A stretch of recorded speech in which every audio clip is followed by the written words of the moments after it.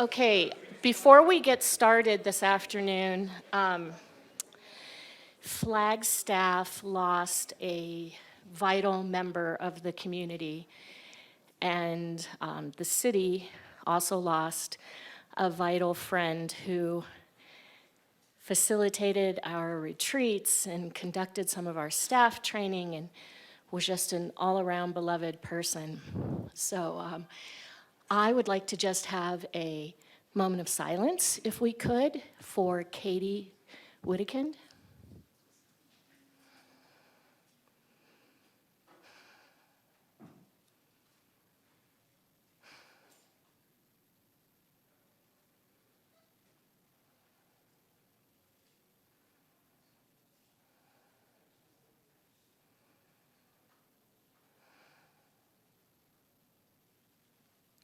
Thank you.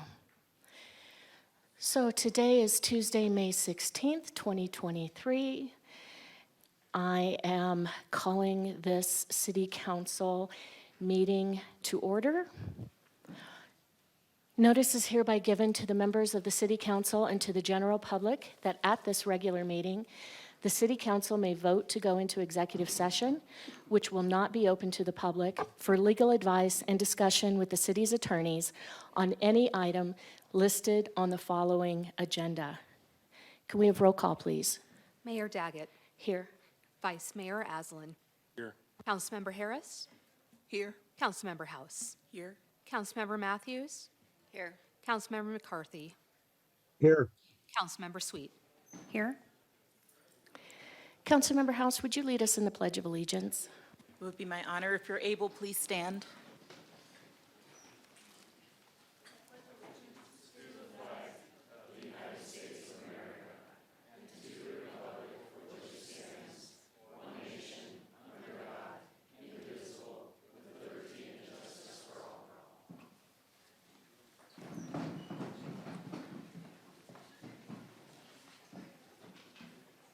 Councilmember Sweet, would you read our mission statement?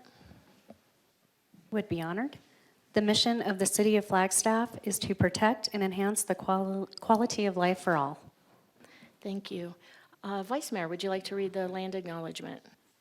Madam Mayor, the Flagstaff City Council humbly acknowledges the ancestral homelands of this area's indigenous nations and original stewards. These lands, still inhabited by native descendants, border mountains sacred to indigenous peoples. We honor them, their legacies, their traditions, and their continued contributions. We celebrate their past, present, and future generations who will forever know this place as home. Thank you. All right, moving down to item number 4, public participation. Public participation is for items that are not on tonight's agenda, and this is a chance for members of the public to address the council. You have 3 minutes, and there is a clock down here. And I will call Michael Pappas.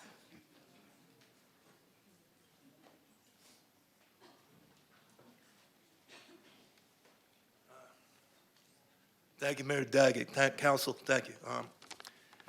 Yeah, this is a very serious matter we have in town, okay? I'm fed up, okay? So I've spoken here a few times about our Flagstaff NAPTA public bus agency, okay? I'm the book, trust me, everyone, okay? I'm the book on NAPTA, all right? NAPTA is all out to let us know that they're calling the shots, okay? It doesn't work like that. Reason being is that NAPTA is totally a taxpayer-funded bus, therefore making NAPTA public property, Flagstaff Police Department. It's our property, okay? When the NAPTA trolls called down Flagstaff Police Department to trespass us off the bus to satisfy their power trips, Flagstaff Police Department immediately takes NAPTA's employees' statements and then comes over to us passengers and says, you got to go. So NAPTA says you got to go, okay? Flagstaff Police Department, you need to get with it, okay? It doesn't work like that, all right? Not only that, I'm just coming off 6-hour-long conversation with Flagstaff Superior Officer Rube, okay? I gave him the whole NAPTA story as I did with Lieutenant Hernandez. I want everyone to know here, no, it's got to be said, okay? That's a disgrace, okay? I pointed out to Hernandez and Rube, and I proved it to them that NAPE is literally a public safety concern, abusing our public. And Lieutenant Hernandez and Rube were all out to shield NAPE to 100% in my conversations. They did everything they could, okay? And they finally did, okay? I also sent many emails to Chief Musselman. I sent him video evidence of NAPE's corruption, okay? And I asked for a contact back, okay? Many times, okay? I do understand Chief Musselman is in the back of the room. I don't know what his answer is to that, but I'm going to end it right here. The police department is bringing broad evidence that a public bus agency is abusing our public to the core. They're a public safety concern, and our Flagstaff Police Department is protecting NAPTA, okay? You need to do something, Chief Musselman. Thank you, everyone. Sterling Solomon.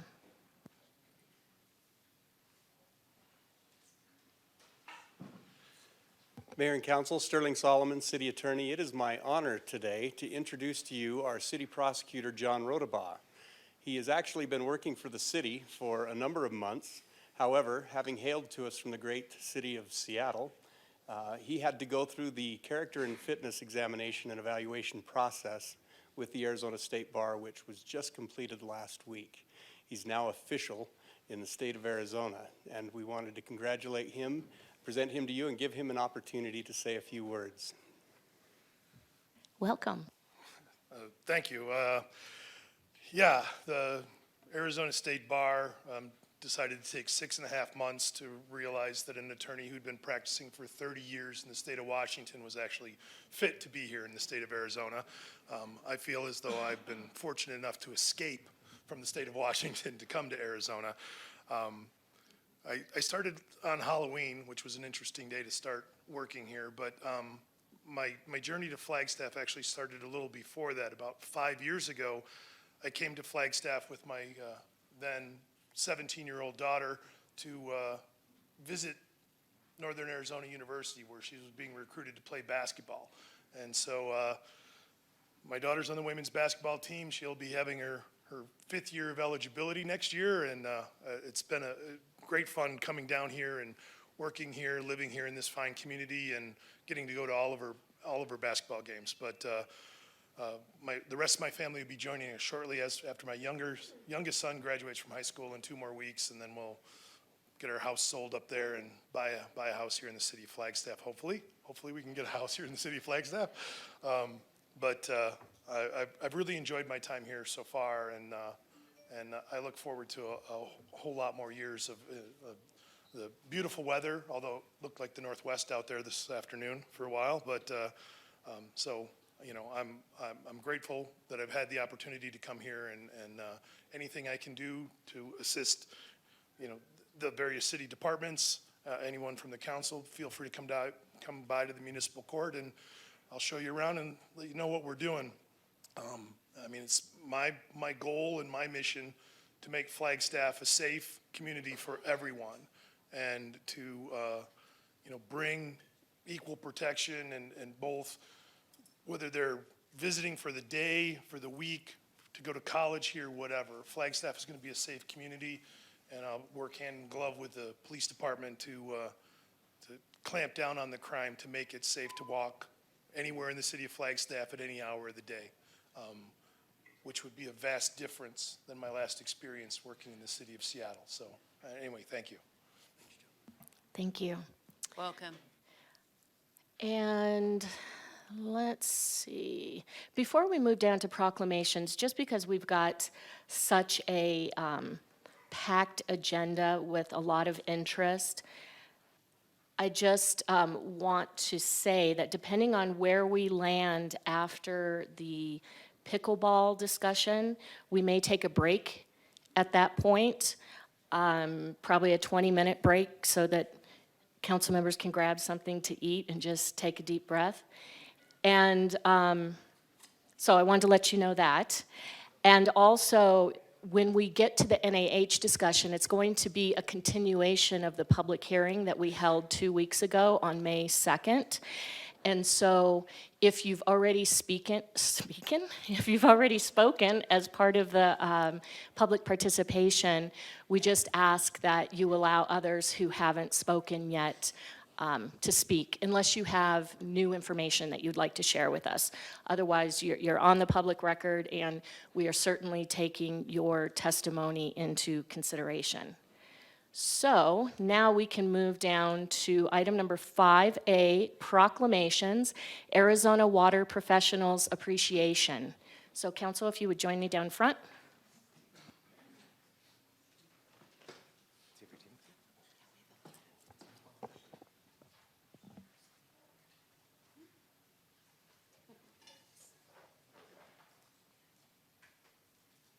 Come on, water professionals.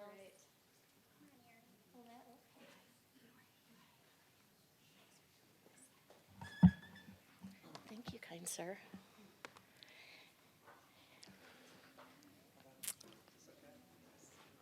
I see we have 8-point font so that we don't have two proclamations.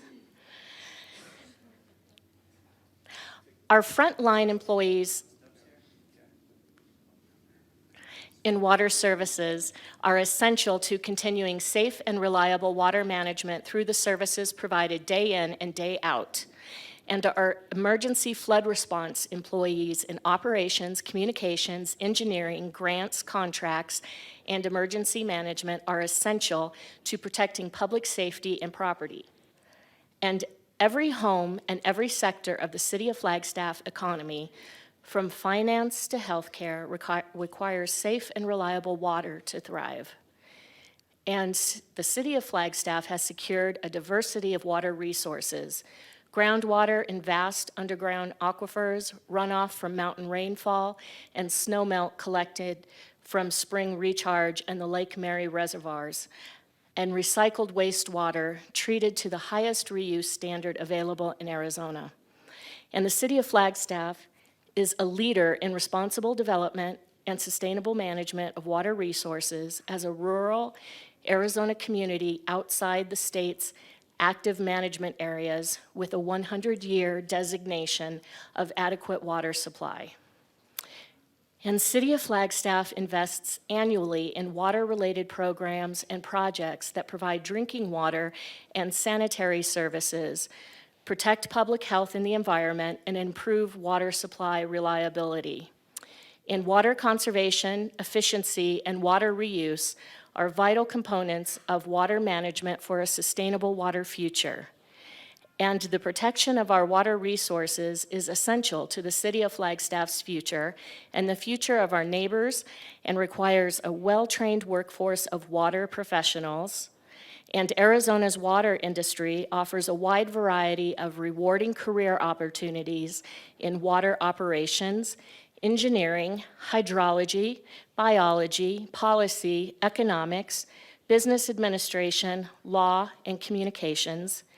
And thousands of water industry professionals in northern Arizona and across the state are dedicated to ensuring those water resources are safe and reliable for use by Arizonans and are well managed for future generations. Now, therefore, be it resolved that the City of Flagstaff join the state of Arizona in declaring May 7th through 13th, 2023, Arizona's Water Professionals Appreciation Week, and extends its sincere gratitude and appreciation to the water professionals who are on the front line managing water for the City of Flagstaff to ensure safe and reliable water.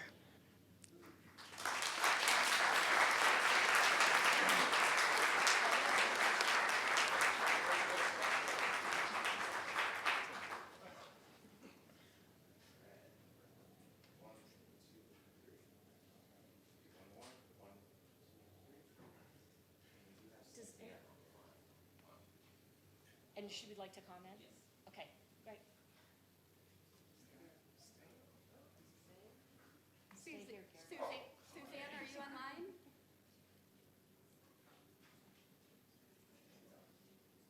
Suzanne, you are muted. Could you please unmute yourself?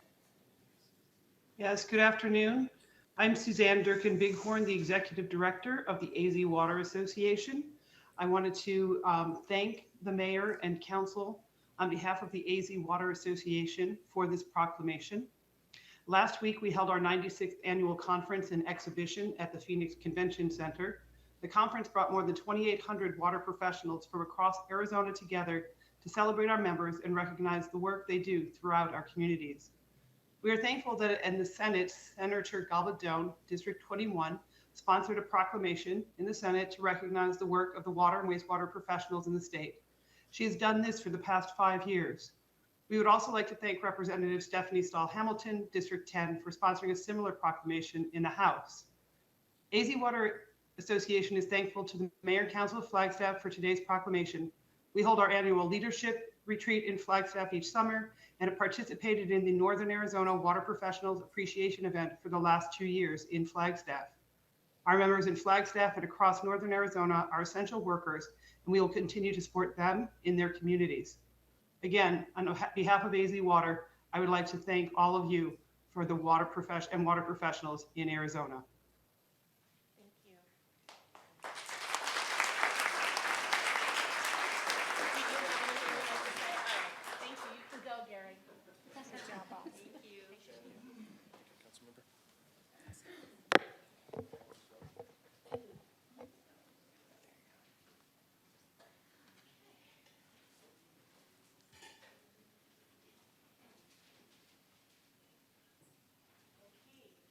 Council liaison reports.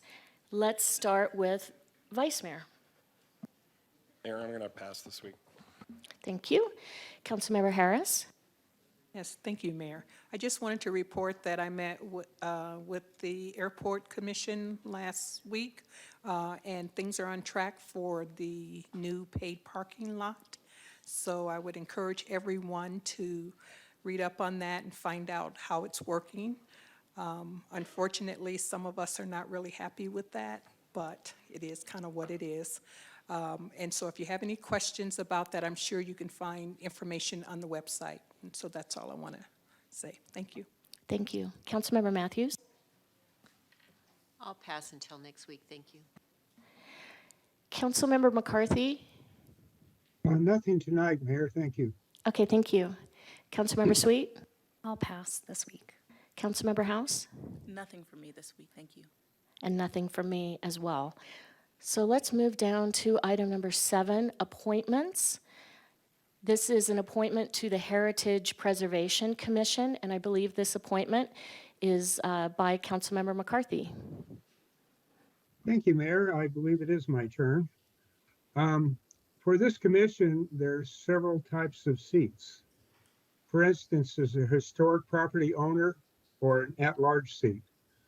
There has been some confusion about what type of seat Duffy Westmeyer has. She is currently on the commission and listed as a heritage property owner on the list I got from Ms. Fobar, our deputy city.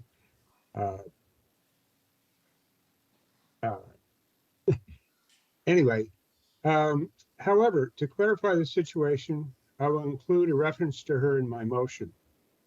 So I hereby make the following motion.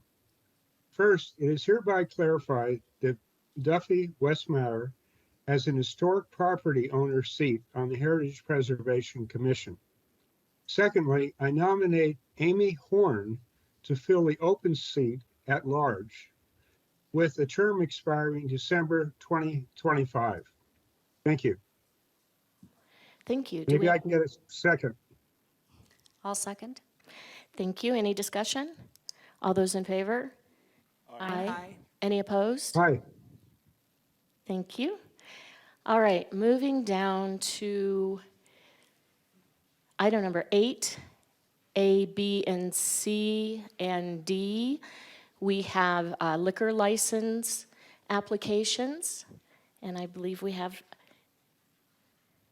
some information to share with us. Madam Mayor, if you could just make sure you open the public hearings for items 8A through D before we begin.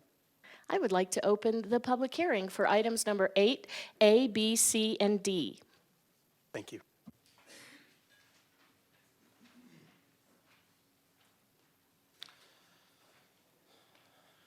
Good afternoon, Mayor, Vice Mayor, and Council. I'm Kevin Sapp. I'm a sergeant over the professional standards for the police department. I have 4 applications here for your consideration. The first is a Series 12 liquor license for the Bluffs located at 3100 East Butler Avenue.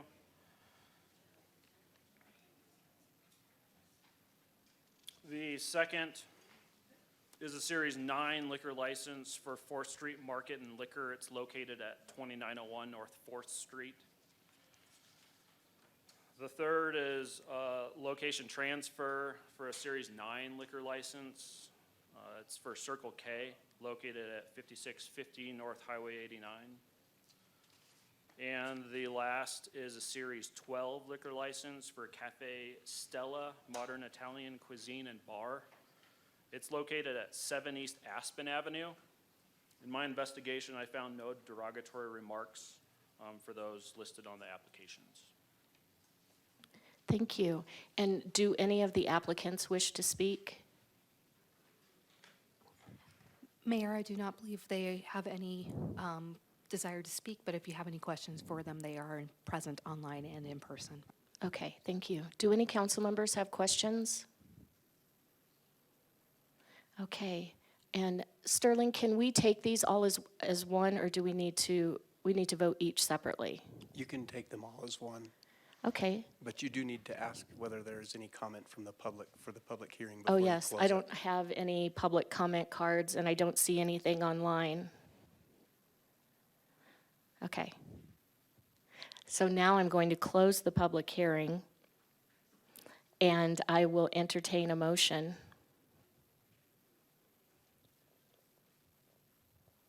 Councilmember House.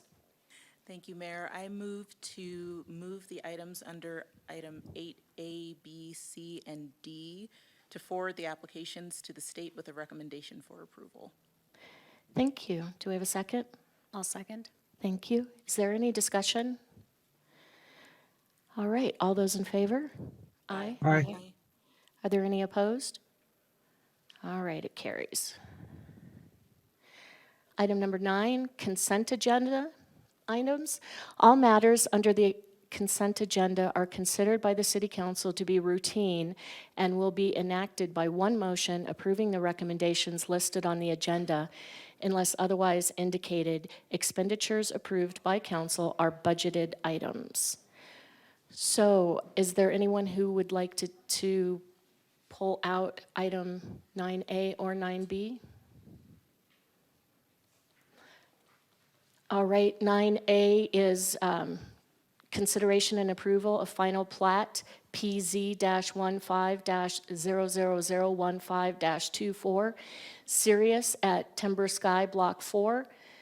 Capstone Homes requests final plat approval for Sirius at Timber Sky Block 4, located at 3191 McAllister Ranch Road, a 63-lot single-family subdivision on 21.87 acres in the single-family residential R1 zone. 9B is consideration and approval of final plat PZ-21-00236-07, Woodshire on Oak Condominiums.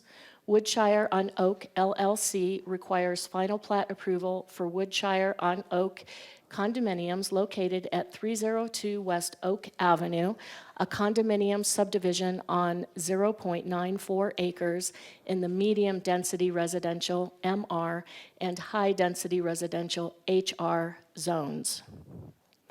Do I have a motion?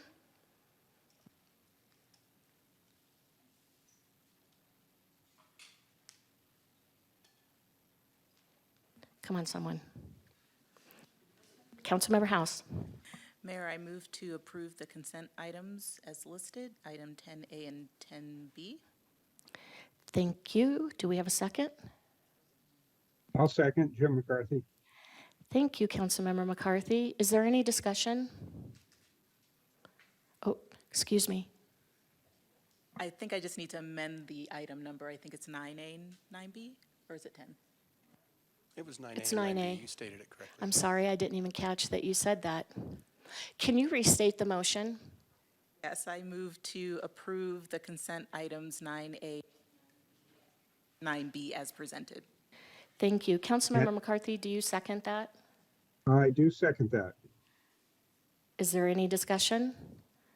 All those in favor? Aye. Aye. Aye. Any opposed? All right. Item number 10, routine items.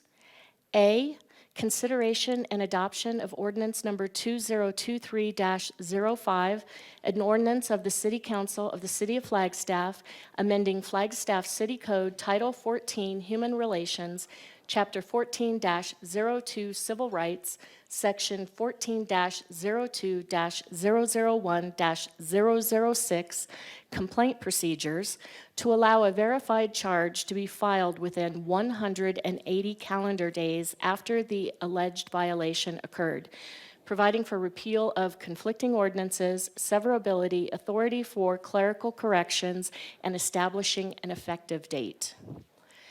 Hello, do you have anything additional to share with us? Good afternoon, Mayor, members of council. Not particularly, no. Thank you so much. Great job reading all those zeros in the short title. This was here a few weeks ago, and it came as a request from a presentation that was given, I think, back in March on the state of civil rights in the city of Flagstaff. And this is just an opportunity to bring our city statute and the filing period that we have for those kinds of complaints in line with state and federal rules. And I'm happy to take any questions on this item. Thank you. Council, do you have any questions or comments? All right, I think we're good. Thank you. Thank you. Do I have a motion? Councilmember Matthews? Mayor, I'd like to move to read ordinance number 2023-05 by title only for the final time. Thank you. Do I have a second? I'll second. Thank you. Any discussion? All those in favor? Aye. Are there any opposed? All right, it carries. City Clerk?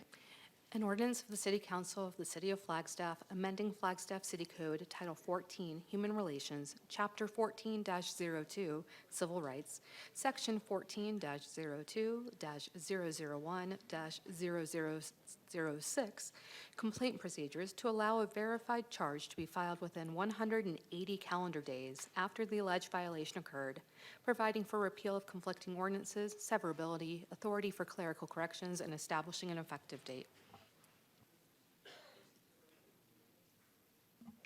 Thank you. Does anyone want to move to adopt?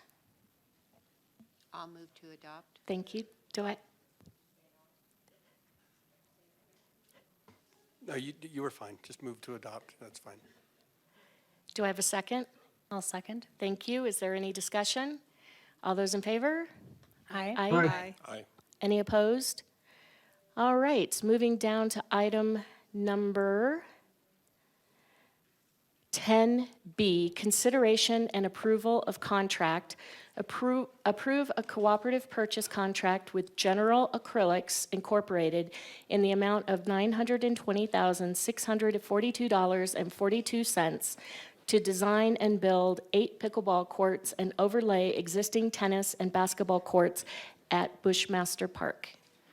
Hello, Amy. Hello, good afternoon, Mayor and Council. Amy Hagan, the Assistant Parks and Recreation Director, here this afternoon to discuss the design, build, or design construction of pickleball courts at Bushmaster Park. Can everyone hear me okay? Okay, perfect. Felt like I couldn't hear myself very well. Louder? You got it. Thank you for the feedback. Okay, I kindly request that we get through the presentation while everyone gathers questions, and then believe that we have public commentary of those in favor and those opposed from our citizens. I appreciate the time and consideration in advance while we hold this healthy conversation. So let's bounce right into the presentation.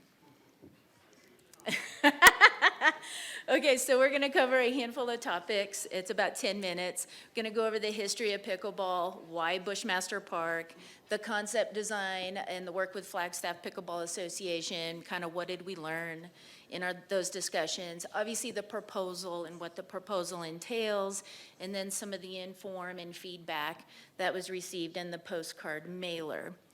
So, we will start off with the history in Flagstaff. So, dual-striped courts at Bushmaster Park arrived in August of 2019, including providing temporary on-site nets. There are dedicated hours from 8 a.m. to 12 p.m. daily that was agreed upon time limit to enable tennis and basketball play, then during the other times into the evening, because those courts are lighted out there. The intent that is pickleball is occurring outside those dedicated hours, then the game is to be completed and allow the other sport to play. Then in February of 2020, the Parks, Recreation, Open Space, and Events Division was here at the dais to discuss a potential bond initiative with the City Council at that time. The priorities were a derivative of the commission, a handful of commissions and staff, and it included an outdoor racket facility located on a city-owned property on the east side of town that is labeled Christensen Park. The bond initiative was not successful, just for history for everyone, including any of the priorities at that time to the bond. That outdoor racket facility, greater than 3 years ago, was going to cost over $8 million. So add some escalation to that, and that's where that was going to be. Then, in October of 2021, the division was able to deliver 2 dedicated pickleball courts at Ponderosa Park in lieu of 1 tennis court with the tennis community's buy-in, and that was a part of a grant-funded project with the Phoenix Suns and APS. The courts are less than about 100 feet away from adjacent residents, and we'll see why that's important when we get into some of our future slides. And the neighborhood was not approached regarding this change to the sport court play from tennis to pickleball. Then lastly, in the spring of 2022, the division provided more substantial temporary nets on site in Bushmaster Park at the dual-striped courts as a best practice, given just in general wear and tear. And just for everyone's knowledge, so the public free courts in our public park system, there are the 2 dedicated courts at Ponderosa Park and then the 8 dual-striped courts.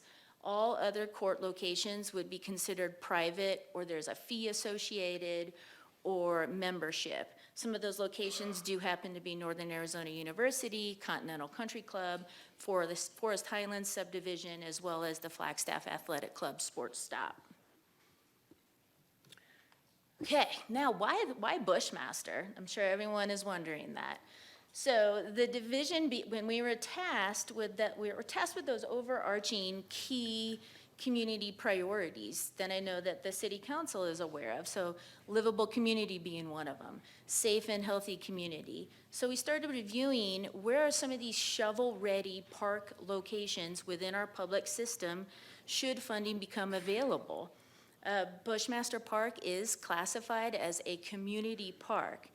And I'm sure everyone's wondering what in the world does a community park mean? So based on national standards and the city's 2013 Parks and Recreation Master Plan, as well as National Recreation and Parks Association, a community park classification is defined as being between 20 and 40 acres in size and may include amenities such as playgrounds, tennis courts, basketball courts, soccer fields, baseball, softball fields, skate parks, picnic ramadas, restroom facilities, disc golf courses, and off-leash dog facilities. The intent of a community park, when defined in that manner, is to serve a broader purpose for the entire community. So Bushmaster Park is 20 acres in size, with 15 of those acres currently developed into one of those amenities. The last development was in the year 2015, when there was a large expansion, which accompanied an outreach. An outreach was performed as many amenities were being suggested to be added to the park at that time, and were proposed and eventually developed. And part of that 2015 expansion included 3 picnic ramadas, a large playground, an outdoor roller rink, a relocated off-leash dog park, another restroom facility to the community park, a second parking lot, an outdoor fitness center, and infrastructure for a community garden. Since development was completed Shortly after that expansion process, the community garden did not come to fruition, unfortunately, by the neighborhood or other interested parties. Recently, both Parks, Recreation, Open Space, and Events and the sustainability offices have discussed how we could move something like this forward. And I think, as you all know, sustainability offices and pros, we kind of adore a good challenge. So I look forward to seeing what can be done between those two divisions. But let's get back to the undeveloped acreage. So the undeveloped acreage within Bushmaster Park is approximately 5 acres. And within those 5 acres, we have experienced unwanted behaviors. So what is professionally known is that between activation of space and programming of space, unwanted behaviors tend to dissipate, or in other words, create wanted behaviors. So in March of 2022, the Pros Division was informed that there is BBB Recreation Special Revenue Funding, a source that's derived from greater revenues. It was derived, and there were greater revenues than expected. It honestly became as a surprise to the division. So upon receiving this amazing information, the division began to explore how to deliver those prioritized pickleball courts based on the funding amount that was provided. That amount provided would not surmount to what our number one priority has been for quite some time, which is a girls softball complex. So I do want to acknowledge that. The information regarding pickleball courts in a shovel-ready location at Bushmaster Park as the community park, as we've discussed, started to come to the Parks and Recreation Commission beginning in August of 2022, and then again in February of 2023. Unfortunately, the other community parks in our park system do not have any undeveloped land. Those other locations, just for everyone's information, would be Fox Glen Park and McPherson Park. They're both also considered a community park classification. Okay, court design, proposal, and funding. And yes, that is an actual image of the basketball courts out on site, which may start to resonate how in the world we got here. So some court design, proposal, and funding. Some concept ideas were honestly derived, there were a lot of collaborative meetings with the Flagstaff Pickleball Association regarding a desired design should the courts ever be funded. And what has come to fruition is this 4-court pod, and I'm not kidding, that's incredibly hard to say, I don't know why. But a 4-court pod layout was determined to be the most cost-effective. There's a lot of constructability and functionality to it for the sport. These meetings happen to be a direct derivative from when there was a large public outreach that occurred for Thorpe Park, which is a regional park, when there were 8.5 acres to discuss there and many amenities versus 1.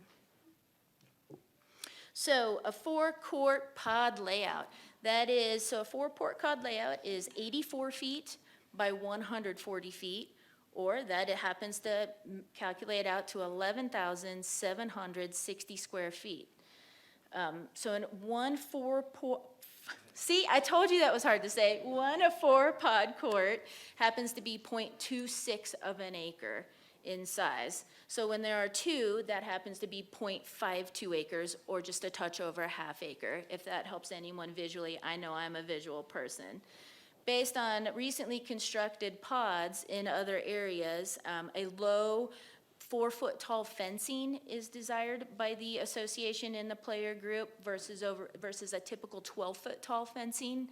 A 12-foot-tall fencing would be what you would see in almost, I believe, every single sport court that we have in our park system today. That lower fencing creates sort of a more inviting environment, which is one of the social pillars of the sport. And then wider perimeter walkways are also desired that do exist today at Bushmaster Park and continue that kind of inviting nature, if you will. Also a part of the proposal is LED lighting, and there are some more benefits of a 4-pod layout and some more images to try to give that feel, the low fencing, and there are some, as I stated, construction efficiencies, and it makes the courts very accessible. Let's jump into the LED lighting. So the LED lighting is a part of this proposal amount. The lighting does differ from what is currently on site on the tennis and basketball courts, and is for what was displayed in some of those previous images in this presentation. It's rather sleek. It's got a low profile and it does meet dark skies compliancy. The LED lighting is suggested that it would reduce up to 75% of an energy load, so that obviously assists with our carbon neutrality goals that we have. And please note that the lighting in this proposal is only for these new courts, not for the existing courts. Okay, the proposal amount.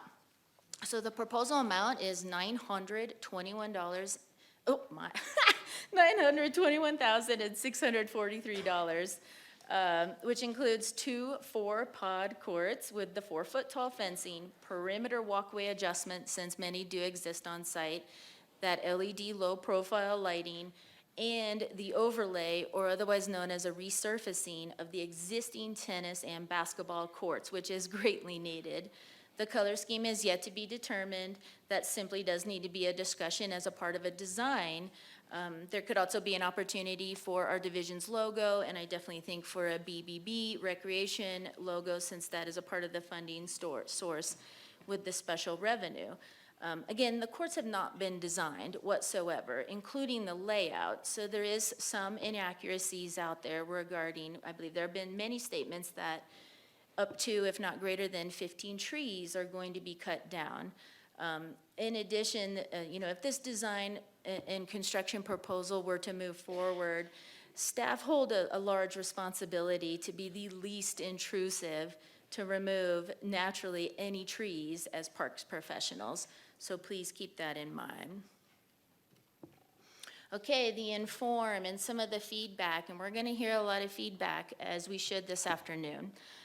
There is no requirement to perform an outreach when adding one single amenity to a large community park. However, staff, we self-determine when transparency and being informative would be the method, for it's a large expenditure in our opinion. So a postcard was mailed out to 78 residences that do abut the community park. That went out in mid-March with a QR code and a web link in case the QR code was not good for functionality, regarding these proposed courts and with the city council date. The color drawing that you see up here on the screen, and that was a part of that postcard mailer, it's merely just a color drawing, especially since there is no approved design for these courts. So it was what we felt was the best to do. Naturally, we presumed there was going to be opposition to this, with some of the direct commentary that I have listed here on the side. These were some of the first emails that were received post receipt of the postcard here, pickleball courts, ?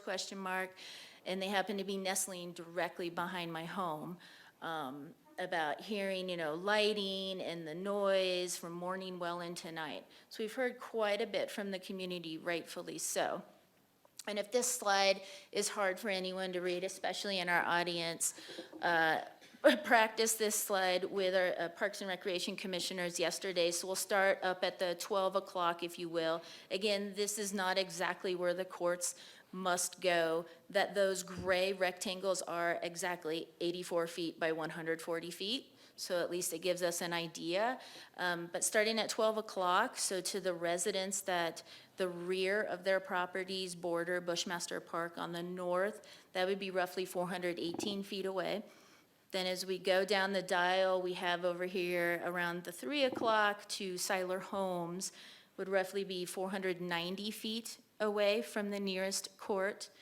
Then the dimensions start to shrink as we start to come around. So we've got roughly anywhere from 234 feet, a couple 151 feet, to the shortest distance of 125 feet, 142, 138, 149, and then as we head out to the west, we increase quite a bit, back up to 643 feet away from the nearest property line of a resident.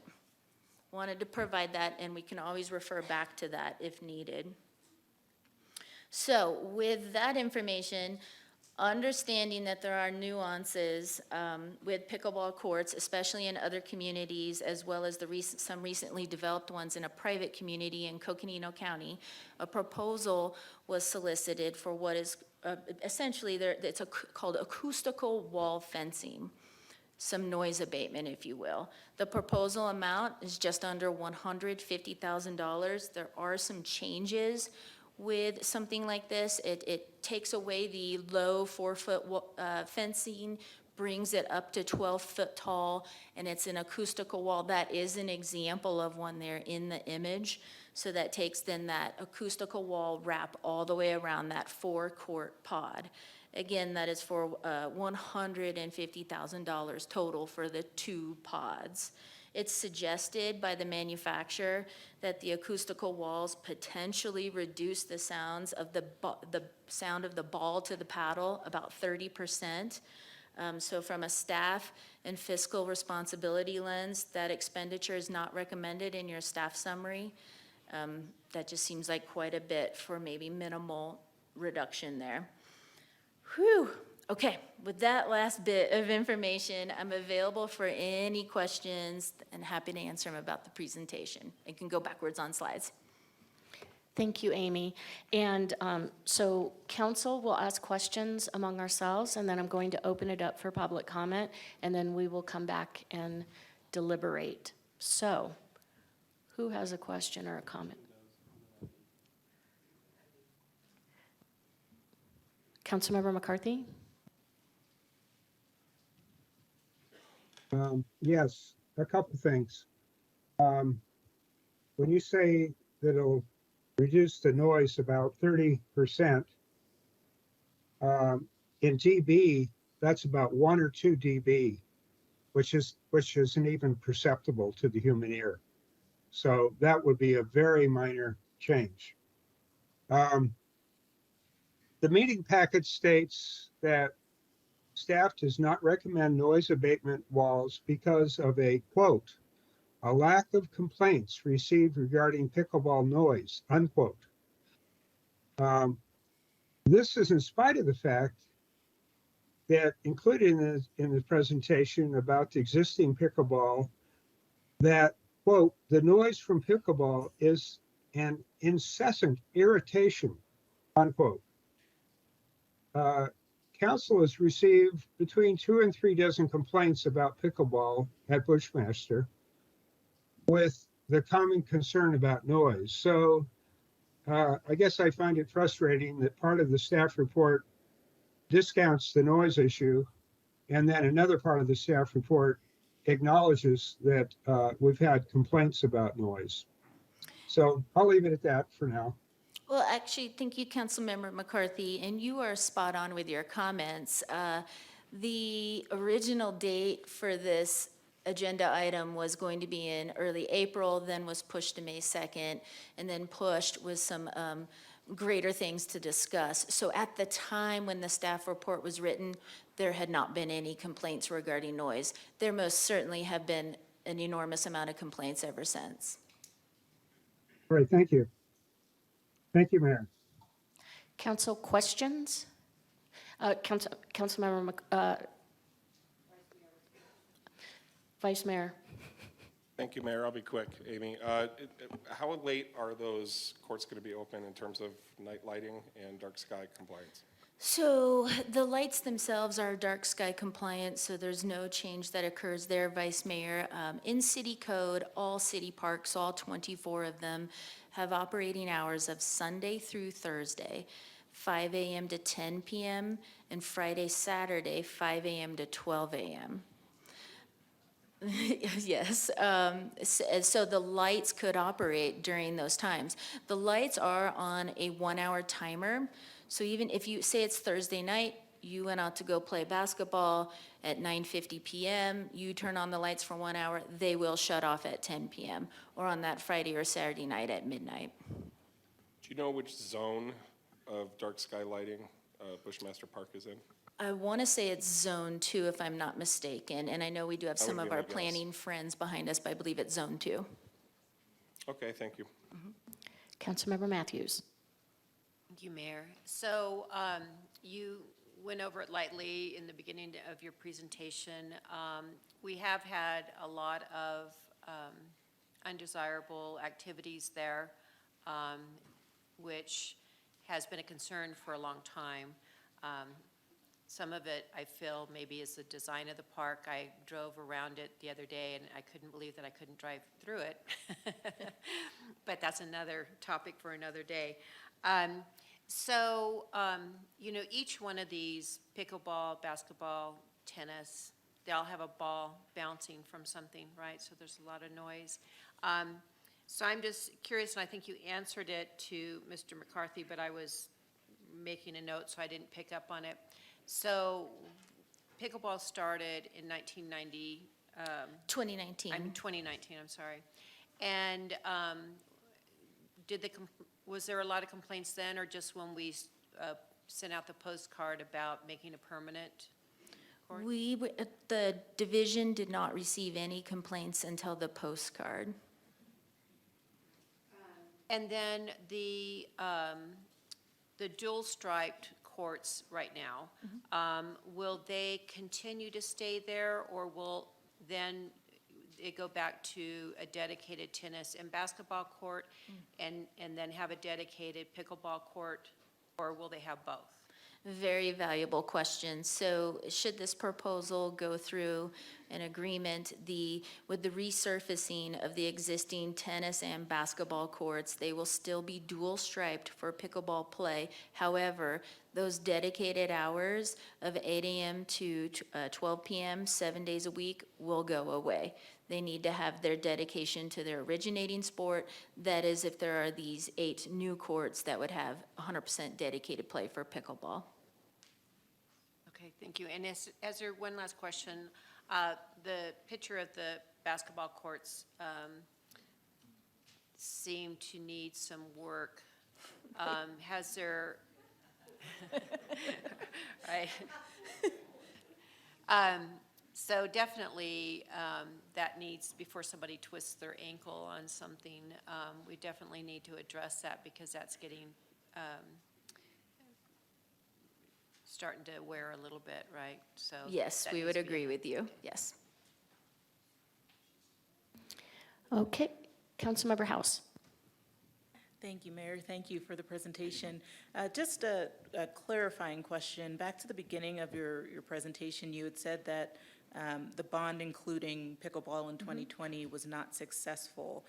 If I'm remembering correctly, that was the year that the city chose not to advance any bond measures. So it's not that it wasn't successful, it just didn't advance. Is that correct?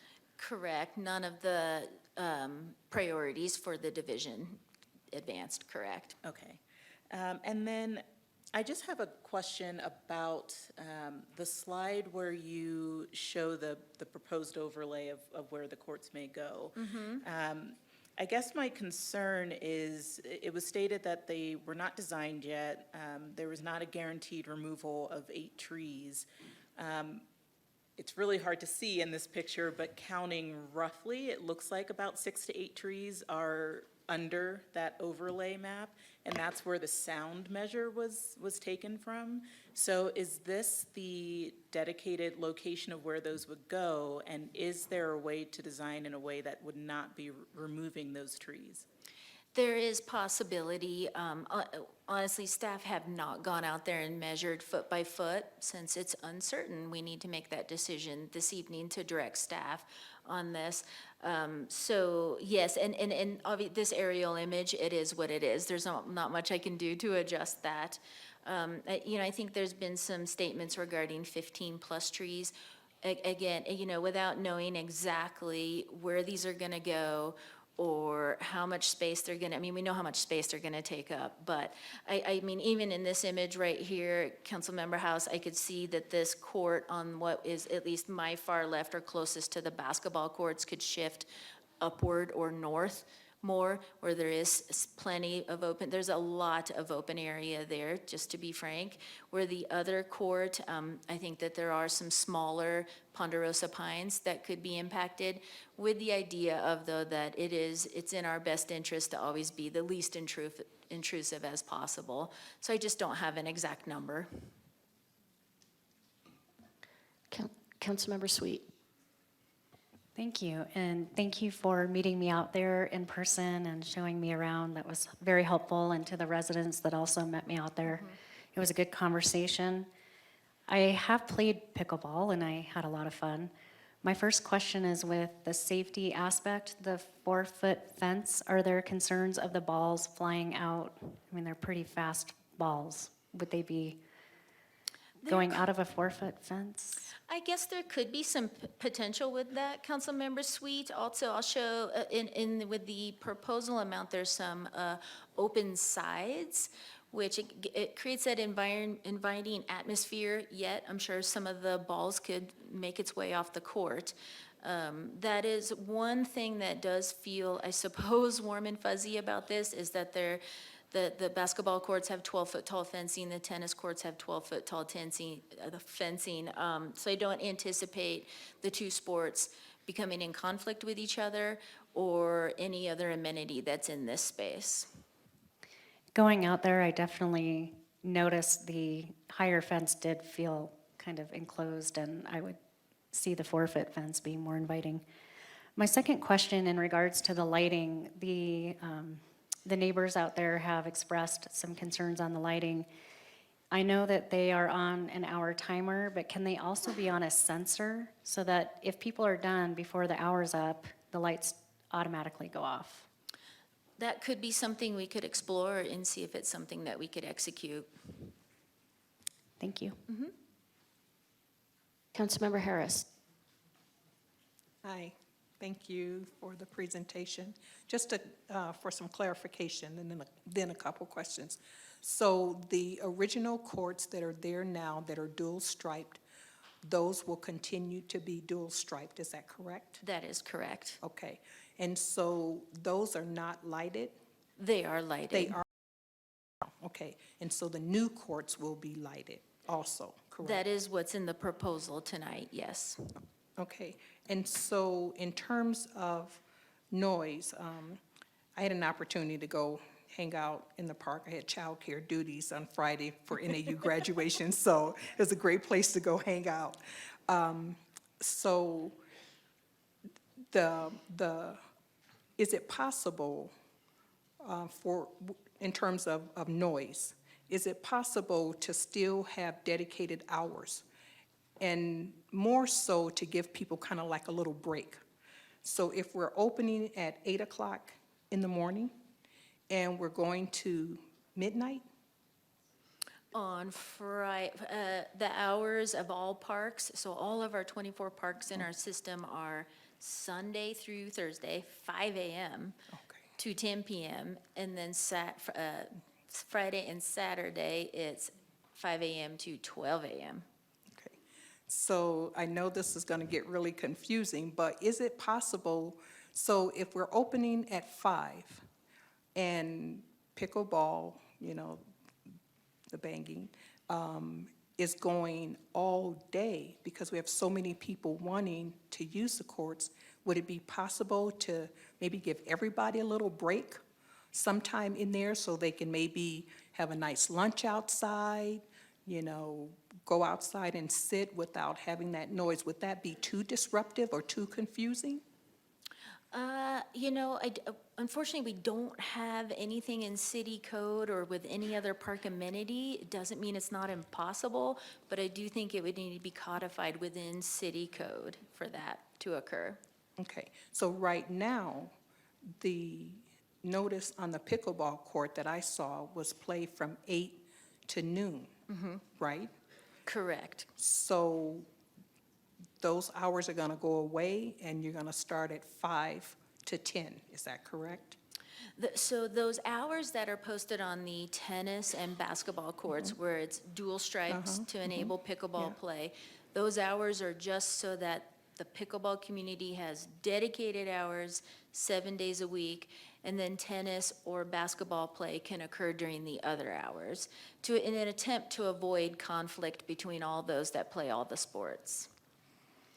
So if City Council chooses to approve the design and construction of these 8 new courts, those dedicated hours on tennis and basketball would be removed. Okay, I'll have to think about that a little Okay. bit. Councilmember Matthews. Thank you, Mayor. Amy, can you go back to the slide that shows the overlay of where the proposed courts would be. Absolutely. So, is it not possible to, we've got the 643.5 feet. Of course, if we moved them on the other side of the basketball courts, it'd be less, but it just seems like that's going towards a parking spot. Is that a consideration? That seems like there's less trees and maybe further away from houses? There are possibly less trees. It is a turf space, and I believe there's a sand volleyball court there. There is a ramada nearby, obviously a parking lot, and maybe some horseshoe pits. So there could just be some reorganization there. If I'm picking up on what you're suggesting is taking the proposed court to the far right on everyone's screen and bringing it over to the left side of the basketball courts, correct? Right, so, and repositioning if there's sand volleyball and horseshoe, but moving it further away, the furthest away we could from any of the houses around there might seem to be more palatable. Unfortunately, I don't know if it'll do much to the dimension that goes to the homes to the south, because I think it'll still be fairly parallel. And that's where the most concerns come from, is the houses from the south. They're the closest. I think we'll have those members, if they're here tonight, be able to express that. Okay. Okay, I was just curious. Vice Mayor. Thank you, Mayor. This question is a bit of a follow-up from Councilmember Harris. You know, given the average age of a pickleball player, I'm guessing at 11 p.m., most are out line dancing somewhere, as opposed to playing pickleball. I'm wondering if, you know, I'm amenable to these pickleball courts. I do have concerns about the noise and light levels later in the evening. This is new information to me. In addition to my passion for dark sky compliance, I do share that concern, especially as it gets later. If it's possible to put in the rules for these courts that they're not to be used, or that the lights automatically turn off at a slightly earlier hour, I think that would be prudent and appropriate. I'm not going to get into the details of negotiating what hour that should be right now, but please put a pin in that and make sure we wrap back around on it at the appropriate time. Well noted. I too would like to thank the pickleball players who toured me around and talked to me, and also the concerned residents who live near Bushmaster, who took me around and we looked at the trees. And Amy, you and I have discussed there are some definite old growth trees, and I believe that all of us, if this moves forward, that those big trees cannot come down. Understood. Sorry, that wasn't a question, and I told you all that we had to ask questions. So, let me make sure I hear you correctly. If basketball players are on the basketball court playing, no one can ask them to move if these new courts get built. That would be correct. Same with tennis. Yes. Okay. And I've been told by some residents that sometimes the lights are on the basketball and the tennis courts past the time that they're supposed to be on. Is there a plan for either turning them off at an earlier hour or making sure that they are off when they're supposed to be off? This winter, we received the message on that too from a citizen. This winter, the lights were broken, somehow broken, I believe in the on fashion. That has been repaired. Okay. All right. Oh, Councilmember McCarthy. Yeah, Amy, you already said this, but I didn't write it down. The hours that the lights will be on again? Okay, Sunday through Thursday, 5 Okay. a.m. to 10 p.m. at night. And Okay. then Friday, Saturdays, still 5 a.m. to 12 a.m. or midnight is when Okay. parks are open and does enable the play with lights. All right, thank you for that clarification. Absolutely. Councilmember House. Thank you, Mayor. I guess, another point of clarification. So with the restriping that would happen on the other courts, is it a requirement that they stay dual striped, or is that a negotiable of this proposal? You know, a requirement, I'm not sure I can lean toward anything as a requirement other than that they exist today. So that certainly should be a discussion if something that is to be redone is not returned to its current state. There's also has been an investment in the temporary nets for play there that I would not have a location to reallocate those. Okay, any additional questions, council, before I turn it over to public comment? All right, so, I think we have one more. I'm sorry, Councilmember Harris. Can you tell me how many pickleball courts we have in our city for free, not those that belong to somebody else? There are 2 permanent pickleball, or otherwise known as dedicated, at Ponderosa Park in Sunnyside off First Street, and then these 8 that are dual striped. We do enable certain hours and certain days of the week, but it's membership only. We have pickleball play inside the gymnasium at the Flagstaff Aquaplex, but that is not free. Vice Mayor. What's the status of the pickleball courts? I believe there's 3 of them that are supposed to be installed at the ARA development over by High Country and South Lake Mary. I am not aware, I'm aware of that proposed development, but I'm not aware of a status on those. And I do know that that was a part in that agreement for those to be accessible to the public, if not mistaken. So those would probably come in line when that apartment complex opens up, I'm guessing, a couple of years from now. So I would 3 hope more so. in addition to what Amy has said. Just those would not be maintained by city staff at all. And also, we have a number of courts proposed for Thorpe Park. If that proposal and those design concepts move forward, maybe you can speak to that just very briefly. Yes, and I think very valuable, Vice Mayor. So, hello, Alex Pucciarelli. I heard there was a question about the Aura development. As far as I know, they're moving forward with those pickleball courts that'll be open to the public, not managed by the city, but available for public use. They're still under construction right now, so. Thank you, Ms. Pucciarelli. Repeat the question again, Vice Mayor, sorry about that. Thorpe Park. Thorpe Park, yes, so through that robust design process and that concept drawing, I don't believe that there'll be funding for that. Honestly, we don't even have it in our 5-year capital plan, but we do have it in years 6 to 10. So it's quite a ways off. But to clarify the direct question, on that concept drawing, there were 6 courts to go where the current off-leash dog park is located along Thorpe Road, with a relocation of that dog park to another part within that regional park. Councilmember McCarthy.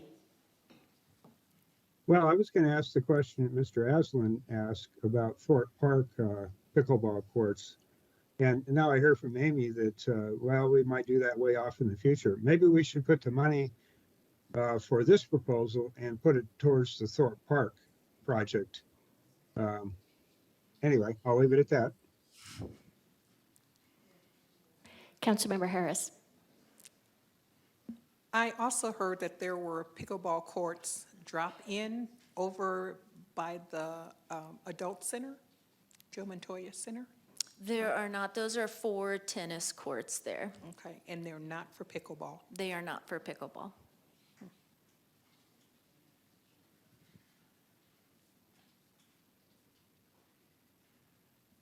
Okay, that looks like it's all the questions from council. And before we take public comment, as many of you who have been here several times know, I always ask that we refrain from showing support or opposition to what speakers are saying, because we're trying to create a place where dissent can be a comfortable thing to express. So if you would refrain and show your fellow residents the respect and allow them to speak, we would greatly appreciate it. We have online comments, and I have a stack of cards here. So I'm going to start with Michael Lay.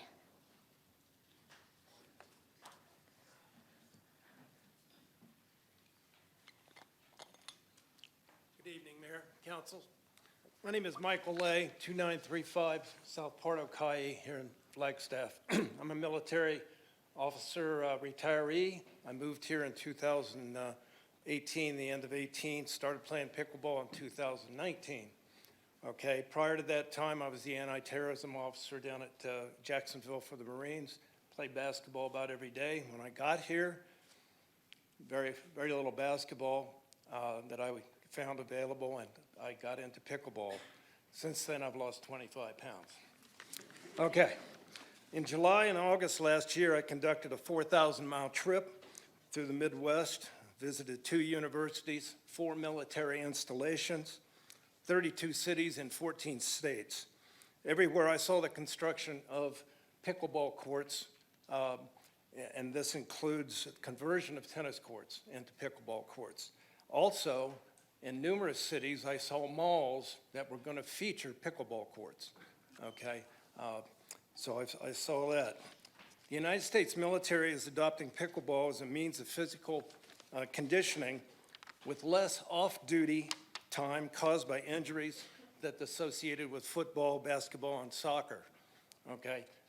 I saw this in all the military installations that I visited. I can tell you, having played basketball with the Marines for 13 years, that there were a lot of injuries, and that when they picked up the pickleball, those almost disappeared. Cities providing tournament-level pickleball facilities are now reaping tourist, financial, and advertising benefits as thousands of national and international players converge for those tournaments. It's a moneymaker, okay? You can do the research yourself, but you'll see that a lot of money comes in if you have the facilities. As a final note, some have been concerned about the noise pollution. However, Bushmaster Park is only 500 yards away from the railroad center. Those trains go through here 100 times a day. That noise is much louder than anything generated by the pickleball courts, and I can speak from having been on the courts about 4 to 5 times a week. Thank you. Thank you. Next up, we have C.J. Moore and then David Stevens. And just a reminder to please speak into the microphone. This microphone? Yes, that one. Thank you. Thank you, Madam Mayor, for taking my comment. My name's CJ Moore. My real name's Christopher, but I'm only Christopher when I'm in trouble, so I invite each of you to call me CJ. And I've been a member of this community for almost 10 years now, and I do local well water systems for residents and communities around the Flagstaff area. I started pickleball while I was in the fire program at Coconino Community College as an alternative means of exercise. And since then, it's started as just a couple hours in the morning to lifelong friendships and relationships with people in the Flagstaff area. And I'd like to read the statement I prepared. Pickleball is a sport that is accessible to anyone and everyone. Anyone who has played a net sport can and does bring something different to the pickleball court. Unlike other sports that require specific training, typically expensive lessons at a young age, to be competitive, the skills needed to thrive at pickleball can be developed and are developed from on-court experience in a matter of hours. And learning the sport is fun. Over the last 8 years, I've taught dozens of people the game, and I'm proud to say many of them are today better than I am. Typically, it's as simple as putting a paddle in someone's hand and inviting them to stand with you. This happens in Flagstaff dozens of times every week. This is a sport that is inclusive of anyone at any level of skill, athleticism, or experience. In my personal experience, I've been able to defeat opponents who are younger, taller, and in better shape than I am. And by that same token, I've been absolutely destroyed at pickleball by individuals in excess of 80 years. Every week, our Bushmaster courts host people from out of town, whether on business or here on vacation. The quality of the existing facilities, while greatly appreciated and utilized, is inadequate to host large numbers of potential athletes, and the surface area is substandard. As far as professional sports is concerned, Flagstaff is a hotspot for professional athletes looking to train in a low-oxygen environment. It is a shame that there are no existing facilities capable of hosting professional pickleball players. It would behoove the city of Flagstaff to take steps towards embracing the fastest growing sport in the country and invest in a sport that has proven to grow our sense of community and makes Flagstaff an inclusive and welcoming place for those who want to enjoy pickleball here and those who visit our beautiful city looking for a quality pickleball experience. The construction of new courts and maintenance on the existing courts at Bushmaster Park is a great step in that direction. Thank you. Thank you, CJ. David Stevens, and then Shelley Alvin. Hi, thank you, Mayor and council members. And can I please just ask that everybody that's here to support the pickleball courts at Bushmaster to stand up so we can see who all is here. All right, thank you. So my name is David Stevens, and I'm a lifelong resident of Flagstaff. I grew up in the neighborhood. I went to school at Thomas Elementary School, which is right across the street from Bushmaster Park. I've played at Bushmaster Park since I was a little kid at 10 years old. I went to East Flag Junior High back when it was East Flag Junior High. And I currently live in the neighborhood just a few blocks away from Bushmaster Park. And I can tell you that in my lifelong experience, the best thing that's ever happened to Bushmaster Park is that we went up there and started playing pickleball on the tennis courts there. I can remember when I was a kid, it wasn't safe to go to Bushmaster Park. We weren't allowed to go play at Bushmaster Park because it was too dangerous. And I've seen a change in that. The city, I know, has worked hard, and we talked about the unwelcome activities that were taking place at Bushmaster Park. I myself was there one night when we were playing. It was late at night. We had the lights on. We were playing pickleball, and we heard a woman screaming for help. And us that were playing pickleball went over. There was a woman being assaulted near the pickleball courts. We went over and stopped the assault. We sat with the woman who had been assaulted until the police and the paramedics arrived, and we kept an eye on the person that was committing the assault until the police arrived so we could point out who it was that had committed the assault. So we want to talk about unwelcome activities and welcome activities at Bushmaster Park. Number one, having people there playing and using the park is a huge thing. Number two, having people there and having lights on at night so that those unwelcome activities aren't taking place near the Ramada in the darkness and where the trees are is, I think, a great benefit to the park and to the community overall. And when we're talking about a community park, and I'm hearing a lot of discussion about the trees being removed, and I've lived here in Flagstaff, I love the trees as much as anyone else, but I wonder if there was that much discussion taking place when they put the parking lot in, when they put the skate park in, when they put the tennis courts in, when they put the basketball court in, when they put the skating arena in, if there was that much concern about the trees then, or do we have some people that are in the typical not in my backyard mentality about the pickleball courts that are looking for excuses such as the noise, such as the trees. There are numerous noise research that has been done on pickleball courts. There's shown that the noise dissipates after about 150 feet. I wanted to make sure it was true, so I went out and I stood in the fence to the backyard of the houses that are to the south of the pickleball courts.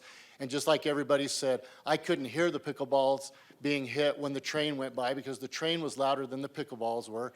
There were kids that were yelling and screaming in the playground that was louder than the pickleballs being hit. So I think what we have is somebody that doesn't want them in my backyard, doesn't want it to take place, so they're looking for excuses such as the noises, such as the tree removal and those other things. Thank you. Thank you. Shelley Alvin, and then Sandra Smith.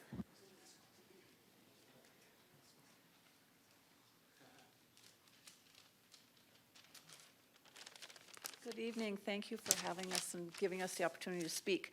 My name is Shelley Alvin. I'm a resident of Flagstaff. My entire career as a physical education teacher included coaching many sports. I ended my career with 16 years as a varsity tennis coach, so I have a big tennis background. But now I'm a very avid pickleball player, and I can honestly say I've never been in a sport that is this much fun, and it's so inclusive to all ages and all abilities. But most importantly, why I wanted to come up tonight was to thank you, the council, and to thank the park board for all the time, years and years you've put into this, and all the thoughtful work and research you've done to put into coming up with an amazing plan for Bushmaster Park to meet the needs of Flagstaff, for drop-in activities for multiple sports, and a multiple sport facility at Bushmaster. Thank you so much. We really need this soon. Thank you. Thank you. Sandra Smith, and then Laura Sheeran.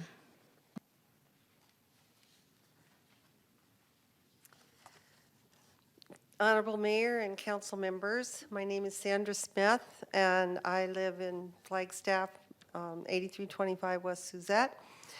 We've owned our home since 1992, and since retiring in 2000, we traveled in our RV mainly to stay in resorts that had pickleball, since there was no pickleball here. And but since we've had pickleball now, we have moved back into our house and have been living there. And pickleball is important to us not only for the social activity, but it did reverse my osteoporosis. That activity, as well as tennis, has been known to do that. Let's see, I am the organizer for what is called Chickleball, which are women, it's a women's round robin, and we play on Tuesday afternoons, which is why I'm dressed like this, I'm sorry about that, from 12 to 2. And this has been very popular because players have a great time getting exercise and meeting other local women and in a positive social interaction. I mean, pickleball is very addictive, so if you do start playing. We're in desperate need of quality courts. We've had some of the women, we've had up to all 8 courts filled on pickleball, but I've had many women say they aren't going to play because of the quality of the courts. And they stop coming and they go to the small towns nearby that do have quality courts. I also hope that you're going to vote on this. I'm very thankful, as Shelley said, that you're considering it. It is a fast-growing sport, and what we found, it is very popular of any age. Elders can play, children can play, families love seeing the families come in after we finish our pickleball and play.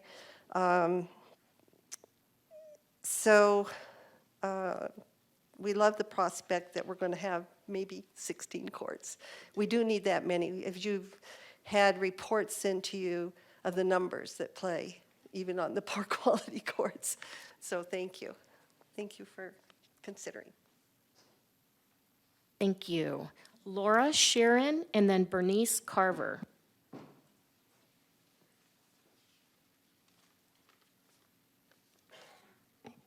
Hi, my name's Laura Sharon. I live at 1120 West Azure Drive.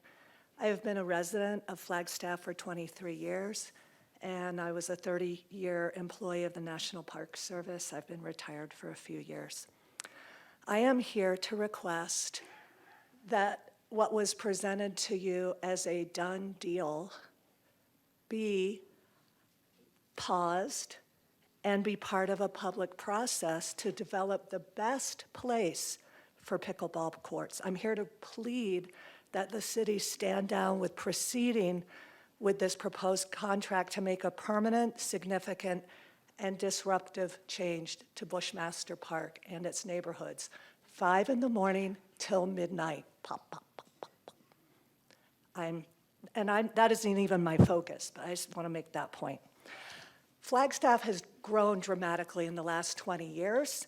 However, Flagstaff and its developers have not grown its park system commensurate with city growth. Instead, the city continues to shoehorn new activities in long-established parks. It's not sustainable. It's not fair to park users. It's not fair to longtime park neighbors. Bushmaster Park has been managed for informal recreation for years, deliberately not for tournaments, deliberately not for big team play. The soccer fields were not put there for a reason. It is a neighborhood for informal activity, for family picnics, contemplation, to walk among the old-growth ponderosa. 5 acres undeveloped is not too much undeveloped. And where should pickleball be? It's fun, I like it. I have played it, I enjoy it. How about, as the first person mentioned, at one of Flagstaff's underused shopping or strip malls? Just this past Saturday, there was a CNN article about that. I think it's been sent to you. No new construction, no neighbors to disturb. If the indoor space is too expensive for the city, what about a parking lot? Repurposing a parking lot. The one by the China Star is never, ever more than maybe a quarter full. Revive a mall. The $1 million price tag for the Bushmaster Park pickleball courts could go a long way towards a lease. Where's my time? I have a list. I submitted it. There are a bunch of places in town that should be looked at that are not near people's homes. There are lots of them. Let's choose one together that meets all of our needs as part of a public process in which we all participate. I don't blame the pickleballers for bending the ear of who's available, but let's listen to everybody. Let's find the best place. That's it. Thank We you, can do better, Laura. Flagstaff. Bernice Carver and then Vanessa Miller.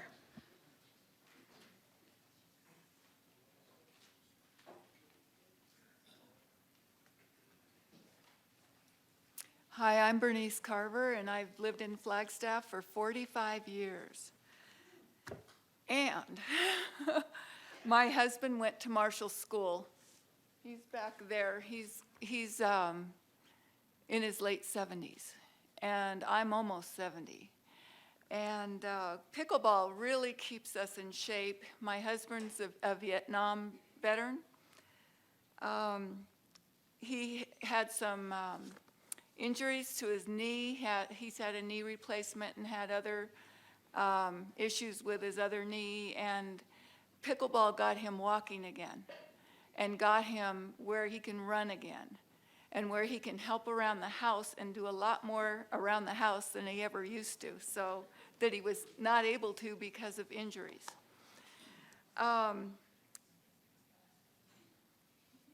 During 2019, when COVID started, we were taking some of the kids from our neighborhood in to play pickleball that were homebound and having to do school online. And there are a lot of kids that come play with their families during the summer and when they're home from school. The people that you see here tonight that stood up, this is a tiny fraction of the people that play pickleball here in Flagstaff. There are so many people that just love it, and it's really helped them physically, mentally, and I really think spiritually.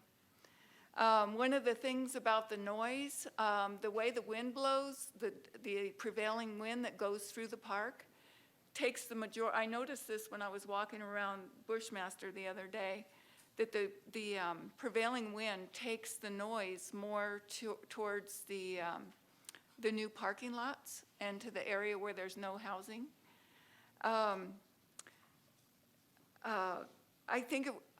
don't like cutting down any trees at all either. I think it would be nice if there could be some colorful deciduous trees like we have over in Wheeler Park, planted in different areas to add to the trees that are there now. And I think that might help. Right now, we don't have enough courts even with the 8 courts. So if we were to not restripe those 8 courts, we would be having 8 courts that are closer to the houses, it wouldn't be enough courts for us, and especially when more people come up from Phoenix during the summer. I just love pickleball. It keeps us in shape. It's good for the community. It's good for the kids. The activities that we have now, I guess that's it. Thank you, Thanks a Bernice. lot. Vanessa Miller and then Jennifer Katra.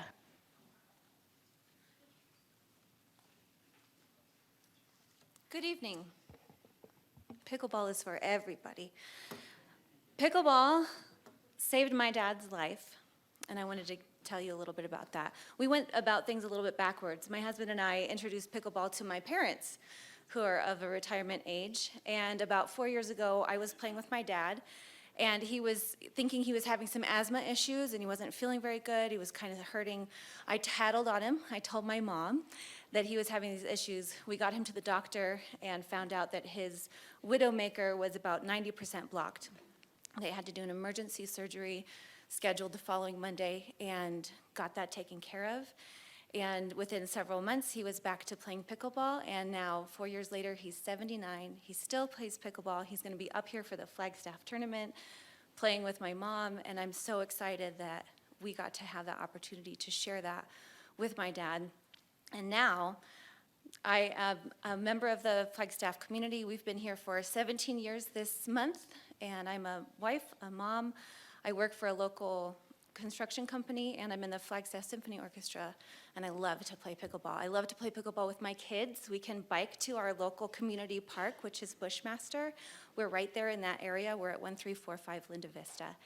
And it is so wonderful to know that my parents are going to come to visit, and my kids can come and we can have a picnic at the park. We can play pickleball together. We can have such a great time together.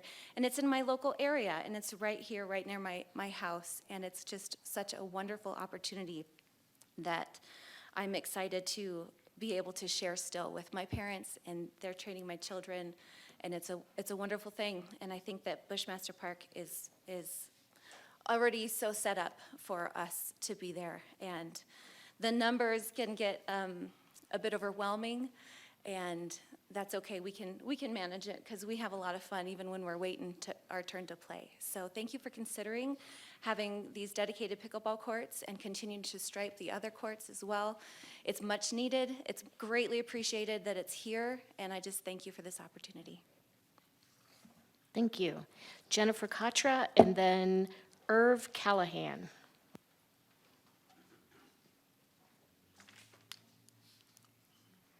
Good afternoon, Mayor Daggett and members of the Flagstaff City Council. My name is Jennifer Katra. I've been a resident of Flagstaff for 23 years. As you heard, the Parks and Rec professionals at PROS recommend approval of the contract with General Acrylics and consider Bushmaster Park to be the ideal location for this project. Not just an acceptable location, but the ideal location. That determination did not come easily or quickly. Parks and Rec has been working for over 4 years to find the right location for pickleball courts in Flagstaff. People may ask, why Bushmaster? Why not somewhere else? What I will tell you is that every parcel of undeveloped Parks and Rec land in the city has been considered at some point over the last 4 years. The unfortunate reality is that there is very little city-owned property that can accommodate sports courts.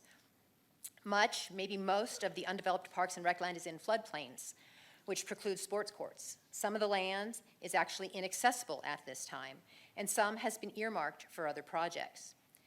The extensive community engagement for Thorpe Park Annex last summer underscored the need for pickleball courts in Flagstaff, and weighing all factors, helped to identify Bushmaster Park as the best location for the courts to be built. It's important to note that not only the location, but also the design of this project has been carefully considered.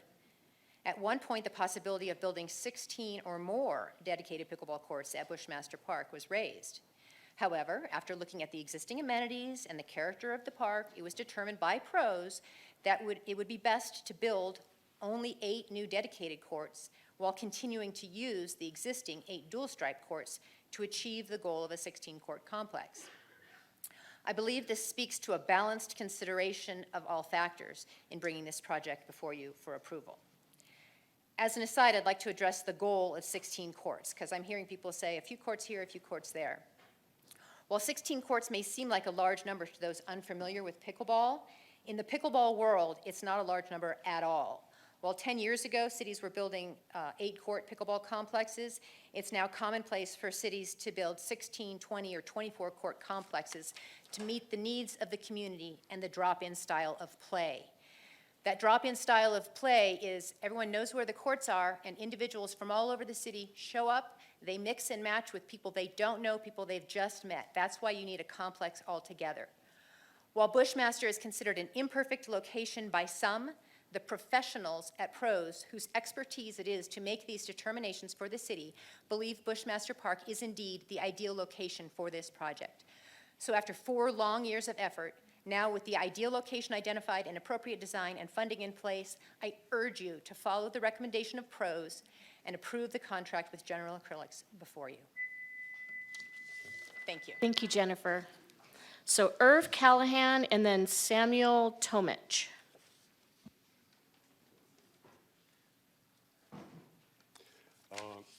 Mayor, council members, my name is Irv Callahan. I'm a longtime resident of Flagstaff and an avid pickleball player. We've been playing pickleball at Bushmaster Park for 4 years on 8 courts, 4 on the cracked and broken tennis courts and 4 on the cracked and broken basketball courts. We have made the most of it. At our busiest times, we're using all those courts. Bushmaster Park is a large Flagstaff community park with tennis courts, basketball courts, a large skate park, large playground areas, a roller rink, a dog park, large group picnic areas, volleyball, horseshoes, and quite a bit of open space. If you look at objective noise studies of different park activities, you'll see that many of these activities produce noise levels as louder than pickleball. I have been there on days where there is a large group of youth basketball playing on the courts. The playgrounds are packed with kids playing, lots of people in the skate park with the boom box going, large picnic groups there enjoying themselves, dogs barking, drums drumming, and people in general using and enjoying the park facilities. On those days, you can't even hear the pickleball. I believe one of the great advantages of living next to a park like Bushmaster is you have a great park with all these recreational opportunities just beyond the edge of your backyard. But the flip side of that is, yes, you have a park with all the associated recreational activities going on just beyond the edge of your backyard. You may choose to participate in some of those activities and not in others, but all of the park facilities are there for all of the people of Flagstaff to use and enjoy as much as they can. Pickleball players encompass a complete cross-section of the community. We have school kids, college students, families, working folks, seniors, both male and female, all out there playing together. The presence of pickleball players has been a benefit to Bushmaster Park. So come on out and play some pickleball. It's a lot of fun, you'll get some exercise, and you'll make some new friends. And hopefully, when you come out to play, we will be playing on 8 brand new pickleball courts. Council, I urge you to pass this item and allow the Parks and Rec Department to move forward with their court plans for Bushmaster Park. Thank you. Thank you. Samuel Tomich and then Steve Mead.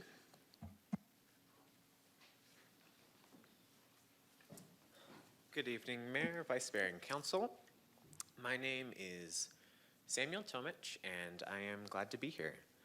I am a high school senior. I was born and raised here in Flagstaff, Arizona, and I live just a mile away from Bushmaster Park. I started playing in 2019 with my dad, and it's been great for our relationship. As soon as I started playing, I started meeting new people. I started meeting people who were a generation, maybe generations older than me. But these people were always extremely kind, extremely fun to be around. And the community of pickleball really fosters those kind of relationships. And a lot of the people in this room, these awesome people of Flagstaff, Arizona, I would never have met without pickleball. I wouldn't be here. And because I love this sport so much and I enjoy playing, I've brought other youth to play. I have 4 younger siblings and many younger cousins, and we go weekly, if not more often, to play at Bushmaster Park. I've brought my church youth group to Bushmaster and taught them how to play, and everyone loves it. Everyone loves interacting with these kind people. And however, these very cracked courts can make it difficult for new people to play. It can even be a hazard playing on these cracked courts.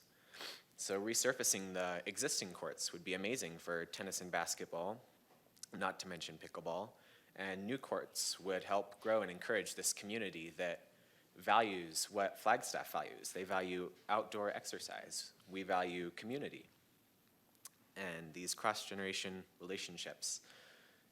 And that's all I have to say. Thank you. Thank you.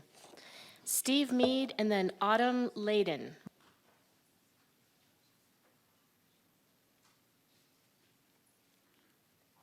Hi, I'm Steve Mead. I'm a longtime resident of Flagstaff, a pickleball player as well. I'm not going to reiterate a bunch of the comments that have been made previously about community and the effects that this could have on the city, but I do think this is just sort of a design problem, and that with the right sort of design, we can mitigate many of the sound problems that we've got and also the light problems.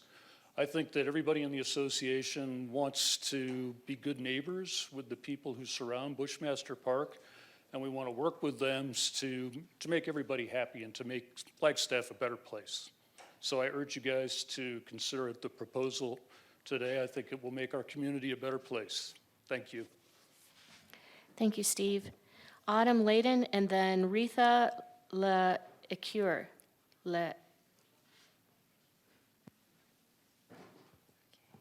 Hi, Mayor and City Council members. I'm Autumn, and I am 23, and I play pickleball. I graduated from NAU, and I now live and work in Flagstaff full-time. I started playing pickleball in elementary school, so I've had a head up on some other folks. I was introduced by my grandpa. Now at 23, I'm one of the top-rated female pickleball players in Arizona. This summer, I will be helping out with the pickleball program at Pine Canyon, teaching both kids and adults pickleball and a little tennis in there too. I'm here to represent students and young professionals living outside of Flagstaff's private communities, but still in Flagstaff. I'm here to just reiterate that Flagstaff is in need of dedicated public courts, and I'm here to voice my support as well for the proposed location of Bushmaster Park. I'm grateful for the open-minded individuals who I've taught, who fall in love with once what they thought maybe was just a silly little game. And I'm grateful for the new friends of all ages, like we've heard, that I've met through pickleball. And most of all, I can't wait until I'm retired so I can play every morning. Thank you all for your consideration. Thank you, Autumn. Retha and then Aaron Young.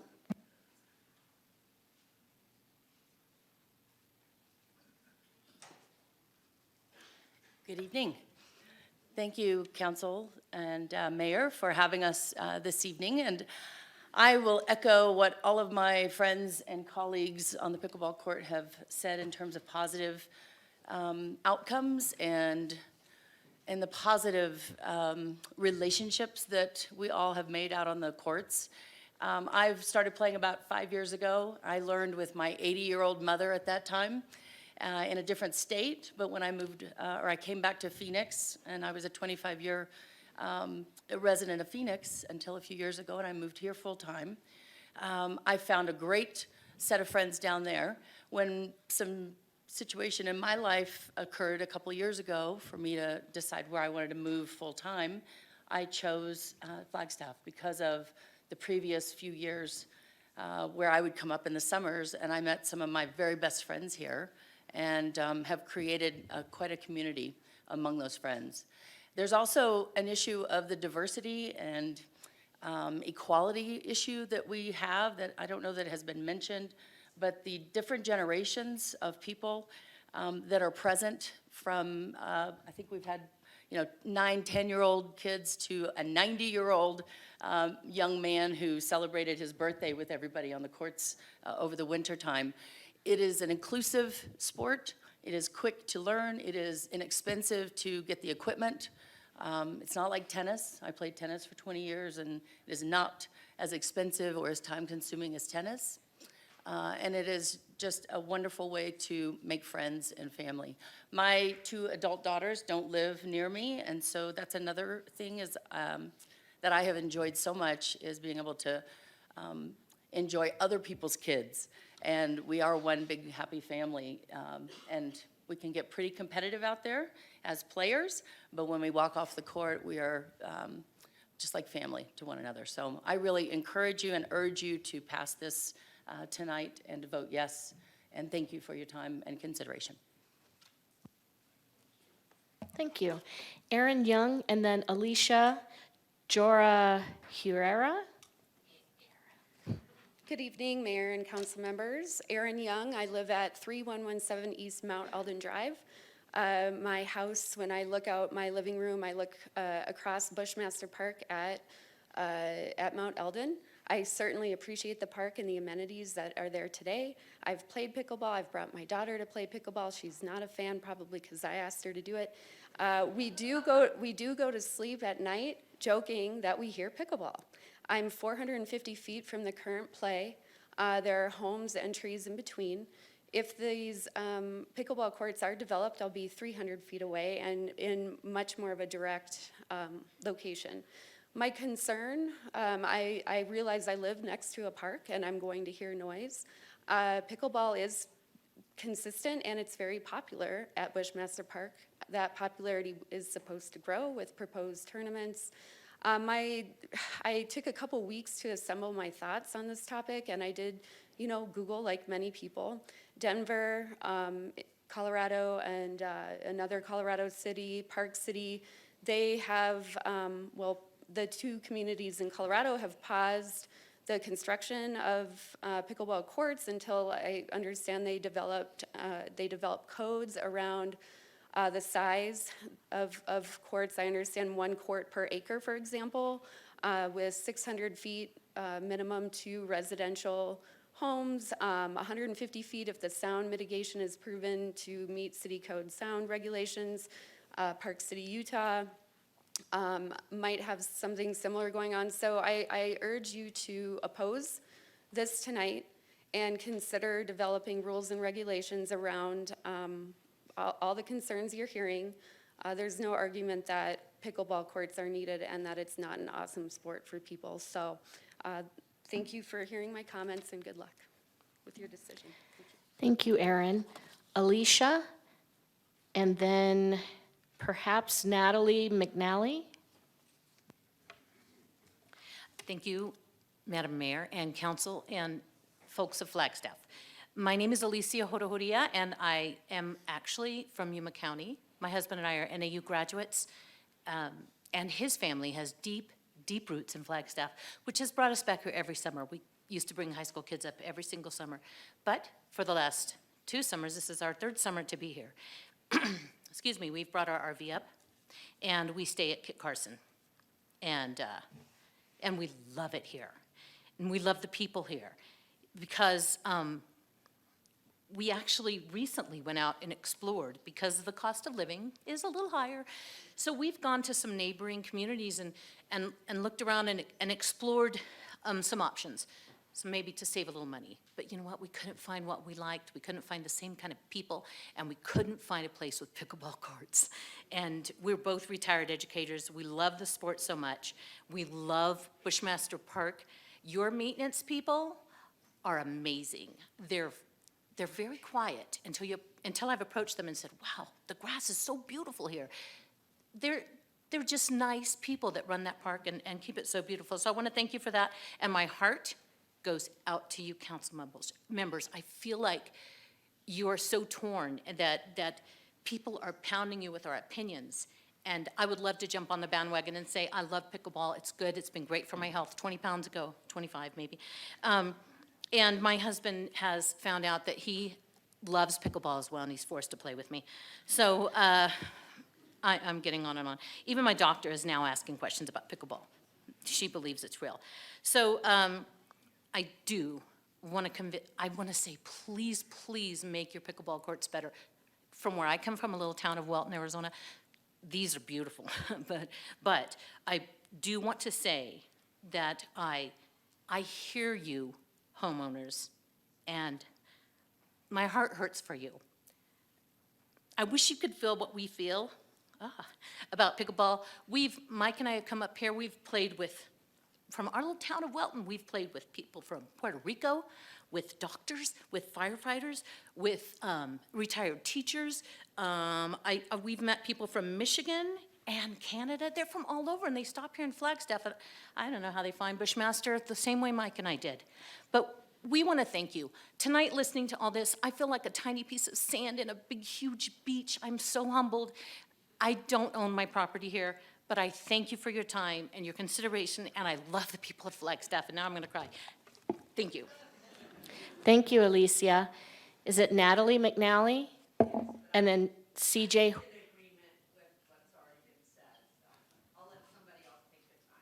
All right.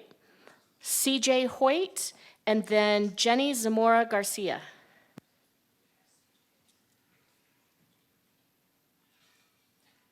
Hello, Council and Mayor. Thank you for having us out here. I'll be quick. Pickleball can be enjoyed by everybody from the age 9 to 90. Any day that you go out to the parks on a good day at Bushmaster, it's not really the sound of the pickleball that you'll hear. You'll hear the sound of laughter and community. This grows just such a big group of people, and it will help make Flagstaff a better place by building these courts.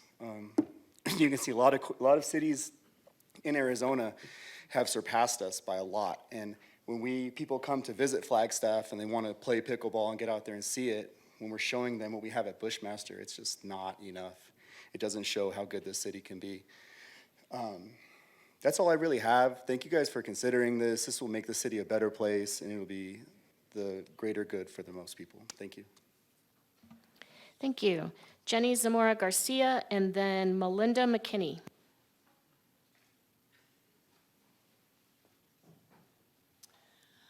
Good evening, Mayor, Vice Mayor, and council members. My name is Jenny Zamora Garcia.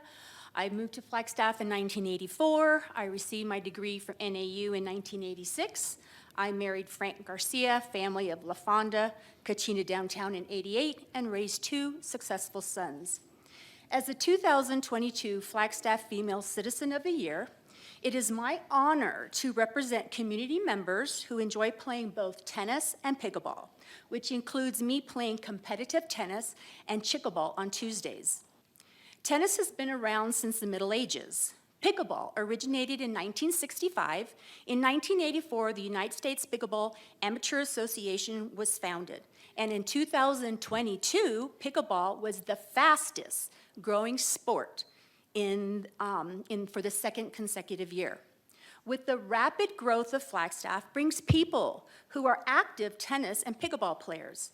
Unfortunately, there are not enough tennis or pickleball courts to accommodate all the organized or drop-in play without having to belong to a club and pay a membership fee.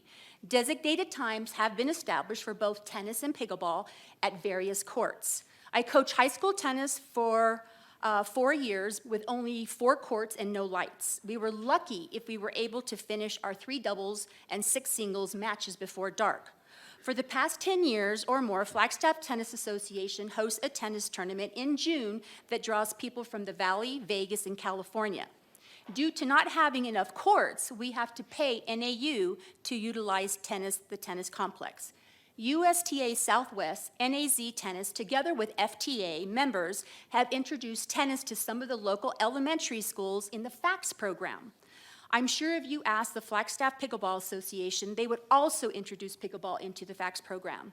FTA has been working diligently to grow tennis in our Flagstaff community for years. Tennis is now in all 4 high schools. Flagstaff also has USTA-sanctioned men and women's leagues. These leagues play competitive tennis and against other communities such as Prescott, Sedona.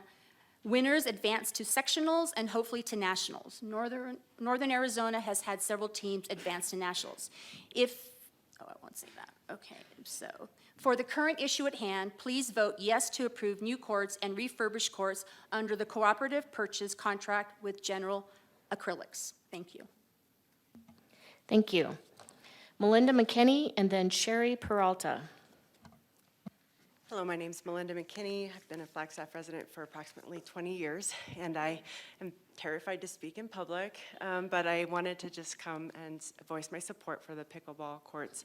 I do have some social anxiety sometimes, and the drop-in nature of the courts has been amazing for me, just to show up and be able to, there's enough courts that there's all levels and that there's openings, and I don't feel like I have to be really good to start to play, and I just love the variety of members in the community. It is very inclusive.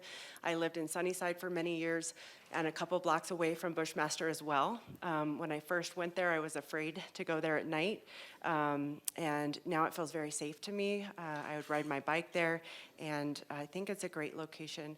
I have friends that live close, and it's nice just to have a game. I can talk to them, and we can walk or ride our bikes over to Bushmaster and meet up there. So thank you. Thank you. Sherry Peralta and then Sharon Welsh Fowler. Good afternoon, Mayor and Council.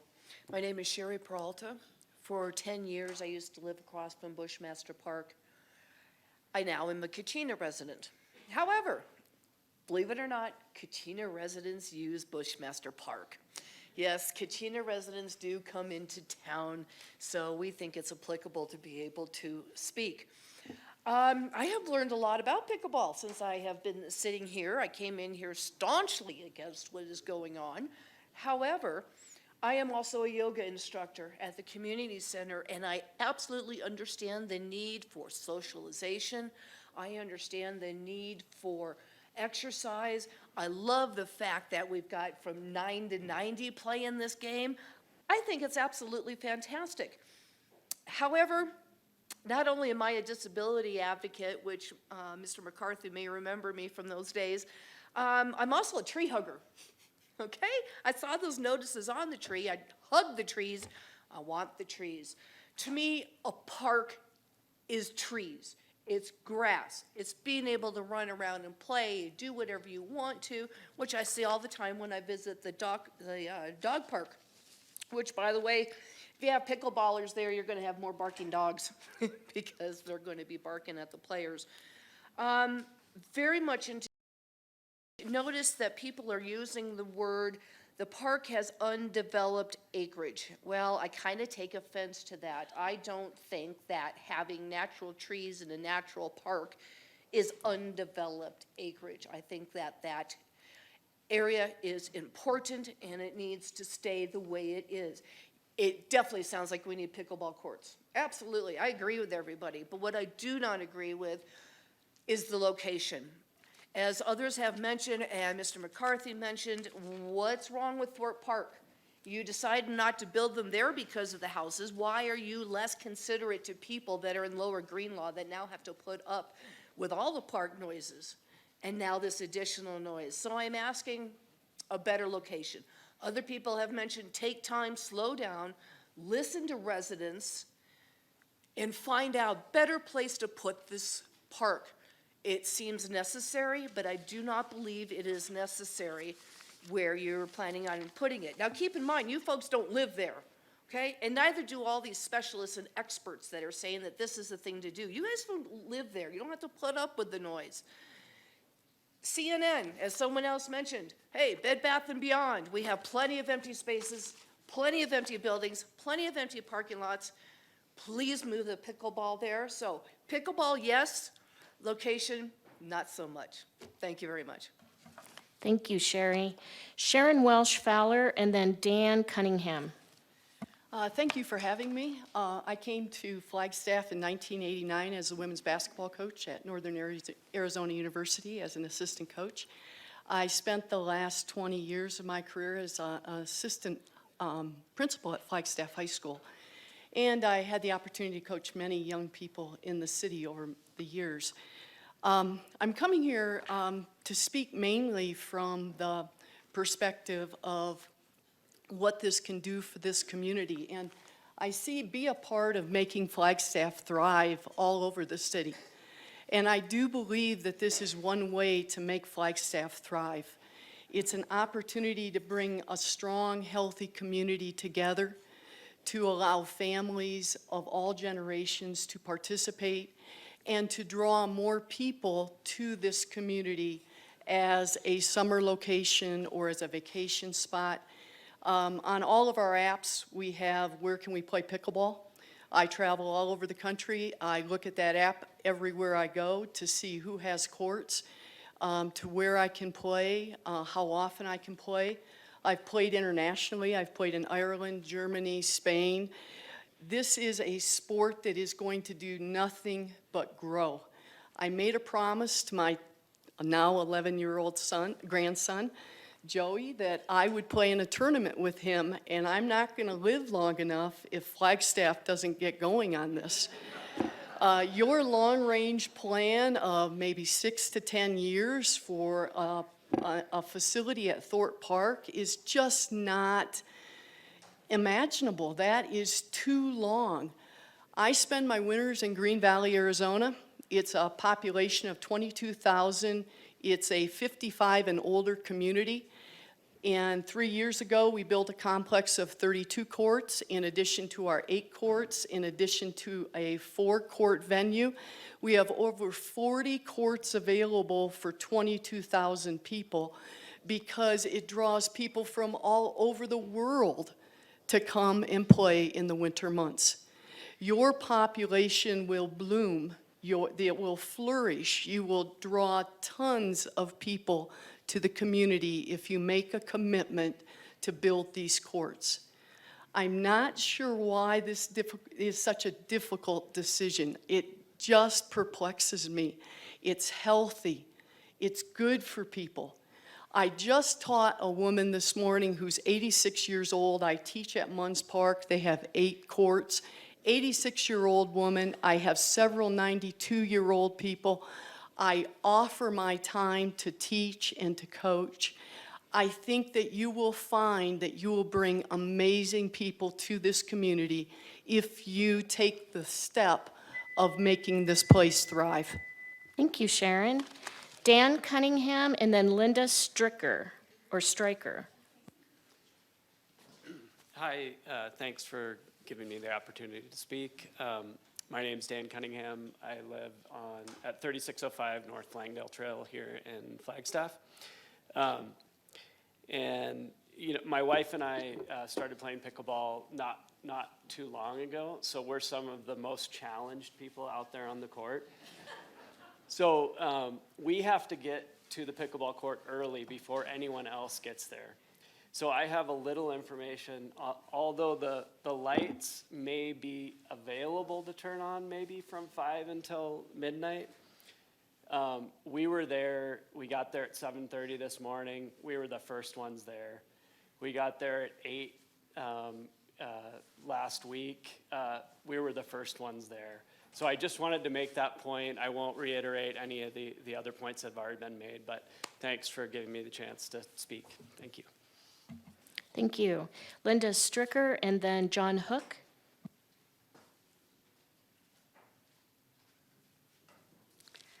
I am not a public speaker.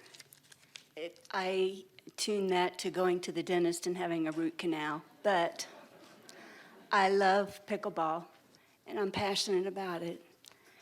And I have not lived here very long. In fact, we rented here in the summer of 2020 in COVID to see if we wanted to relocate to Flagstaff.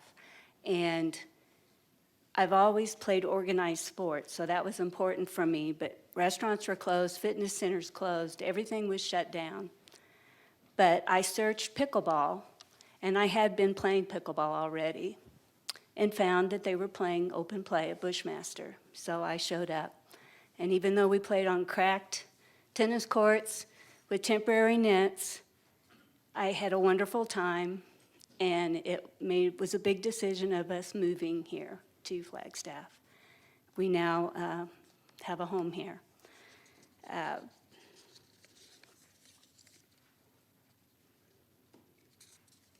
I found my community when I was playing pickleball. Everybody was so welcoming, and the Bushmaster Park is so beautiful. Another thing that I found playing pickleball there was it's a caring community. one day we were playing pickleball, and a lady came up outside the courts and just laid down in the grass. And we walked over and said, "Are you okay?" And she said, "No." She was shaking, and it looked like she was having some kind of withdrawal. So we took her water, we called 911, they came and treated her, took her away in an ambulance. But we noticed that something wasn't right, and people were caring and went over and talked to her about it. Lastly, pickleball is so easy to learn. I've played organized sports since I was 10, and one thing that I really enjoy about open play pickleball is you just show up. You don't have to organize play. It's not like tennis, volleyball, organized sports. You just show up and play, and you meet new people every time you get on the courts, and it's great exercise. Advanced players just naturally help the beginners, whereas in a lot of sports, they want to know what level you are. They won't even get on the court with you. It's great to get out and socialize and meet new people, and it's inexpensive if you can play on public courts, which Flagstaff really desperately needs. I appreciate your consideration of having courts at Bushmaster. Thank you for your time. Thank you. John Hook, and then Eric Fisher. Thank you, Mayor. Thank you, council members. I'm John Hook. I'm a full-time resident of Flagstaff, been here for 6 years. My wife and I grew up playing tennis. I haven't played one game of tennis since we've been here, since we learned how to play pickleball. I won't reiterate what everybody else has said. We all realize what a great sport it is, how social it is. One thing I'd like to emphasize about the current plan, and thanks to Amy and Parks and Rec for all the hard work that they put into this plan. The overlay of the existing tennis and basketball courts is much needed, as you saw by the pictures of the cracked courts. We've started to name the cracks because there's so many of them, but what that overlay is going to do is going to open up those courts for the existing sports that they were designed for, the basketball and tennis. The busiest days for pickleball are really on the weekends.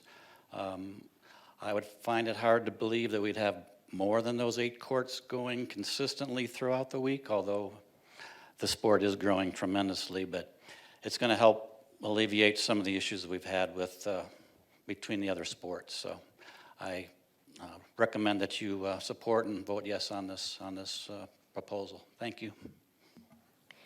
Thank you. Eric Fisher, and then Adriana Cunningham.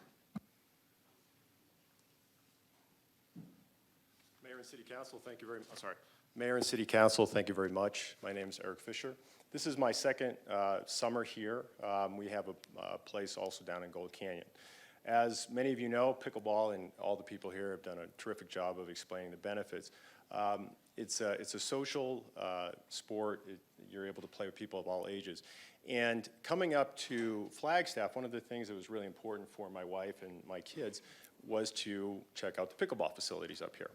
And we ended up at Bushwood, as Bushmaster, as many people do. And before talking about the 8 courts that are being proposed, I do want to echo, coming out there, I got back in town last week, headed out there, and the current courts are simply inadequate. They're cracking the basketball courts. So if you envision, if you haven't been out there, there's basketball courts, and then there's the tennis courts. On the basketball courts, the nets are temporary, plus you literally have to run around because there's no dividers, and the cracking is very severe. On the tennis courts, we call it crack ball, because the ball hits a crack, goes sideways, you're jumping around. And so it is degraded to a situation that I have not seen, and I play pickleball in many locations. So I think that's one thing for the council to understand. A couple points, and I won't get into, again, the benefits, because that's been handled very nicely. There was a point early on, a question about the acoustics and the acoustic screens. I also spend a little bit of time in Colorado. I have been on a South Suburban rec district. We had similar issues with acoustics and courts in neighborhoods. The acoustics do work to the extent that that is something that's looked at. Here, there was a cost thrown around, or cost of $150,000. One thing you have here is you have houses that are closer, houses that are farther away. If that's something that the city council want to look at, you can screen, and what we did in Denver or in Littleton, you have houses that are close, you can put up acoustics on one side. You do need a higher fence at that side, but it's not that you have to enclose it and make it a dark space. So that is something, if noise seems to be the primary objection, typically is, that can be mitigated. And many companies do that. You find that used in many neighborhoods where houses are very close to the courts. And I think here I did the math, that's about $37,500 if you put it on the side nearest to the houses to the south. Littleton, where I also spend some time, the courts are continuing to go in. There was a person that mentioned Denver. Denver is looking at some things. Littleton just built 10 more courts in Clement Park by Columbine High School, close to neighborhoods. Those are thriving and doing very, very well. I think those are the points I want to raise. Again, I thank you for your consideration. I thanks to everyone that worked so hard on this, and also understand that pickleball people are nice people and do want to work with their neighbors. Thank you very much. Thank you. Adriana Cunningham and then Brooks Hart. Hi, my name is Adriana Cunningham, and I am a pickleball addict. Like everyone else here, I won't go through all the benefits. I think we all agree that pickleball is awesome. I just want to say that I strongly support the building of the courts at Bushmaster and strongly urge you to vote yes. There's been pickleball at Bushmaster for 4 years, and according to what I heard earlier, there wasn't one complaint of the noise until the postcard went out. So please vote yes on the building of the pickleball courts. I think it's important. Flagstaff is an amazing city, and it's important for us to be part of the growth and supporting this great sport. Thank you. Thank you. Brooks Hart and then Audria Smith.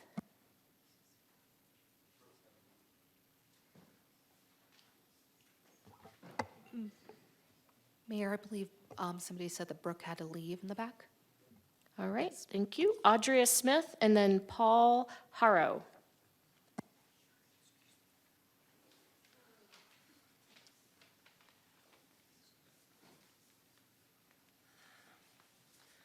Hello, everybody. My name's Audria Smith. I'm a 35-year resident adjacent to the south edge of Bushmaster Park. I am the one that lives 125 feet away from the proposed courts. I've been working from my home since 1995 as a massage therapist and an artist. At the end of March, 78 residents, as you know, abutting Bushmaster Park received a postcard notifying us. I might add just now that the reason that there had not been a lot of complaints about the noise is because the sport is growing incrementally every year. And remember there was all that snow on the courts until April. So it has been getting noisier this year. So we were told pickleball courts are coming to Bushmaster Park, nestled in the heart of our vibrant mountain town for you to enjoy. That statement is still so laughable. However, it's just plain horrible. This seemed like a declaration of a done deal to us. There was no formal public outreach process for such a major change to the park and for the residents, as there had been in 1997 and 2015. After the initial shock of about a week or so, me and my neighbor over the fence from me knew we had to organize in the next 3 to 4 weeks before this went to council for approval.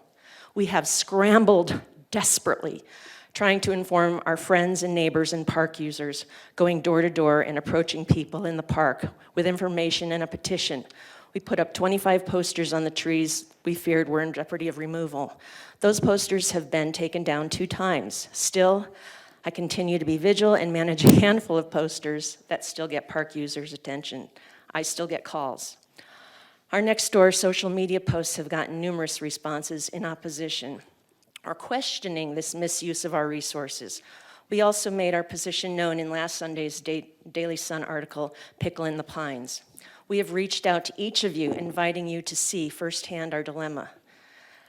That invite is still open to those of you who I've not yet met.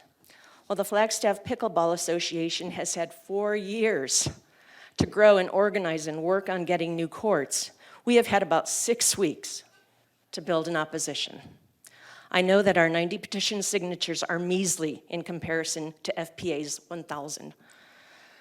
You have received several emails from me in the last few weeks.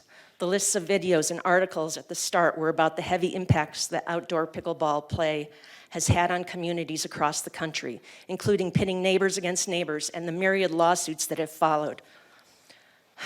As late as this morning, I sent you a new list of articles and videos where cities and towns across the country are finding new, innovative ways to adapt. There are those who have gone through all the growing Thank you, pains, Audrea. and we should follow them. Thank you. Paul Harrow, and Connie Folsom. Hi, Mayor, Vice Mayor, Town Council members, staff. Yeah, this has been going on since 2018-19, where they, I mentioned everything before that I talked about and emailed you about and all the links and everything. You guys are up to date with everything pretty much from my side. But one thing I wanted to discuss is about leadership. I served with some great leaders in the Navy. Some of the greatest men had our backs, and kept us alive. So I know great leadership. And so one of the things that I see in Flagstaff is there's some lack of leadership in some organizations, nonprofit organizations can have lack of leadership. The police department can have lack of leadership. I've talked to policemen, about the racial profiling stuff going on, and they, I said, what can I do as a citizen, as a vet? It's like, wow, it's leadership, Paul, it's leadership that we're having problems with. But they're afraid to talk up to their leadership sometimes. I'm not afraid to talk to their leadership. I've been at meetings from gang task force and whatnot, just try to get a feel, what's the police department doing, how are they treating people? Why are they targeting certain people? What colors? Why the brown? Why the native? Why is he getting pulled over driving while native? Driving while brown, driving while black. Racial profiling is real in this town. I talked to Tom O'Halloran about it in 2018 after a 4th of July thing. He's a policeman from Chicago. Says, "Yeah, Paul, I don't like racial profiling in Flagstaff. I'm going to look into that." Did he? I don't think so. I don't think so. So leadership, at Flagstaff PD, with racial profiling, when you get pickleball players calling the police for people that are taking a nap, getting some shade, they may have had a couple of beers, they may have had something to toke, relaxing, whatever. It's a public park, but there are police coming up to them, and I'm hearing this from the people themselves, because I talked to them personally. But they'll come up to them and they'll say, "What are you doing here?" And it's like, "I'm just chilling, enjoying the shade, enjoying my afternoon." But that is harassment, plain and simple harassment. I believe them. There's the guy, Chris, he's a Mexican. You say they're inclusive. Well, why the heck would this one pickleball player was nice enough to give him a paddle. And then another pickleball player says, "Why did you give him a paddle? He's brown." It's like, well, he didn't feel like he was inclusive, but then he goes and he still wants to be included with the pickleball players. So he goes and buys indoor, outdoor pickleballs. So they let him bring it. He goes, "You brought the wrong pickleballs. These are the wrong pickleballs. You don't bring indoor, outdoor pickleballs. These are the wrong ones that we're using." Well, I've asked the leadership, FPA, Lynn Walsh, don't they make quieter pickleballs? Don't they make quieter pickleball paddles? They do, but they don't like to use them, And so maybe this guy, Chris, Mexican, brought the wrong pickleballs. They're just too quiet to use for them. But I brought something that is some evidence. I'm no lawyer, but here's a pickleball. This thing is smashed. This is what the kind of trash they leave on the courts. What does it take to break a pickleball like this? You're a guy. Here's some more trash. Speaking in the mic, please. For the online audience, please use the microphone. Oh, sorry.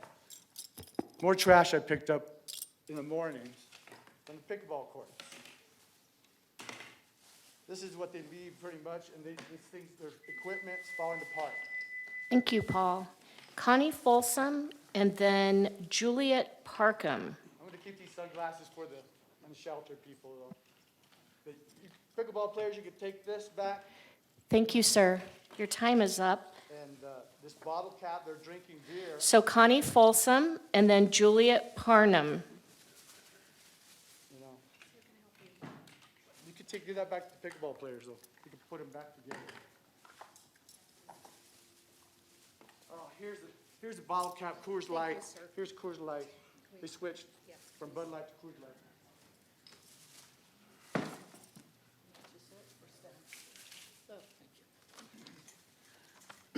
Good evening. Pickleball is a great sport. It does not belong in Bushmaster Park.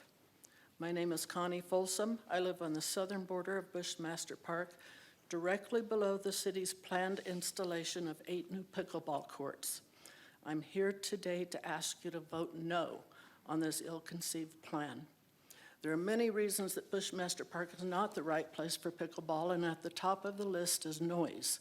Studies show that noise pollution generated by pickleball courts can have negative health implications for residents living nearby. These can include hearing damage, stress, sleep disturbances, and even cardiovascular disease. These health implications can greatly diminish the quality of life of residents. Even with the existing courts being played in Bushmaster, I cannot open a window or step outside without being assaulted by the incessant, irritating, anxiety-producing sound of pickleball. This sound is not normal park noise, which we welcome and enjoy.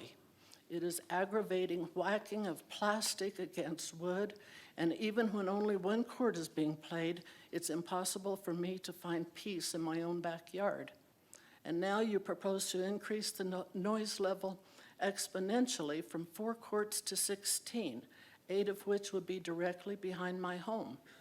Even if you were to install sound barriers, that would reduce the noise level by approximately 30%, not nearly enough to eliminate the noise pollution throughout the park and neighborhoods. As we all know, real estate values are influenced by various factors, including location, amenities, and neighborhood noise levels. The noise generated by nearby pickleball courts is increasingly becoming a concern for homeowners.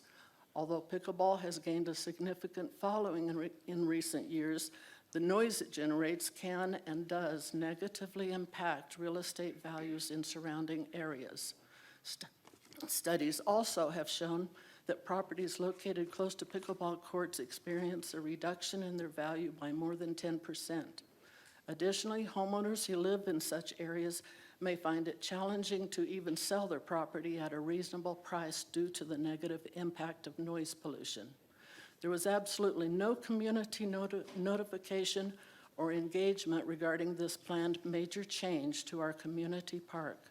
There are many places in Flagstaff that are much more appropriate for the pickleball sport and which would not infringe upon the lives of nearby residents.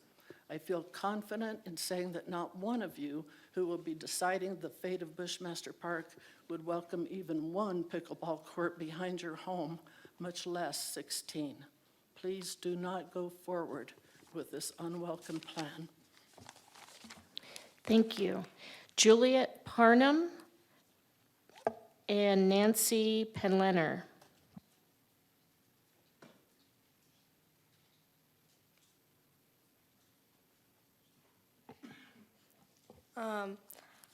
My name is Juliet Parham. I'm 12 years old, and I live in Flagstaff at 3117 East Mount Eldon Drive. I live across from the park.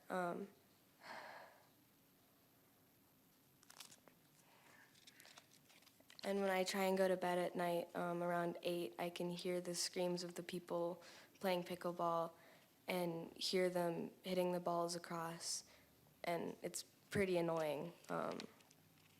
And it's really hard to sleep, and just thinking about doubling the noise would be like really hard. And sometimes I can also see the lights, and they're left on a lot. During the winter, when there were like feet of snow in the pickleball courts or in the tennis courts, people weren't playing because there were feet of snow, and you can't really play. And the lights were still being left on until like midnight, and it's really hard to sleep when there's a bunch of lights coming in your bedroom window. I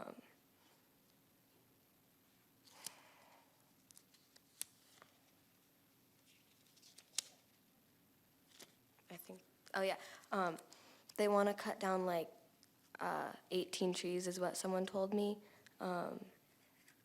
And if pickleball isn't a sport that's going to stay around for much longer, then people won't be able to replace trees that big that fast. It's going to take like 20 years for them to grow that much bigger. And having those trees as shade is really nice. And like when you're trying to have like a nice family lunch at the park and you can hear the noise of people hitting balls with paddles, is kind of hard to enjoy yourself when you can hear that noise. I guess that's it. Thank you. Thank you, Juliet. Nancy Penlener and Judy Laux. Hello, everyone. I've lived in Pine Park Manor for over 40 years. I've lived in Flagstaff longer than that. And it actually, when we moved there, there was a sign when you first went into the neighborhood that said Pine Park Manor. And it just took me 40 years almost to realize that the name of that was the 3 streets in that neighborhood. Pine, I live on, and then there's Park and there's Manor. I just thought that was kind of crazy. I do play pickleball. I want people to realize that this is an enclosed neighborhood, except for Lewis on the southern edge of the neighborhood, which people use as a through street. The Pine Park Manor roads are all enclosed, and there's no reason for people to be driving through there to go from East Flagstaff to West Flagstaff. So on Pine, we never got a postcard because we weren't adjacent to the park. And like Audria said, we just found out about this, and it did sound like a done deal, which was kind of surprising. I wanted to make you aware that more than just the adjacent houses will be impacted by this increase in courts, because the traffic will be coming into the neighborhood from the south side. And do you realize there's a dirt parking lot right at Eldon? And people use that to park. And so they're coming into our neighborhood to access the park, so that we will be affected. And we didn't get any kind of postcard, so that wasn't too cool. The closest homes are definitely the losers in this. And I just really want to stress that this is not a pro or con issue on pickleball. It is a wonderful sport. It is a growing sport. It's not going away, but it is an issue of location in town. And I really agree with Councilmember McCarthy's suggestion of taking this project and fast-tracking it to the Thorpe Park area. I think that's a fabulous idea and, compromise. So thank you very much. Thank you. And the next person I called was actually here for an item later on the agenda. Next, we have Richard Smith, and then, I think actually some of these other speakers. Okay, so I have Richard Smith, and actually they are here for later as well. Okay, Esther Breckenridge and Tanya Ray.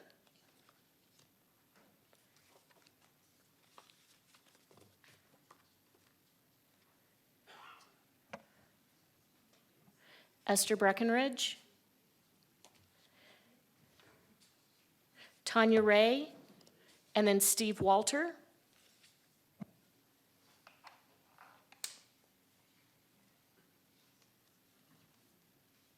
Good evening, Mayor, council members. My name is Tanya Ray.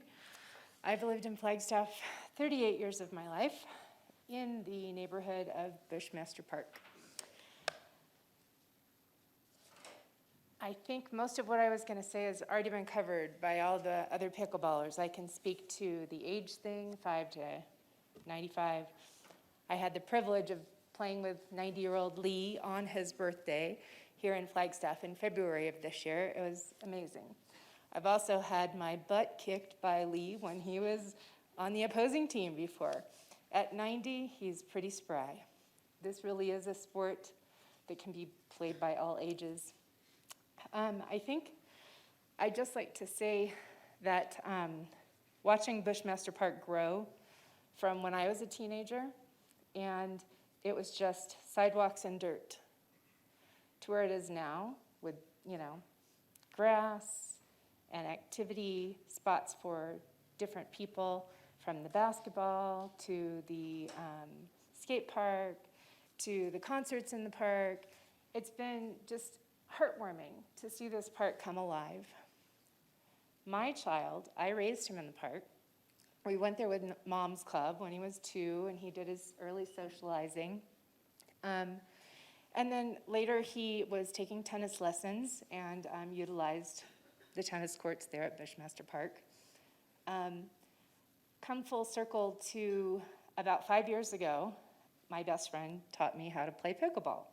My son was part of this. He picked it up, and he's now in college and happened to be part of the first ever national collegiate pickleball tournament that was held in Texas in November. What an amazing opportunity. And this community is where he learned pickleball. I love Bushmaster Park. I wouldn't want to see any trees cut down unnecessarily. It breaks my heart that some people are having the noise problems. It is something I think that as a community we can solve. We can find a solution. But I think that pickleball is just one of the best things that's ever happened in my life. I've hiked the Grand Canyon, Thunder River, a really hard hike. I've been to Disneyland. Out of all these wonderful things I've done in my life, I go back to pickleball as often as I can. And I'll play wherever. I'll play in a road. I'll play at any one of the courts in town. But I think that there really, truly is a need for more pickleball. And I think that having been at the council meeting just before COVID, when it was discussed and it looked like, oh, it was finally going to happen with a softball complex for the girls, I've got 5 seconds. Go pickleball. Thank you, Tanya. Steve Walter. Good afternoon, Mayor and Council.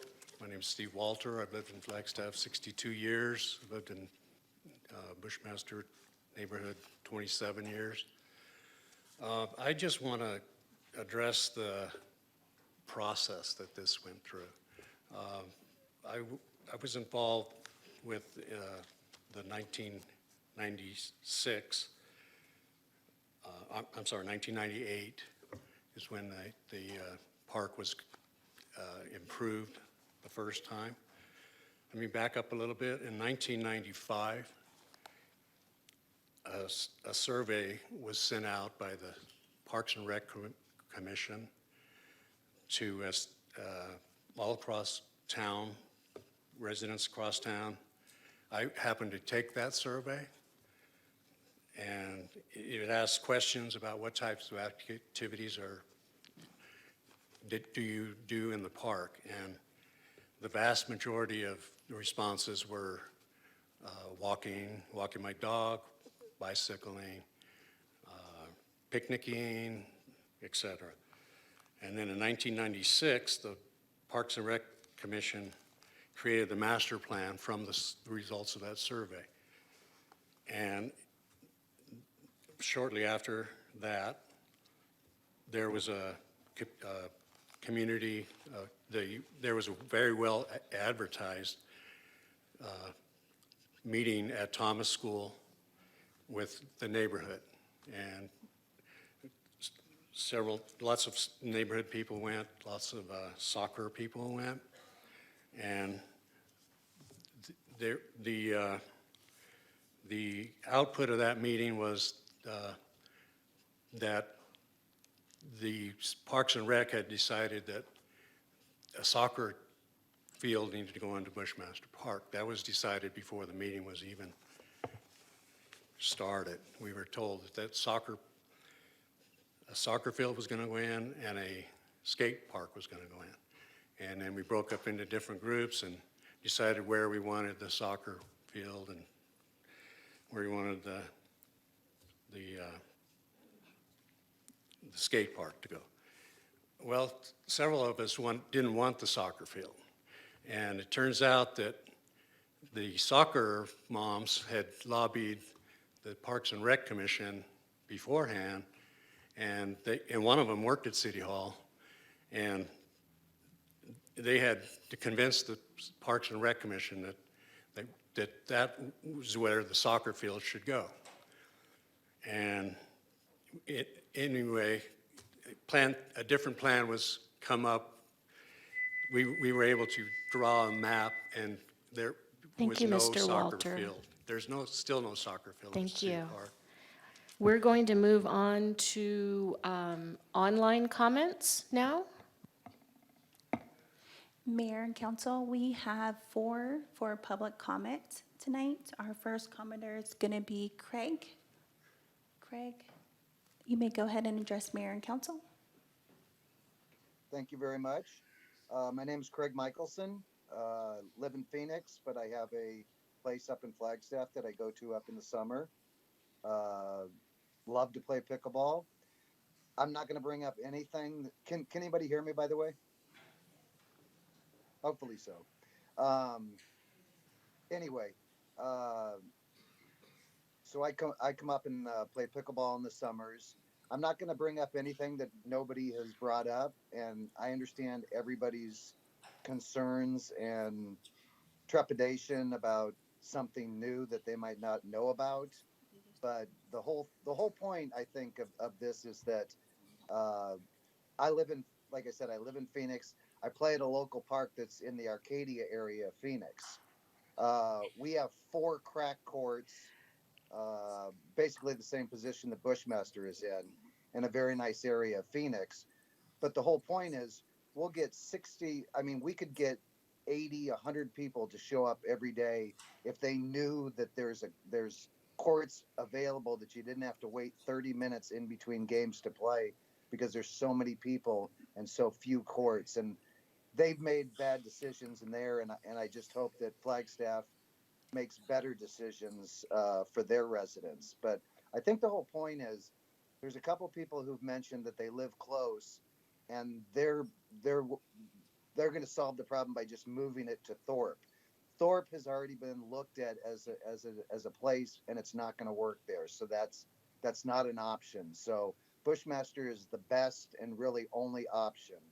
And I think it's very important that Flagstaff doesn't miss this boat that's already sailing. So I just implore the council and the mayor to approve this and make it a better place. And the whole thing that's been mentioned is it's a community park. I understand some people are going to be inconvenienced and some people aren't going to like the issue and the noise problem. And I understand the noise problem, but nothing is a perfect scenario. And if thousands and tens of thousands of people benefit from this and the whole community benefits, it's unfortunate that some people might be inconvenienced, but that's just a fact of life, and I feel bad for them.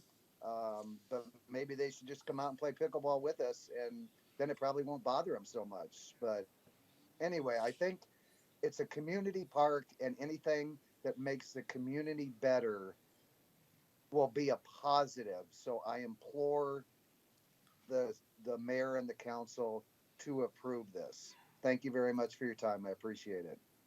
Thank you. Mayor, our next commenter tonight is going to be Dana Jolly. Dana, you may go ahead and address mayor and council. Thank you. So happy to be here. Thanks, you guys. Listen, I've lived in Flagstaff for 36 years, and I want to focus on some process. One of my concerns is the process that made pickleball courts a priority over many of the other worthwhile yet unfunded projects on the Parks and Recreational Needs list. I want to remind you, Council, that citizens provided input and contributed input to a Parks and Recs list of priority needs that was published in 2013. So here's the question I'm going to ask you. Am I wrong to have assumed that city staff, the council, and the pros commission would use this document when making decisions regarding the allocation of staff time and fiscal resources to recreational infrastructure? So that's one question I would love to have answered.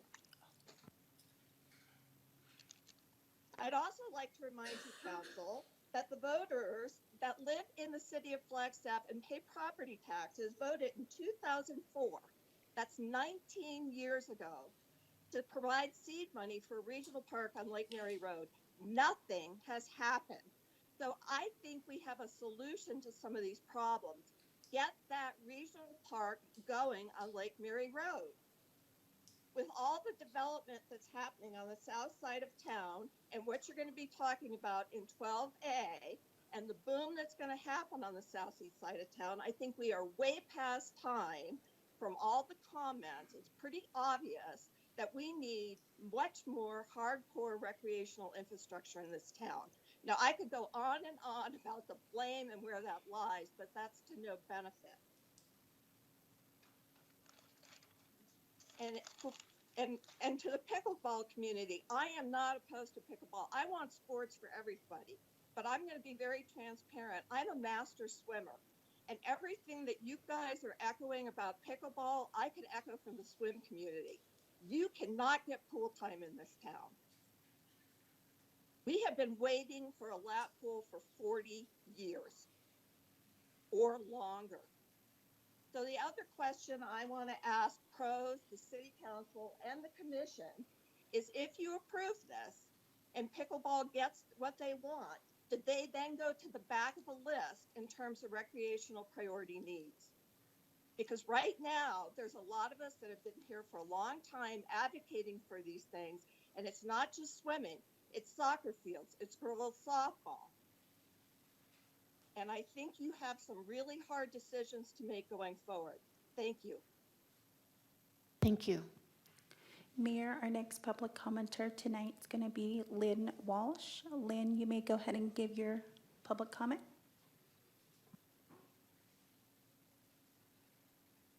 Okay. Thank you very much. I appreciate this time. I know this has been much longer than I'm sure you all expected, and I appreciate you allowing us all to speak. I think we've all come to the conclusion that pickleball is not the question. The question is Bushmaster. And I will tell you that, you know, Jennifer Cota, the past FPA president, and the city have worked long and hard to try to find different spaces and different options. Thorpe Park is not one of them, and it's currently not one of them, and there's many reasons, and it's not because of just noise. But I think there's a few points that need to be done. You know, we have the 2 courts at Ponderosa. There's no lights. So those of us that work, and I have a full-time job and took the time out today to listen to this piece, unfortunately cannot be there because I do have my job and I'm down traveling at the current moment. I can only play at night or on Saturday mornings, hence why Saturday is so busy, because you do have working people in Flagstaff who also want to enjoy playing pickleball. We don't have that option at night at Ponderosa. So there are no public courts for us to go to except for the current ones that we have at Bushmaster. So we're asking to have permanent courts. So therefore tennis can have their courts back in the night if they want them, and basketball can have their courts back. It turns into being an extra. If there is no play in tennis and we have people waiting to play, then we have additional courts that we can go play on. That's the point. You know, pickleball, we all know that the community is where it is, but there is no permanent home for pickleball here in Flagstaff. And all we're asking for is to just use the place we already have. The city has thought long and hard about this. There is parking, there is the restrooms, all those pieces that facility needs in order to make it successful is at Bushmaster. And again, I believe what we have helped in the community, as Dave Stevens mentioned, like, we helped a lady who was getting beat up.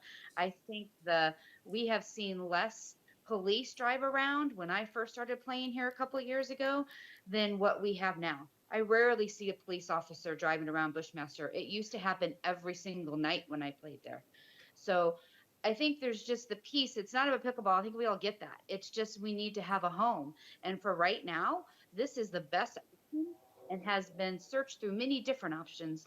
And so we are just asking to just actually give us a home. Softball has a home, tennis has a home, soccer has a home. Everybody does except for pickleball. So we really appreciate your time, and we understand that this is a big decision and consideration and a lot of money that goes towards it. And thank you for getting the option of hoping to give Flagstaff pickleball a home there where they can play. Thank you. Our last commenter tonight is going to be Mary Walter. Mary, you can go ahead and address mayor and council.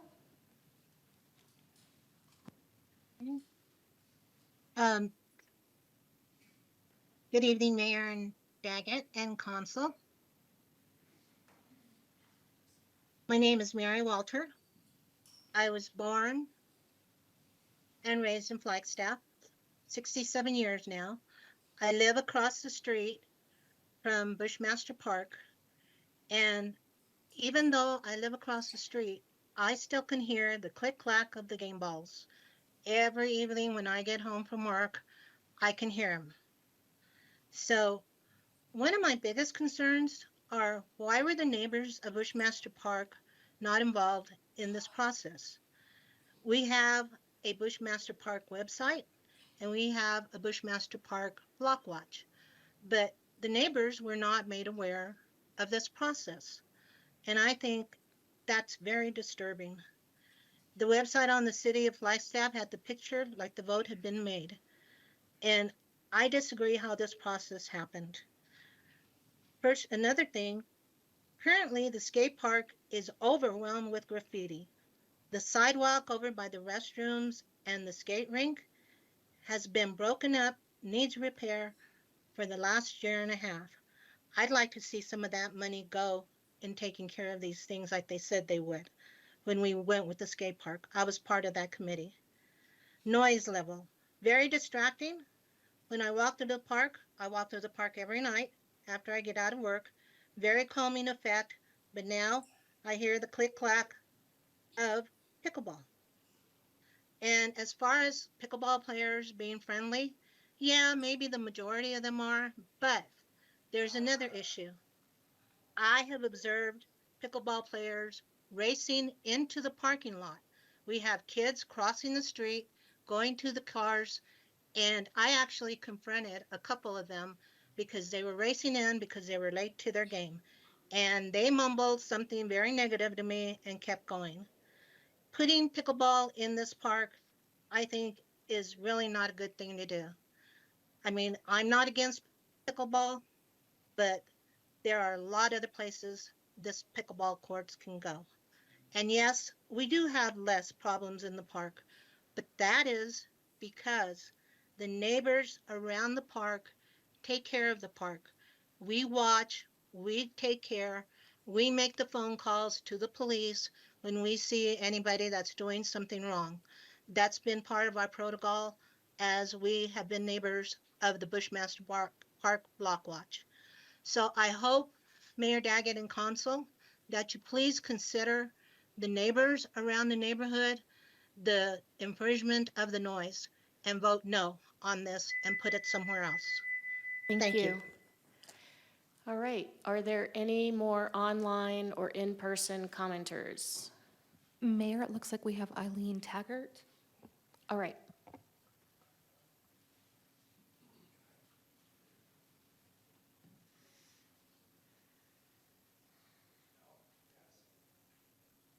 Eileen, are you able to unmute yourself?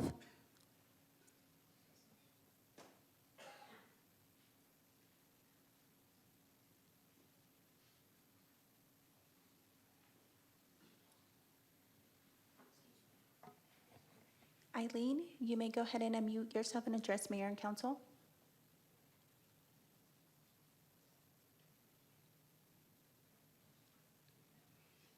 Hi, can you hear me? Yes, we can. Hello? Hi, can you hear me? Yes, we can. Okay, great. Hi, I'm sorry about that. I was kicked off today's call about 14 times. I'm on my phone.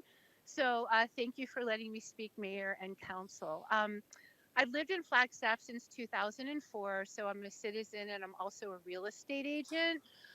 I would like to say that the one amenity that is asked for most is pickleball.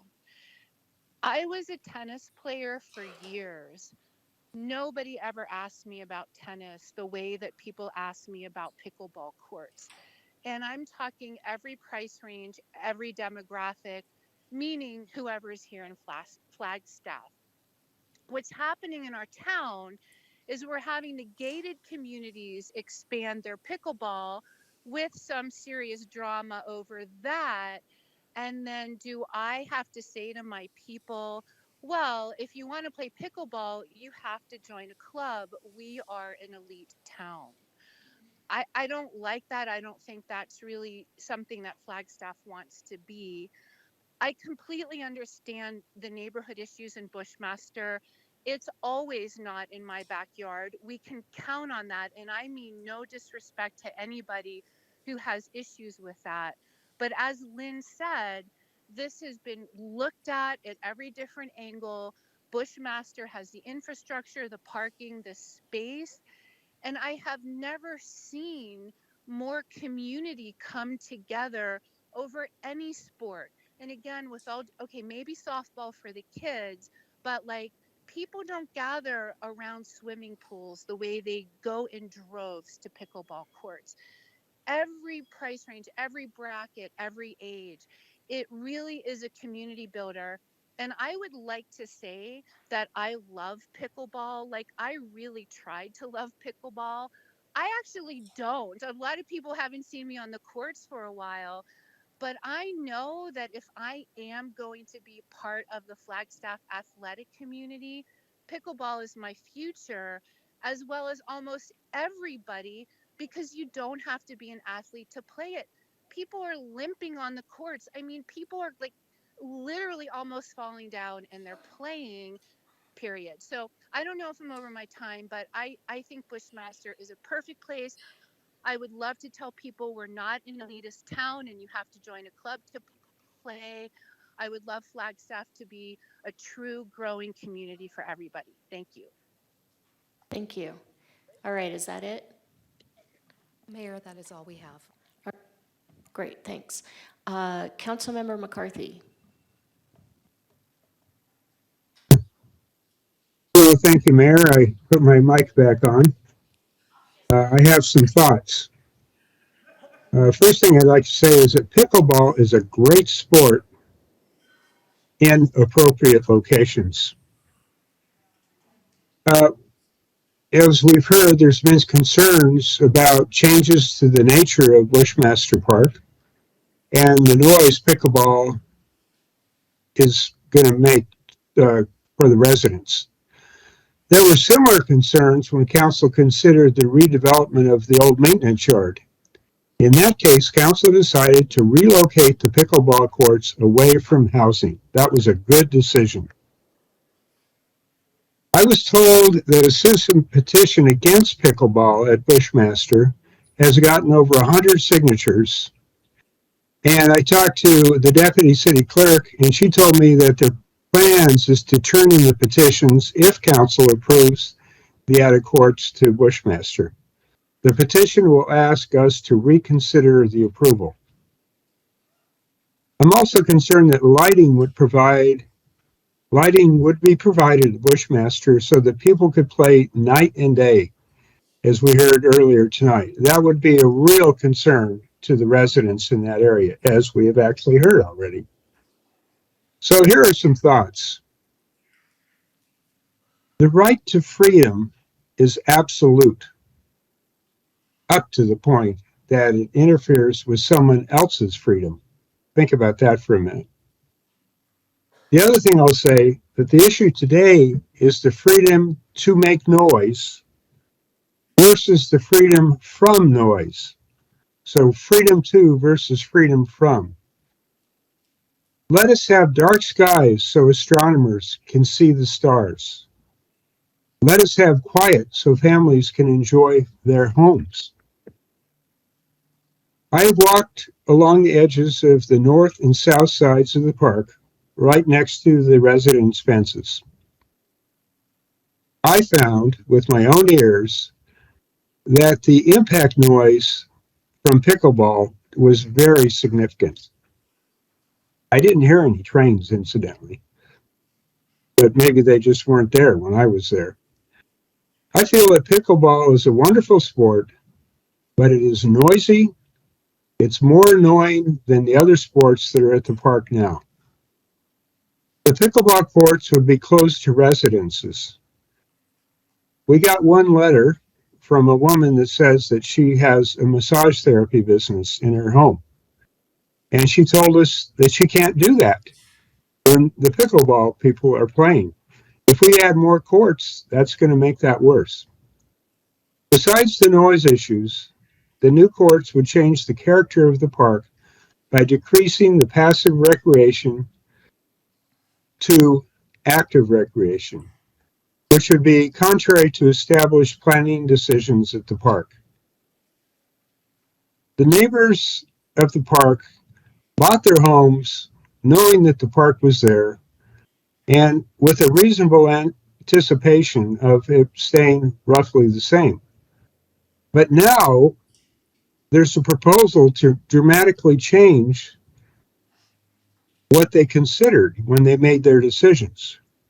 So what are those people to do? Should they have to sell their house? At a reduced price, of course, because of the new noise. So where's all this leading in my mind? It is my conclusion that Bushmaster Park is an inappropriate location for pickleball courts. I suggest that staff find a more appropriate location to build pickleball courts.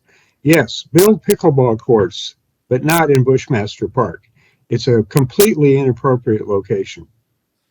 Now, I understand that on council I only get one vote. So if I get outvoted on this, at the very least, we need to move those proposed new pickleball courts to the north so that they're not right up against the fence of the people on the south side. That's the very least we can do. Figured it out. I'm a no vote on this proposal. Thank you, Mayor. I'll leave it at that. Thank you. Thank you, council member. I'm going to say I'm a hard no vote on this. Thank you. I think we got that. Councilmember Matthews. Thank you, Mayor. Amy, can you refresh my memory on, right now, since the pickleball courts are over the basketball and tennis, they have restricted hours, correct? They have dedicated hours, Councilmember Matthews, from 8 a.m. to 12 p.m., 7 days a week. So that's when pickleball play can occur without any issue with basketball or tennis.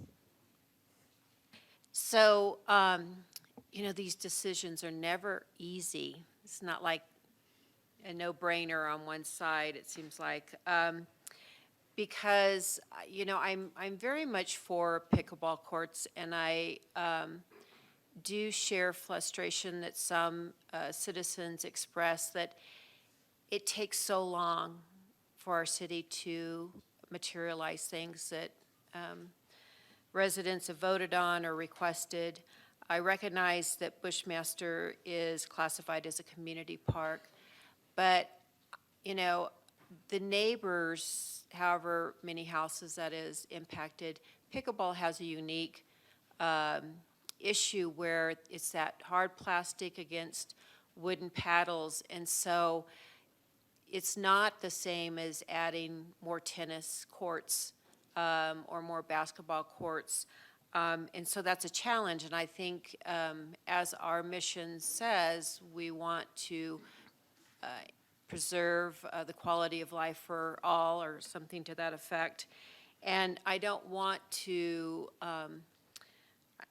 I didn't appreciate the inconvenienced term because it's more than an inconvenience, it's a quality of life issue for them.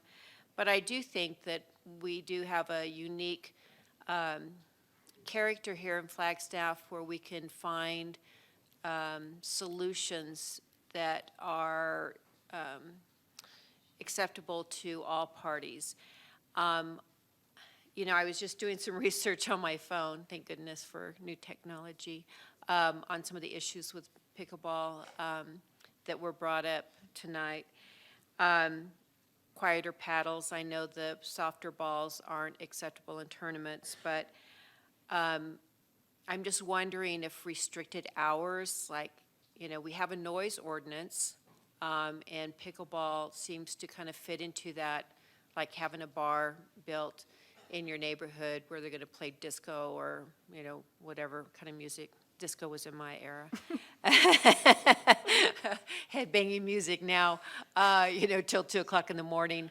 So I'm just wondering, I know that all the city parks have a set hours across the board, but I'm just wondering in this unique situation that we couldn't find a happier medium where, you know, I know during the day you can't really control the noise too much, but, you know, at a certain time at night, you know, pickleball, and I know maybe all the pickleball players, you know, frown on that they like full access, but I think this is a good neighborly gesture to have a restriction on the pickleball courts after 8 or 9, so people can go to bed. I'm a person that goes to bed early, not tonight probably, but, you know, just something like that, and maybe have in the planning to plant tree barriers to help with that noise moving forward, and just other things that weren't in this initial presentation to where it's not an all or nothing,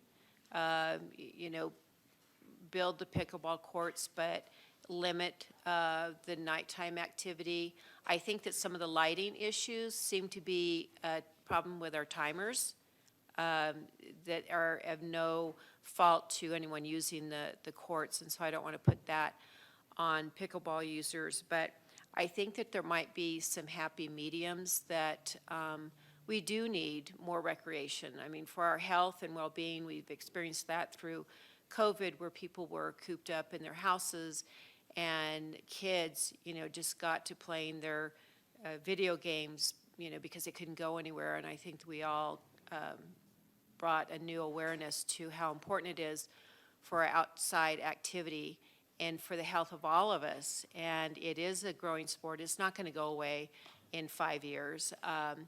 So to do it mindfully and something that is acceptable by the full community, I think would be something I could get behind. Thank you. Councilmember Sweet. Thank you, Mayor. I do have a few more questions for you, Amy. Traffic was brought up earlier by a resident, and I'm wondering if you can speak about the dirt parking lot that they're claiming is a parking lot. I can. Thank you for bringing that up, Councilmember Sweet. So that on the southern border of the park along Mount Eldon, there is a city-owned property. It is not a part of the park, of Bushmaster Park. It's just a city-owned property. It does have an entrance into the park, and that was developed as a part of the 2015 expansion for emergency services, should they be needed, since this is such a large rectangular space. So it is certainly something that we can work with our partners in Public Works regarding placing no parking signs. It is not a parking lot. Great, thank you for that. And then can I just clarify that resurfacing the existing courts will happen regardless of tonight? That is a part of the proposal tonight. It is something that can be broken out. I've gone ahead and broken out that price out of the total proposal with on the cooperative agreement. So for the tennis overlay, that is $203,000. These figures are just rounded up. For the basketball overlay, it's slightly larger court, that is $219,000. And that would still include the dual striping. Thank you. And then to piggyback on that, I'm wondering if there is a way to add in upgrading the lights on the existing courts in this proposal. That dollar amount I do not have, but that could certainly be something that staff could go seek a solicitation on that. Since they are existing lights, I honestly couldn't even guesstimate where that would be. I obviously have the price of the actual lights themselves for these 8 courts for the 2 court pods.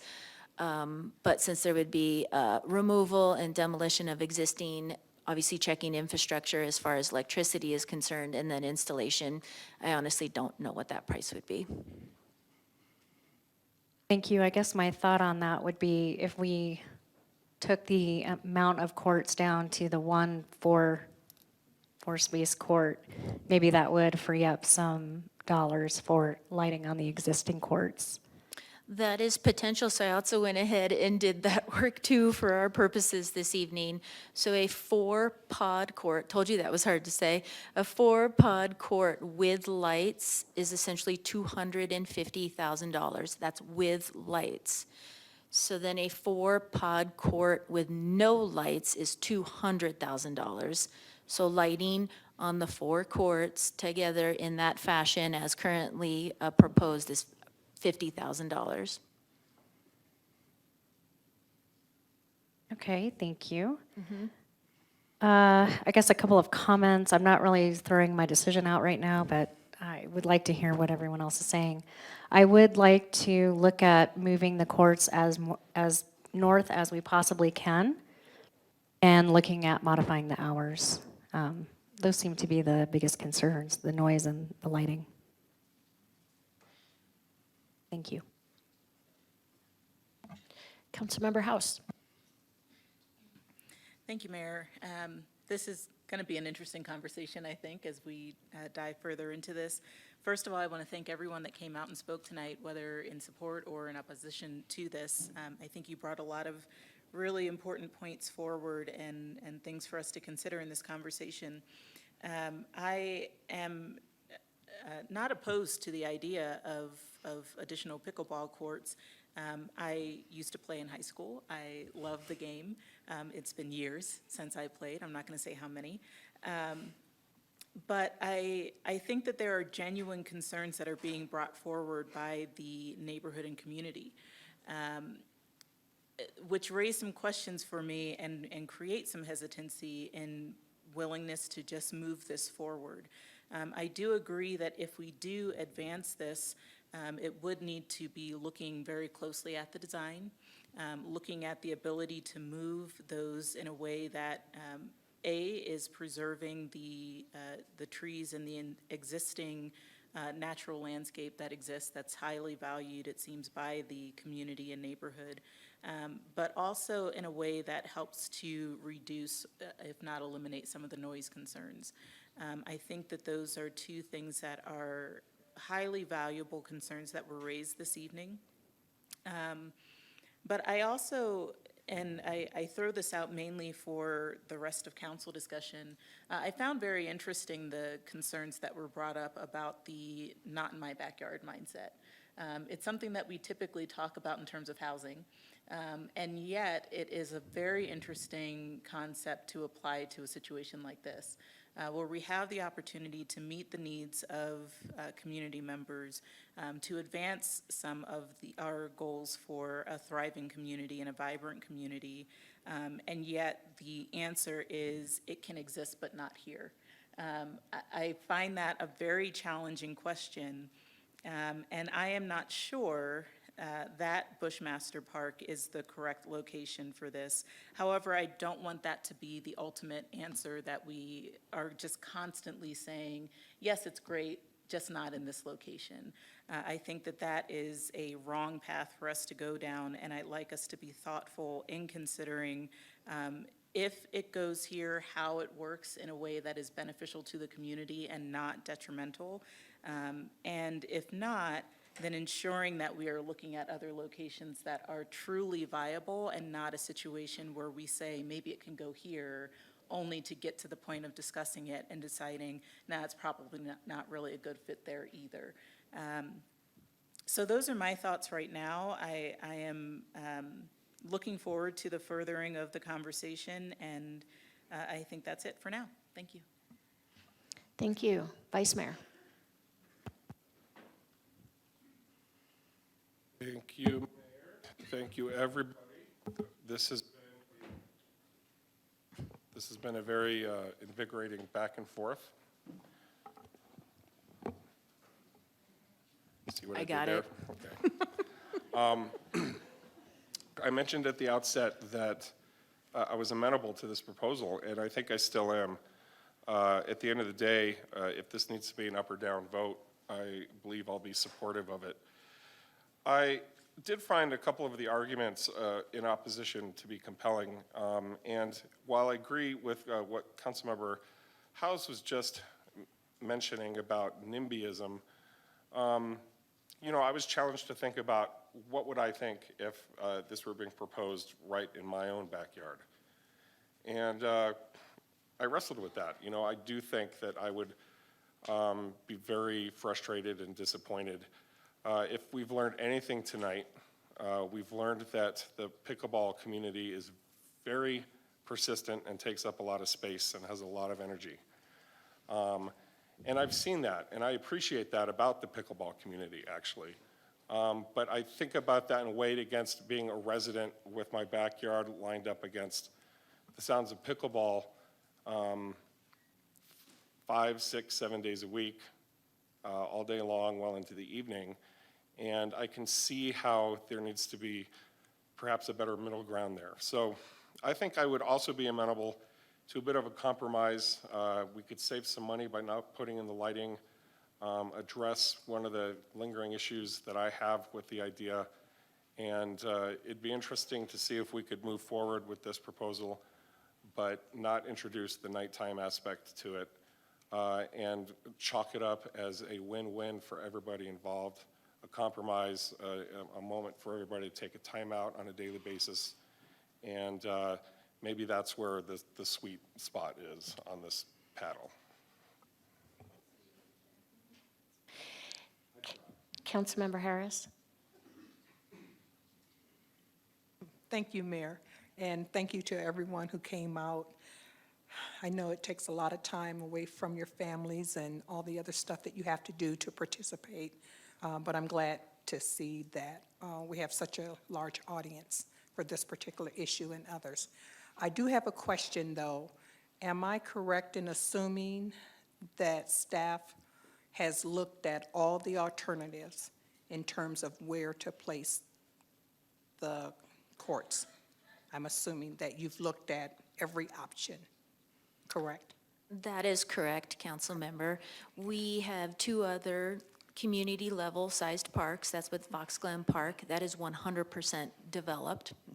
We have McPherson Park, which to the plain eye would appear to have developable space. That community level park, again, based on size, it has a large playground, it has basketball courts, it has 3 tennis courts, and an 18-hole disc golf course. So it also does not have space available. Okay. So with that being said, and you all have heard me say this before, we hire good staff and we let them do their jobs.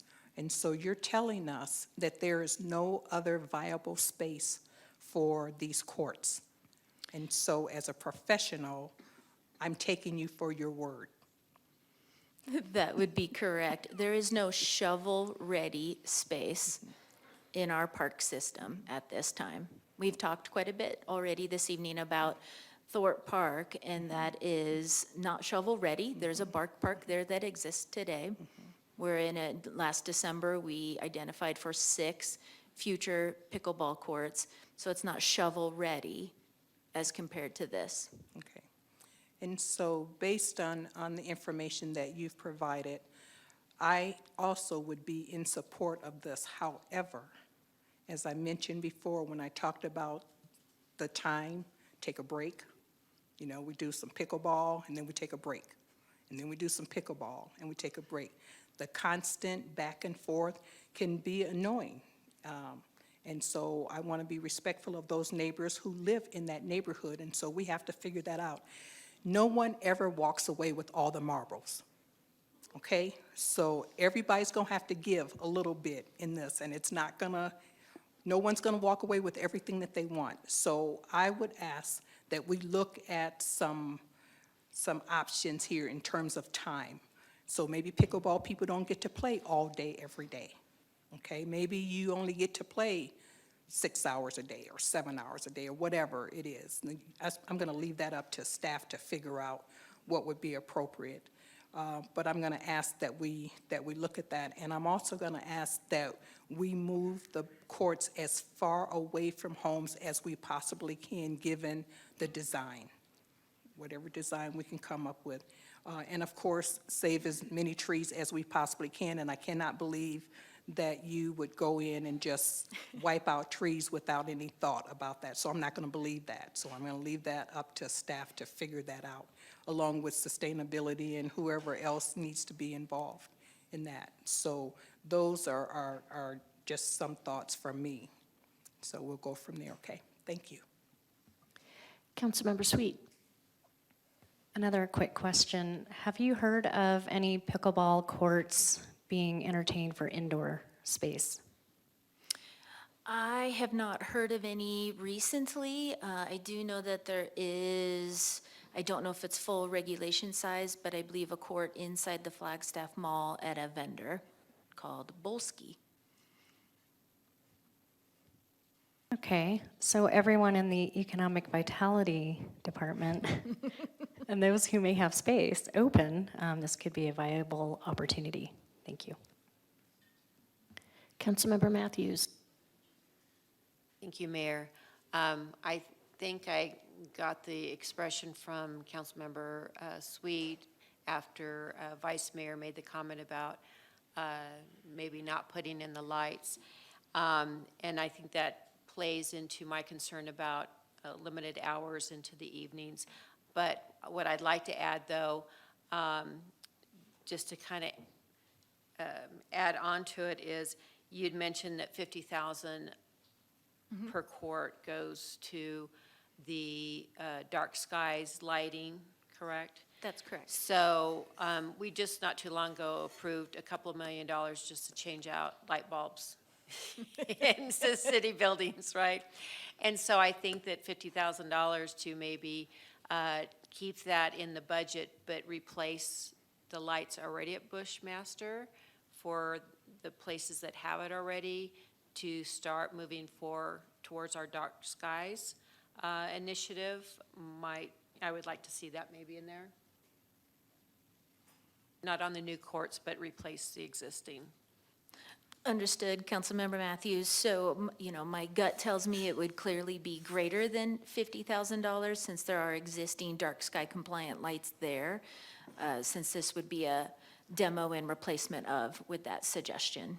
Well, if we already have them, that's fine, but if we don't, I'm just saying this would be good money to put towards adding those that we currently don't have. Understood. Yes, the sport court lights that exist today out there on both the tennis and basketball courts are dark sky compliant. Okay, I have a couple of questions. First, I'd like to join in thanks to you for working so hard to balance the needs, and there are so many needs in the community, and just to voice again that we do need additional investment in parks and recreation. And can you comment on the point that's been made a couple of times, but in different ways, about a earlier kind of wish list that was developed in terms of parks, amenities, projects, and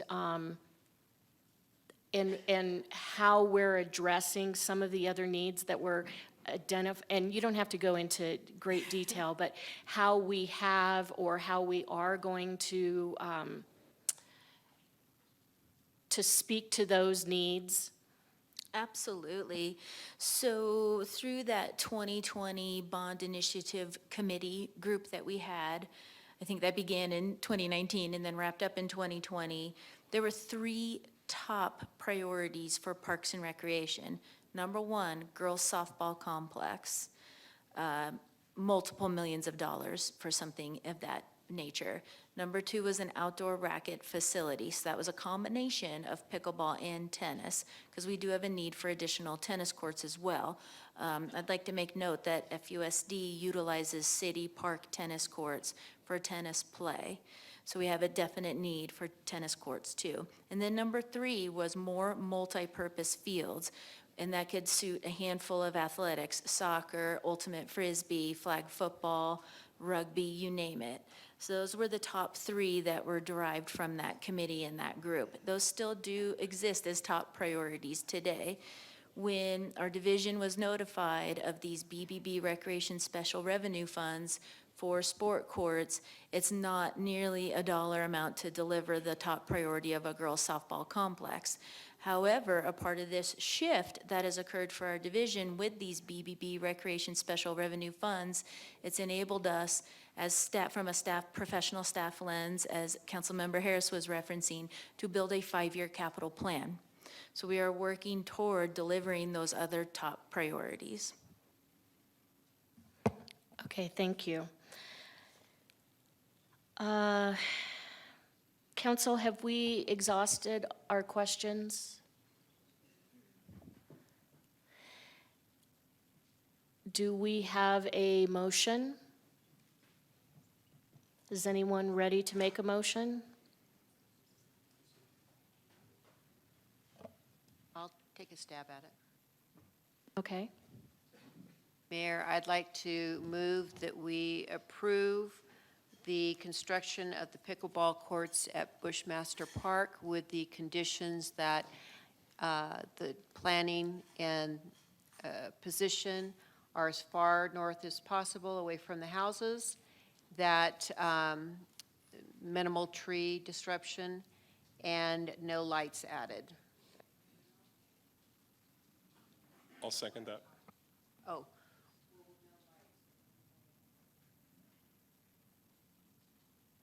You want to say it again? I second the motion. Is there any discussion? Yeah, I do want to say one additional thing. You know, I mentioned earlier the 3 courts on the Auza property, the Aura development. Just want the public to keep that in mind, that those will go online in the midterm. And while that was a development agreement that I ultimately didn't support, it was one of the things that I'm proud of that I negotiated into the contract, those 3 pickleball courts. And so I just wanted to give a shout out to that and public advisement that those courts will become available.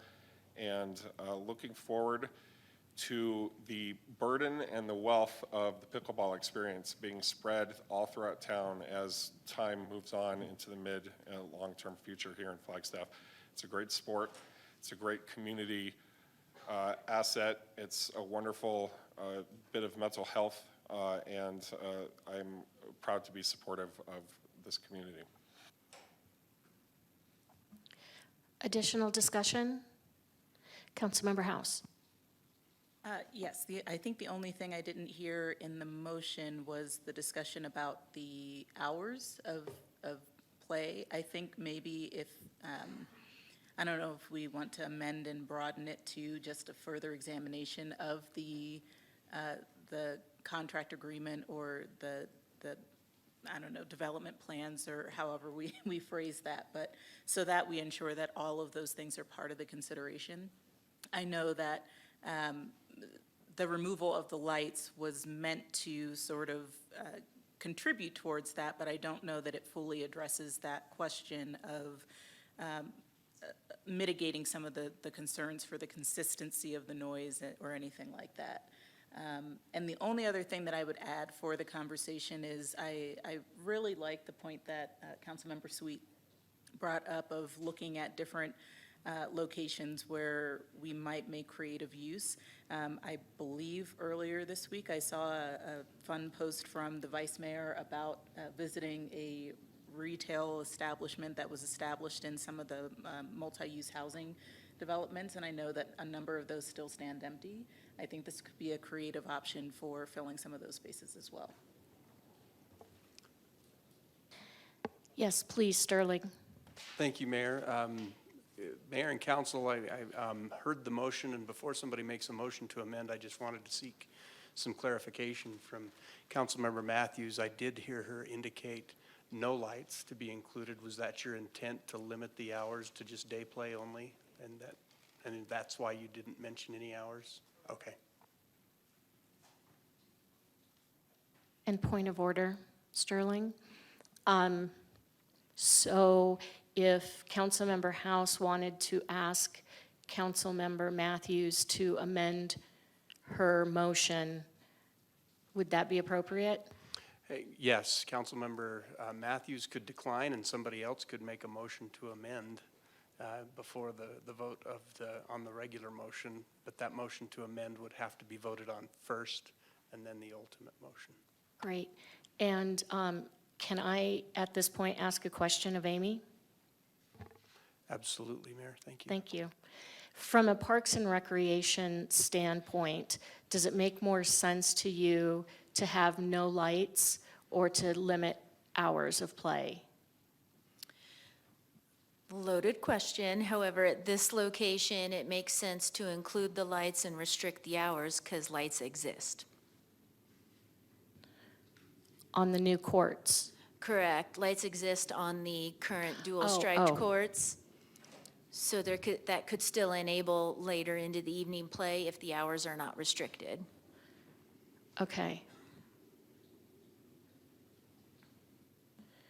So, Councilmember Matthews, do you want to change your motion in any way? I do. And Mayor and Council, if I might, Oh. then, if you want to just withdraw your motion and Councilmember Aslan withdraw his second and start from scratch, that might be an easier way too. Mayor, I'll withdraw my initial motion. And I will withdraw my second. And now, Councilmember Matthews, would you like to make a motion? I would. Mayor, I'd like to move that we approve the development of the pickleball courts at Bushmaster Park with the conditions that the courts are moved as far north as possible, feasibly possible, with minimal tree disturbance, as well as set a time limit, special hours, I guess I'd say, onto those new courts. Did I cover everything? All the courts. Correct, at all courts, all lighted courts. Okay. Do we have a second? I'll second that, as long as we can agree to differentiate what those hours are at some future date. Yes, I think that would be an item brought forward to City Council since that would be something that would need to go into our city code. Then I second the motion as is. Is there any discussion? Oh, Councilmember McCarthy. Thank you, Mayor. Just for clarification, I don't know if this time limit thing would apply to basketball and tennis as well. So that's something that we might want to think through. I'll just say I'm still going to vote no on this, but I do appreciate the effort by the other council members, especially regarding, nighttime lights, moving the courts as far as possible away from the close houses. So I thank you for that. I'll leave it at that. Additional discussion?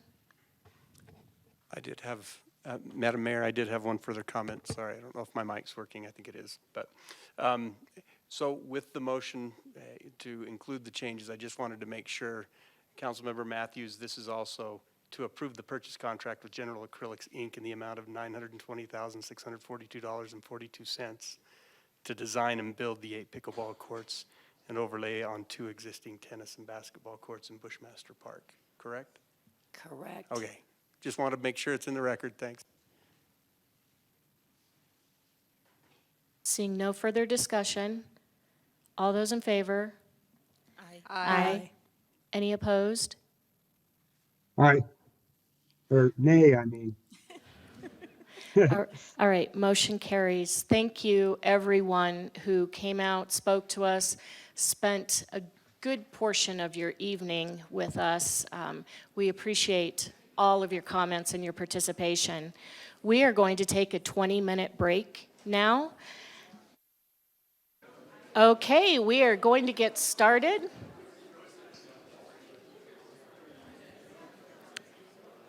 We are down to item number 11 of our regular agenda.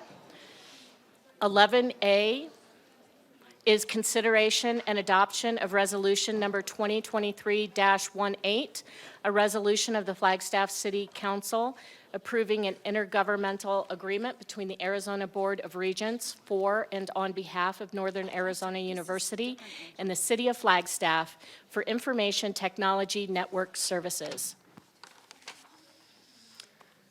Good evening, Mayor and Council. Paul Santana, Deputy IT Director. Don't have a presentation, just wanted to speak for a moment on this item. So this is an IGA between the city and NAU. It's an overarching IGA to handle future network connectivity and collaboration between the city and NAU. As you are all aware, we are building fiber from City Hall to Butler and interconnecting with NAU's fiber network. This IGA provides a governance framework for future collaboration. We have no existing plans or agreements. However, we could foresee future agreements that will allow NAU access to city infrastructure for research and smart city initiatives, or providing internet connectivity to NAU students in low-income areas.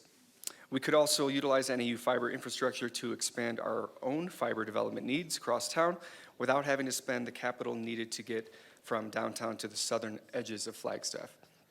This IGA simply allows for and encourages those agreements. It provides a data sharing agreement around the location and ownership stakes of various pieces of the fiber infrastructure. So we're hoping this collaboration can lead to new and exciting opportunities to expand technology and broadband to our community. I'm here if you have any questions. Thank you. Any questions or comments? Oh, Councilmember Matthews, I was ready to make a motion. please. I move that we read resolution number 2023-18 by title only. Do we have a Second. Thank you. Any discussion? All those in favor? Aye. Aye. Any opposed? All right, City Clerk? A resolution of the Flagstaff City Council approving an intergovernmental agreement between the Arizona Board of Regents for and on behalf of Northern Arizona University and the City of Flagstaff for information technology network services. Thank you. Now we are looking for a motion to adopt. I'll move to adopt. Thank you. Do we have a Second. second? Second, McCarthy. Thank you, Councilmember McCarthy. Any discussion? All those in favor? Aye. Aye. Aye. Any opposed? All right, motion carries. Thank you. Moving down to item number 11B, consideration and adoption of resolution number 2023-25, a resolution of the Flagstaff City Council providing for the economic incentive programs, providing for delegation of authority, repeal of conflicting ordinances, and establishing an effective date. Yep, that's it. Good evening, Mayor, Vice Mayor, Council. I'm John Saltonstall, the Business Retention and Expansion Manager for the City of Flagstaff. I'm here with Jack Fitchett, our Business Attraction Manager, to propose a resolution to streamline the administration of our economic development incentives. So this is just the framework. I'm going to, in the next slide, I'll get into the resolution a little bit, and then after that, we'll get into each subsequent incentive that we have, a little bit about the history, the status of it, and some of those proposed changes. So this is all about really delegating the authority to administer the incentive programs that we currently have. It would delegate that authority to the Economic Vitality Director or designee and the City Attorney or designee. And this would really allow us to undertake all necessary actions to implement these incentives and provide that annual reporting as we do. The second bullet really is the why, and it is just about streamlining. Each year, as we roll these out, we learn more things and ways that we might want to modify these just to make them a little more effective. And that's with this proposal. So on some of the history, in 2020, council adopted the adaptive reuse program. This was designed to help smaller businesses expand into vacant spaces, and it would provide up to $5,000 to cover development fees to each of those eligible businesses. You'd have to be going into a space that's smaller than 5,000 square feet. You'd have to do the free pre-application meeting, have a current business plan, and working with a design professional.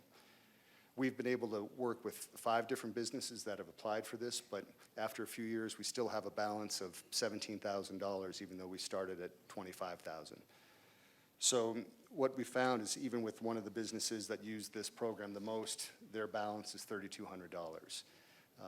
What we are proposing is that we would use the remainder of that $5,000 that allocated for each business, and once their project is complete, we would be able to reimburse the business for the design fees. We've heard from each one of these businesses. They said that of all the costs that they have to cover, the fees to the city are not the biggest ones, but it's the design fees after construction and equipment, as you could imagine. Then the other change that we're talking about is we'd like to make the requirement of the funds need to be used within 12 months of being awarded. And these are 2 specifics, but they also serve as examples of the administrative changes we'd like to be able to make instead of bringing each one of these back up to you each year. The next incentive is the Business Retention and Expansion Incentive.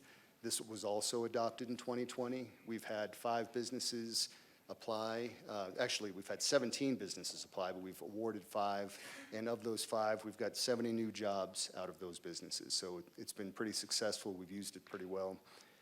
One of the changes we want to make here relates to the scoring of the applications. We score wages, direct community benefit, environmental impact, and a match. And really what we want to do is we want to gear this more towards workforce development. You know, we see workforce development capacity building as a direct community benefit, so we also then want to weight that more. So the weight currently is 30 points for each of those except the match, which is at 10.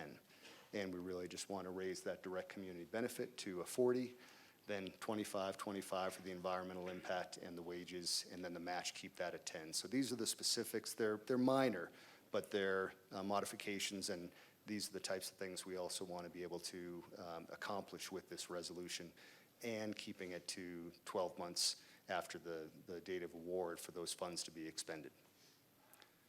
So I kind of blew through that, but that's those 2 programs, and then I'll have Jack get on up here and talk about what's happening with the business attraction. Yeah, good evening, Mayor and Council. Jack Fitchett, your Business Attraction Manager, and keeping with the theme, just brief history of the incentives that I manage, and then one proposed change to these 3. So this is the Sustainable Automotive Sales Tax Rebate. This assists purchasers buy an electric vehicle or a hybrid or highly fuel-efficient vehicle, as well as our local dealerships. It's assisted over 40 applicants thus far, and there's actually a pretty long waiting list to see if the funding will be approved for this next fiscal year, so it's getting some good use. However, after speaking with most of the local dealerships, they have said that something that would assist them facilitate this rebate is allowing them to directly give the rebate to the purchaser, and then we rebate the dealership. Again, this is a minor change that we're looking at, hoping to accomplish through this resolution. Moving on, the job creation incentive, you all are familiar with this. This is what helped UACJ Whitehall Industries and Catalyst Space Technologies land in Flagstaff. It's created over 130 jobs to date, and over the next several years, those 2 companies will be at over 400 jobs. I don't have any proposed changes for this incentive. And then lastly, the Development Reinvestment Incentive, which allows for a portion of construction sales tax to be made available to the business to be rebated back to them for a variety of uses, such as relocation expenses, training, workforce development, or public infrastructure improvements. We actually have not seen any use out of this particular incentive yet, but this incentive is really designed for a really large business coming into town to build a facility or a large development, such as the NAH development that you all will be discussing later this evening, or the 32 acres, which we hope will be in front of you soon. Again, no proposed changes. And then just in summary, so this resolution is delegating authority to our fearless leader, Heidi Hansen, We are going to be able to make enhancements as needed to improve effectiveness and efficiency of these incentives. And then lastly, this just continues to help bolster our local economy. So with that, I will ask if there's any questions. Thank you. Questions, council? I have a question. So for the public to understand, the money is budgeted through the regular budget process, and what you are asking for is the delegated authority to manage the program through Heidi Hansen and through our legal department. That is correct, Mayor. The funding has already been budgeted and approved by you all, and really what we're looking for is just the ability to make minor changes with the approval through our director. Any major changes that would ultimately affect the purpose of these incentives, that would be something that we come back to you for, but this is just, regular administrative stuff so that we don't have to come back in front of you every 3 months to talk about these things. Thank you. Comments, questions? I'm not seeing any. Mayor, I'm ready to make a motion. Please do. I move that we read resolution number 2023-25 by title only. Second. Any discussion? All those in favor? Aye. Any opposed? City Clerk? Mayor, I didn't hear a second on that. That was Councilmember House. I'm sorry, I apologize. A resolution of the Flagstaff City Council providing for the economic incentive programs, providing for delegation of authority, repeal of conflicting resolutions, and establishing an effective date. Do we have a motion to adopt? I move to adopt resolution number 2023-25. Second. It is motioned and seconded. Any discussion? All those in favor? Aye. Aye. Any opposed? All right. Thank you very much. Thank you. All right, moving down to item number 11C, consideration and adoption of resolution number 2023-23,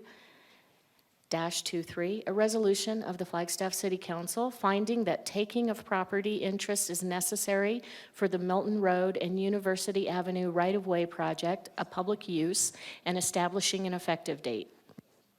Good evening, Mayor and Council members. Anya Wendell, Senior Assistant City Attorney. So I thought we'd start this with a partial quote from Winston Churchill. Never, never, never, never give up. So we've come to you many times to acquire the property interests necessary for the Beulah University Drive project, and hopefully this will be our last time. The city needed to acquire over 75 property interests for this project, and the design has changed multiple times over the course of the last few years. We're down to 5 different property from whom we need property rights, and this resolution, if you approve it tonight, will allow us to proceed forward with finding that the taking is necessary for public use, and then we will proceed with filing condemnation actions for 5 different property owners, and those will be filed this week. Can you describe the approximate size of each of the parcels that you're talking about? You're talking about a piece of 5 different parcels. Correct, pieces. We're acquiring the 5 properties that are still out there from whom we need property rights are the La Quinta Inn and Suites, the Baymont by Wyndham Hotel, Burger King, Target, and the Green Tree Strip Mall. And the property owners are being compensated? Oh, yes. Per our Arizona Constitution, all property owners have the right to just compensation for property interests taken. The city's already obtained appraisals for all of these property rights. Offers have been made. We waited the 20 days. Actually, we've waited a couple months now to try to negotiate in good faith with the property owners so that we could acquire these rights. And because of the extent of the impacts to their properties and because some of these are owned by corporations out of state, lots of bureaucracy, we just haven't been able to get the property rights yet. Thank you. Are there any questions or comments, council? All right, is anyone ready to make a motion?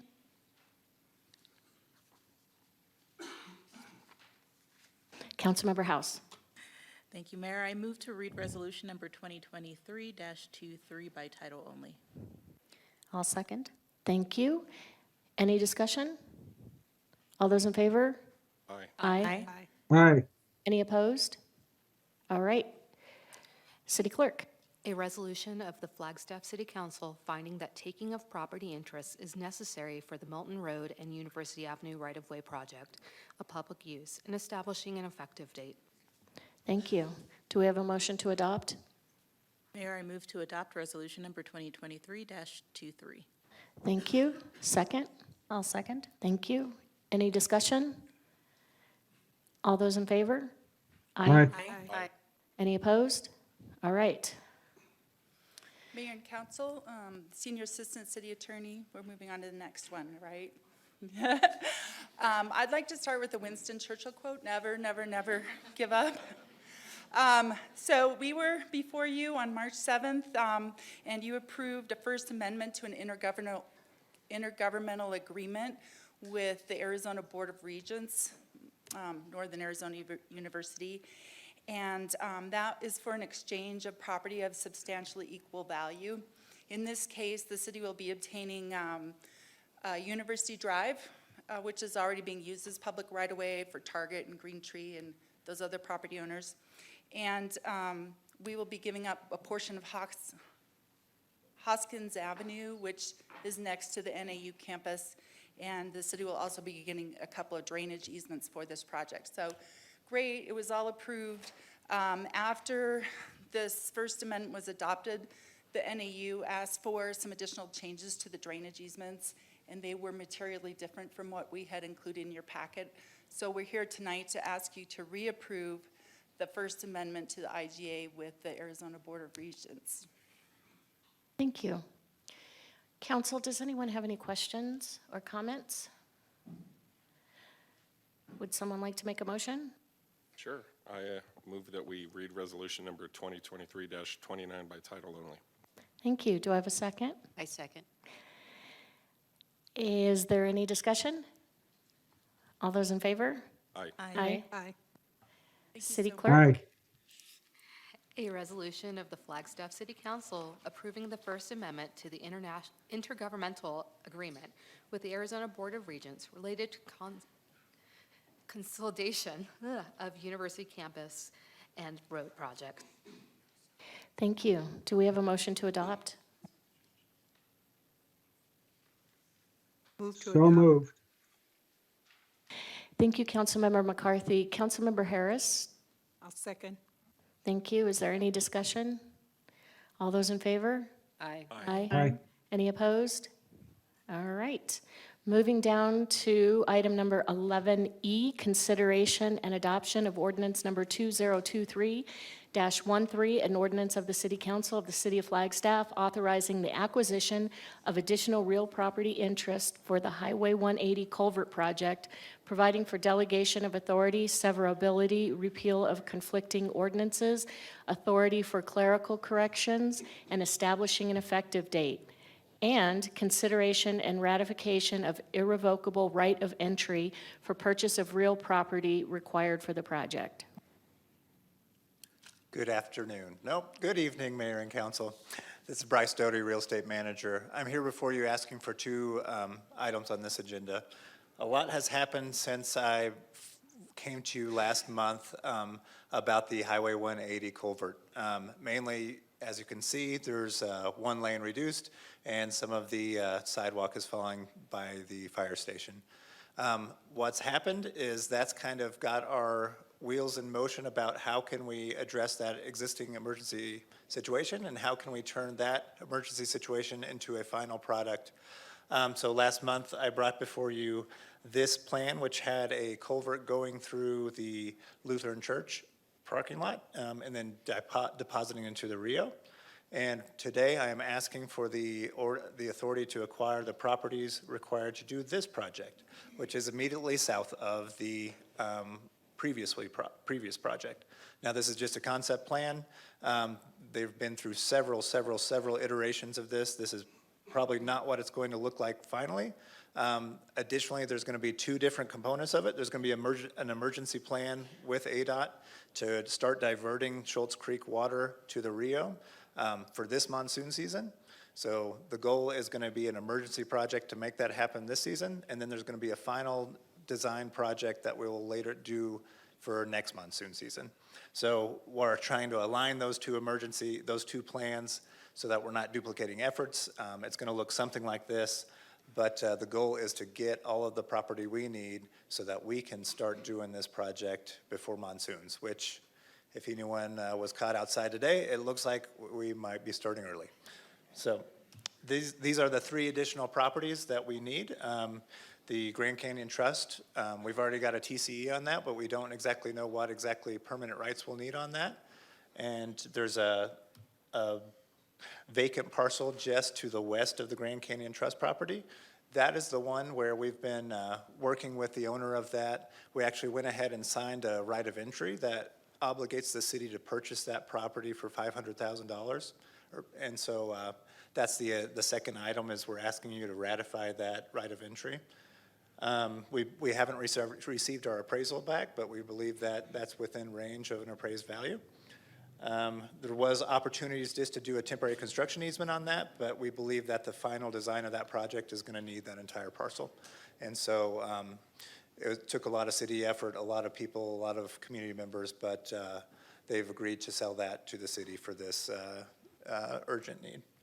And then the last one is we need the rights to actually dump into the Rio, which is the parcel line is right here. So this vacant parcel that the city is going to purchase, the property line doesn't extend all the way into the Rio, so we do need some drainage easement rights on that last private property right.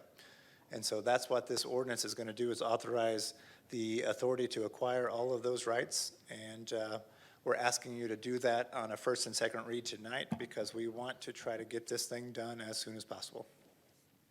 That's all I have. Available for any questions. Thank you. And I'd just like to throw out a thank you to the Grand Canyon Trust because it was originally their suggestion and their offer to use their land to help alleviate the flooding on 180 that started this process and the project moving in this direction. And as I understand, the discussions with the property owners have been very positive and amicable. Amazing community partners, correct. Council, any questions?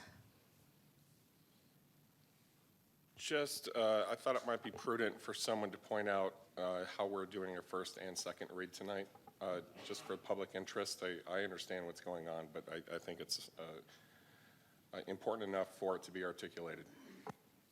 I appreciate that, Vice Mayor. I was planning on it. The first read would be just like a first read of any ordinance. You would make a motion, second, vote on it if approved. The city clerk would read that. Then you could propose a second read tonight. It would require a motion, second, and a unanimous vote for that second read to occur. If you get the unanimous vote, the second read occurs, and then a motion to adopt, which also requires a unanimous vote after a first and a second. That's allowed for in the charter.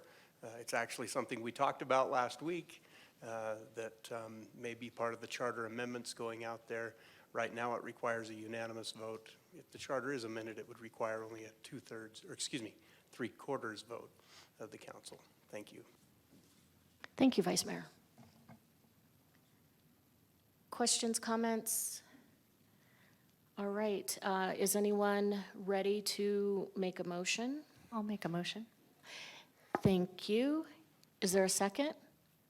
Oh, sorry, please say the whole thing. I move to read ordinance number 2023-13 by title only for the first time. Second. Could you also, I'm sorry, in that motion, could you also include approval of the ratification of the irrevocable right of entry? Can you repeat how I should say that, or can I say, am I on the wrong item? Actually, yeah, let's wait until the second read on that. You're right. So I'm good? Okay. And we have a second. Is there any discussion? All right, all those in favor? Aye. Is there any opposed? Okay, City Clerk?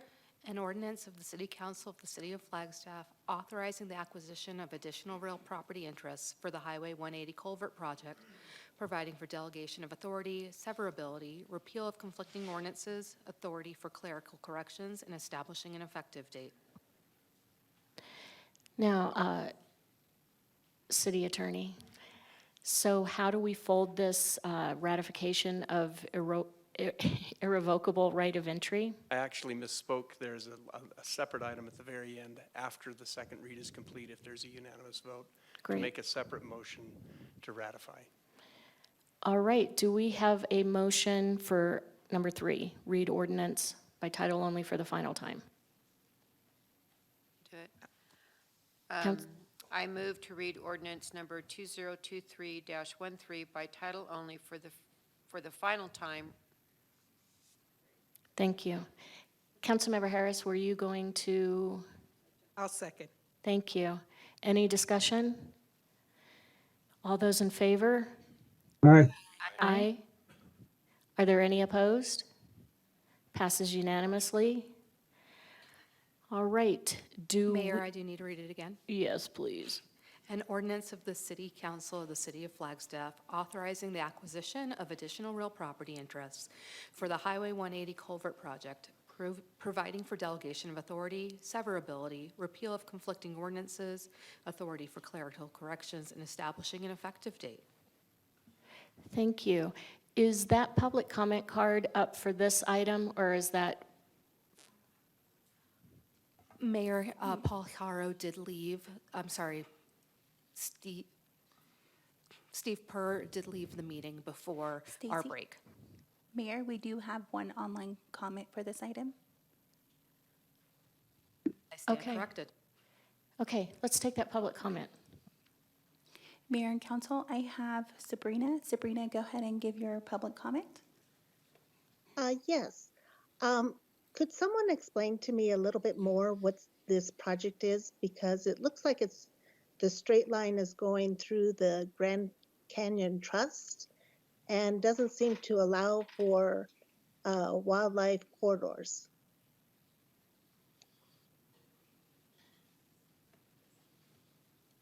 Brace, do you want to address that, or is someone from Stormwater here who wants to address it? City Manager. Thank you, Mayor, Council, and our public commenter. Both the short-term and long-term plans that Bryce made reference to, that's the temporary fix this year, which is going to happen quickly, and the permanent fix, which will happen before the next monsoon season, involves some underground piping that would underlie Highway 180 like it does now. And then likely, we haven't had final design yet, but likely buried pipe going through the Grand Canyon Trust property. What is unsettled now is whether the long-term fix would have that daylight on the second parcel, which is the preference, we believe. And that would enable us in the big fix to do some surface features, including meandering of the stream, quite possibly, or the drainage, and enhancement of the surface, including some vegetation and so forth, placement of rock, a lot of things that would add to the aesthetic, and I think to the commenter's question, enhance the wildlife values on the property. There is nothing that we're planning here that would have negative impact on wildlife other than the construction that occurs. But once the drainage is completed, it's very much envisioned that the properties would remain vacant and usable by wildlife, and also harbor some nice open space values as well. Thank you, City Manager. All right, I don't see any additional public comment, so we are down to. Actually, Mayor, we did not get a motion to adopt, and then we Right. also need the motion to ratify. so. Yes. Item number 5, yes. I wasn't moving on. Oh. Can we have a motion to adopt ordinance number 2023-13? I'll move to adopt ordinance number 2023-13. I'll second. Thank you. Is there any additional discussion? All right, all those in favor? Aye. Aye. Aye. Any opposed? All right. Now, down to 6. We need a motion to ratify the irrevocable right of entry contract for purchase of real property. Mayor, I move to ratify the irrevocable right of entry contract for purchase of real property. I'll second. Thank you. Is there any discussion? All those in favor? Aye. Aye. Any opposed? All right. Mayor? Thank you, Bryce, for Mayor, all. Yes? I'm so sorry. Could you please repeat the motion and the second on that? Councilmember House made the motion, and Vice Mayor seconded it. Thank you. Thank you. So thank you. I know that this was a lot of work, and we appreciate it. Okay, we are down to public hearing items. If I can get my mouse to work. Okay, item number 12A, 1 and 2. And for everyone's information, I'm now going to reopen the public hearing on this item. This is a Actually, continuance. Mayor, sorry, it's already open, it's just continuing the public hearing from before. I am so- continuing Yes, thank you. the May 2nd public hearing. Staff has a short presentation. The applicant will be given the same amount of time. Council would then ask clarifying questions, and will take any new public comment that was not made at the May 2nd meeting.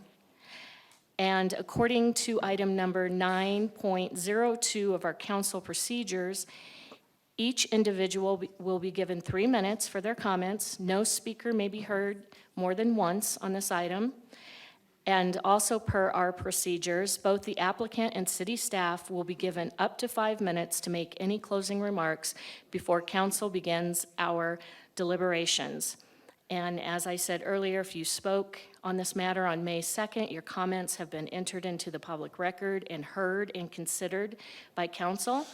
And in respect to those who haven't had a chance to submit spoken comment, please only submit a request to speak if you have new information to share with us. All right, thank you. Staff? Thank you so much. Tiffany Antal, Zoning Code Manager. Thank you so much, Mayor and Council, for your time and attention tonight. I personally do not have a formal presentation for you. Our engineering team will be up here just right behind me to try to respond and answer some questions from our last public hearing meeting. We have worked with NAH. A lot of the questions that were posed towards the end of the meeting are best resolved or answered by NAH directly, so we'll relinquish as much time to them as possible to answer those questions. There's a great team of people here tonight, so definitely have your questions in mind. We've been working the last 2 weeks to make sure we have our bases covered and we can answer what questions you have. And with that, I'll hand it over to our engineering team to start. Thank you.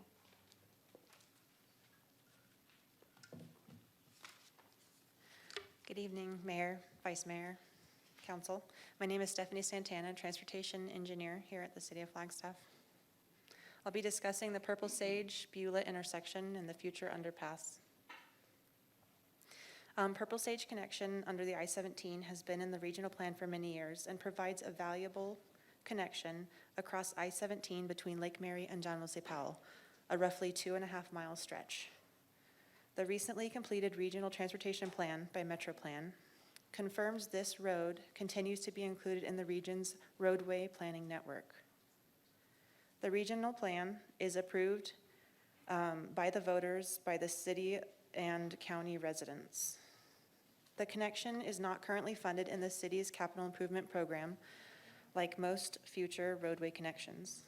The only facilities funded are typically related to existing operational deficiencies or future development activities, and were identified in the run-up for Proposition 419 in 2018, long before this project was ever active with the city. Now, when NAH moves to this new location, we expect this to be a highly sought-after development area. I want to remind everyone that this connection does not stop at Polium, but actually connects all the way to John Wesley Powell, shown here on the map. NAH is here, the connection goes under I-17, touches Polium here, and will eventually connect all the way to John Wesley Powell. I'll be here for any questions, and I'm gonna turn it over to our development engineer, Dave Millis, to discuss the storm drain conversation. Thanks.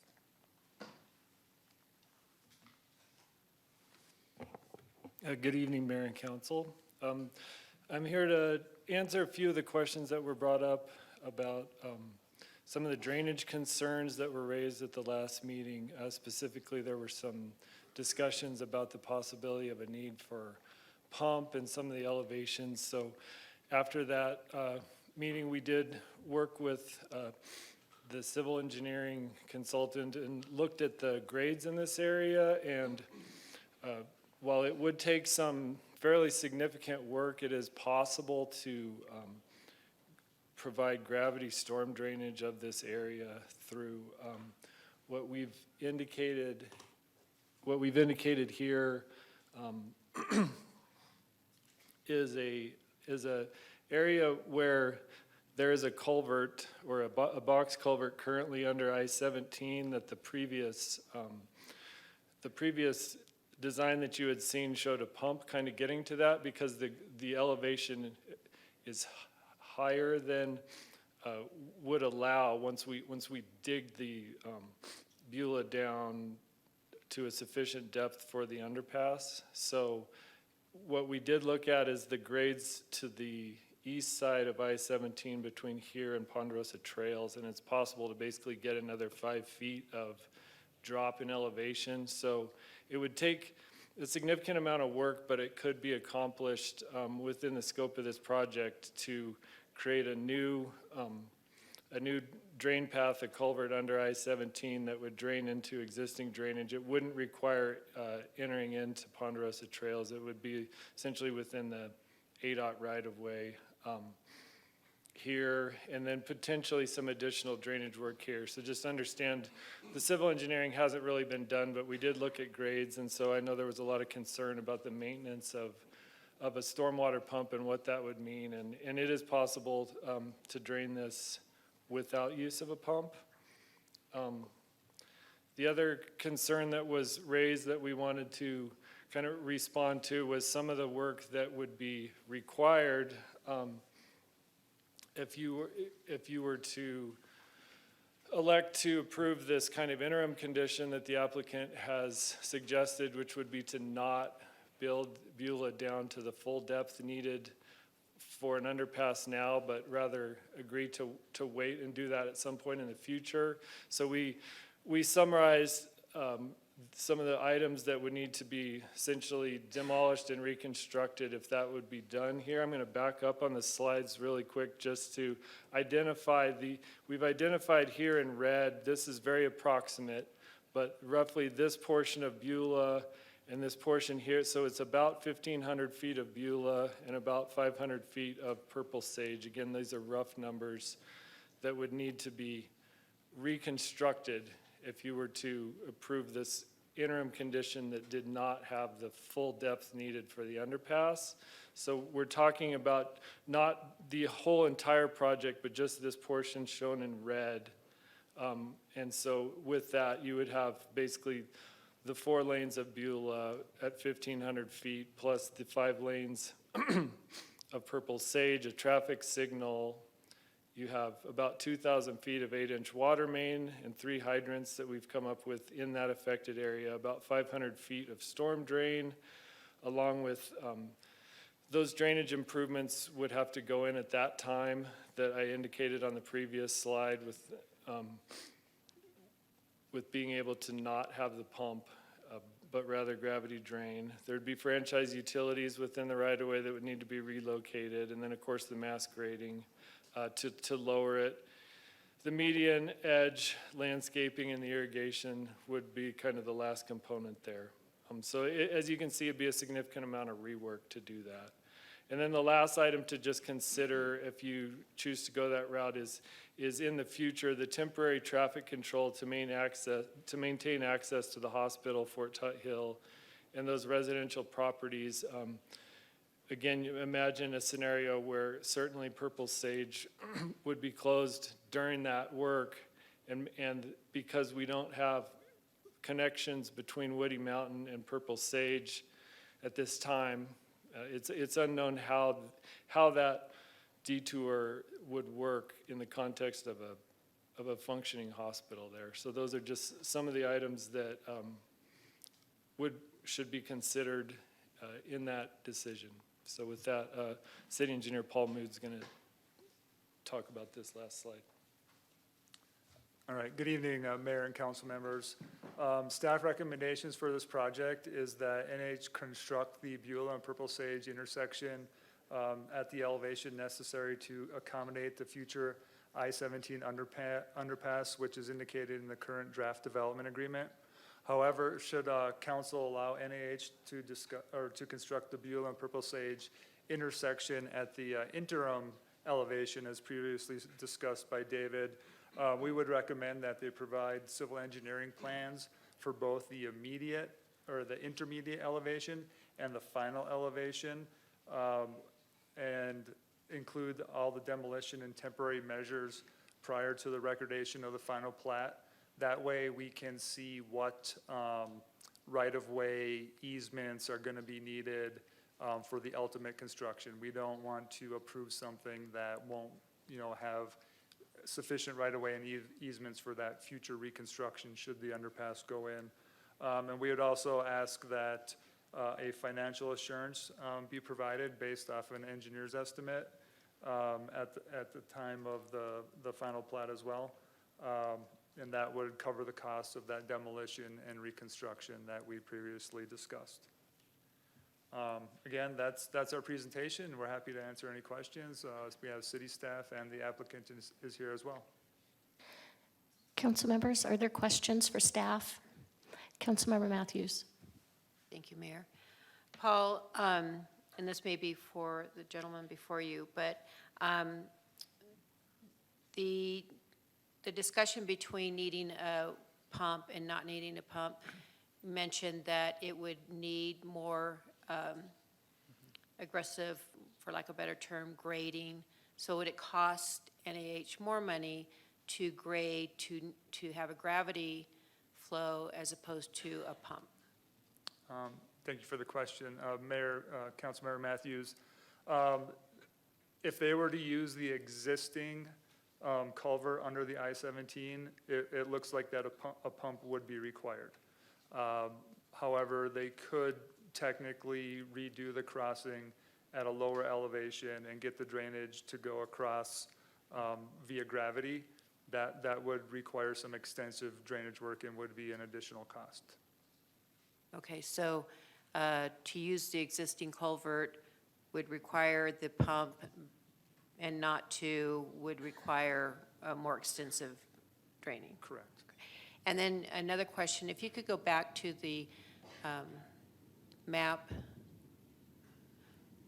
So, okay, to the west of Purple Sage Future on Ponderosa Trails area, who owns that property now? Is it private or does the city own it? Right past the I-17 to the east is ADOT right-of-way. Then I believe, is it a Forest Service? So south is 17. Forest Service land. So the ADOT right-of-way will go up along the edge of the I-17, and then this parcel over here is Forest Service. Thank you. Vice Mayor. Oh, thank you, Mayor. I do have a couple questions. My first question is about dark sky lighting. And then I have another question about fire modeling. I don't know if we have anybody here from the city who can speak to the fire models right now. If we don't, Tiffany, I doubt that's you. I can see you panicking over there. That's okay. That's on me. This is something I should have given a heads up on earlier. It's a new thought, but I just wanted to share it. So first of all, with dark sky lighting, Tiffany, last time we spoke here 2 weeks ago, I asked you about that. I also asked the applicant about it. We seem to get some relative assurances, gentleman handshake on what those specifics were going to be. In the interim, I have been in contact with the U.S. Naval Observatory folks. I notice a couple of our esteemed representatives are here in the audience tonight. And there appears to be some lingering concerns on specifics about the dark sky compliance, the U.S. Naval Observatory's mission. And I wondered if you wanted to speak to those a little bit further. I'll absolutely give the applicant a chance to talk about that too. And I know there are some ongoing conversations that are going to continue after tonight. So this is just an opportunity to sort of air things out a little bit more and get some further clarity. Sure, thank you so much. In this process, we reached out to the Naval Observatory to consult in regards Can you to get your mic closer? Sorry. During this process of the review of this project, and specifically due to the height of the building, also running concurrently with working on outdoor lighting standards, had a lot of access to the Naval Observatory staff, and so we were able to work together, have some conversations about what the hospital would look like, how the site would be laid out, how the building would be oriented, what are the potential impacts with the additional building height. Of course, the lighting code standards changed while reviewing this project. It's my understanding that the applicant has committed to, well, and is required to meet the current lighting standards because their project has not been completed since that text amendment has been adopted. So initially, there are many stages to this project and many different reviews going on. First and foremost, this is a concept rezoning, which means it is not coming to you in conjunction with the site plan.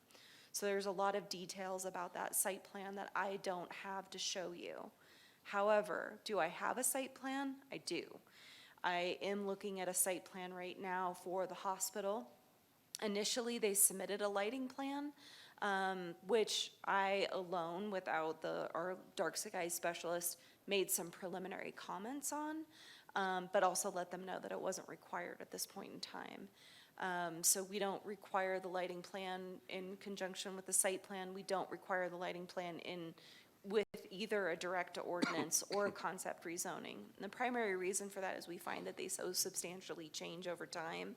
What fixtures are available at the time of a hearing likely end up not being available, what's available at the time of construction. So we try to hold those lighting permits closer to the time of construction so we get a better estimate of what we think will be installed. With that said, I don't have that detailed lighting plan for you, but the obligation of the applicant is to conform with the current lighting code. I think our primary purpose with also reaching out to the Naval Observatory was to try to go above and beyond what might not be covered in code. So the lighting standards only apply to outdoor. It's only those outdoor fixtures. What is unique about the hospital is that their building will project above the tree line. And there was concerns about what light could be emanated from that building above the tree line, which is in line of sight of the Naval Observatory. So that was our primary concern, was addressing that. There have been the ideas presented about shielding. There are some architectural features on the windows themselves, which patient room windows tend to be lit up late into the night. Also, there are timered shades on those windows as well. I know overall there's been some current concerns potentially about maybe glazing, but those concerns have not been presented to me directly. Thank you so much, Tiffany. And I just want to state very clearly that it's my impression that the applicant is approaching this in the best faith possible, understanding the importance of the Naval Observatory mission, and some of these details can be worked out along the way. Mayor, this is totally at your discretion, but I'm wondering if I can invite one of our U.S. Naval Observatory folks up here to just voice the concern they had in a public forum and get their take on things, knowing that we're all sitting down together in a room in a couple days. If you'd like to make public comment along with the rest of the public, we can take a comment card from you and have you speak as part of public comment. Perfectly happy to proceed that way. Thank you, Mayor. Yeah, just what I really appreciate the attention that the city is giving to this. I know part of that comes down from the direction of council, and I just can't reiterate or state strongly enough how critical the U.S. Naval Observatory mission is to national security. This isn't about nighttime stargazing and hobby astronomy. This is about a critical U.S. national security mission in a quickly changing world. So I see that we do have some nimble folks from fire on with us. I'm really glad to see that, and I deeply appreciate the quickness of their availability. And again, I think this is a question that's gonna take some time, but I don't remember really talking about this out loud very much. Neil, are you with us? Yes, I just logged on to the meeting a few minutes ago, so happy to try to answer a couple questions. Good to see you, Whatever Neil. you guys have. Yeah, good to see you. Thanks. The fire modeling has modeled burns and ignitions on site, but we know fires move from the southwest, right? And to my knowledge, the models never really modeled future fire conditions under climate change that will become significantly worse. I'm wondering if you can speak to that, and then also, you know, there's a whole area to the southwest of the hospital footprint that has not burned in over 100 years, although it has been thinned, I think, in areas. And so just for the context of this, you know, in 2021, Fort Tuttle was closed due to the Raphael fire.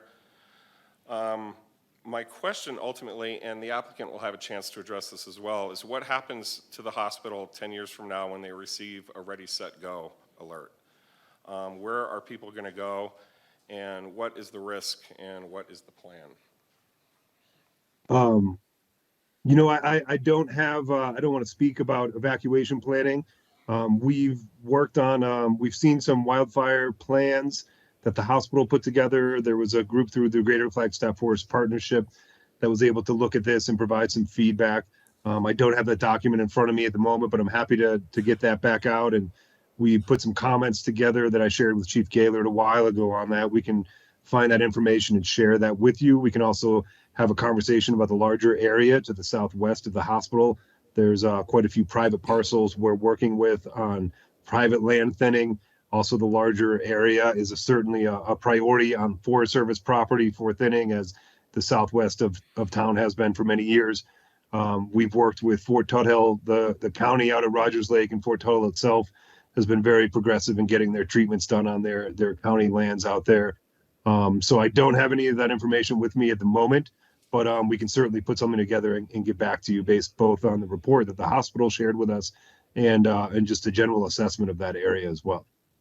Thank you so much, Neil. I totally appreciate you as the foremost authority on this. I think Chief Gaylord is on with us too. If you have anything to add, please do so.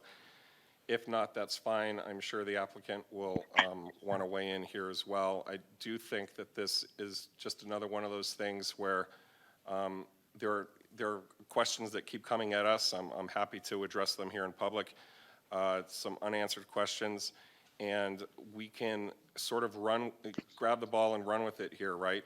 We can be addressing these along the way, but just an example of another one of those things that is of significant importance, and it's a bit of a blind spot in my personal knowledge of how things are going to go. If there's a big wildfire coming through the south end of town, coming up the canyon, it creates some interesting propositions that would be new if the hospital moves,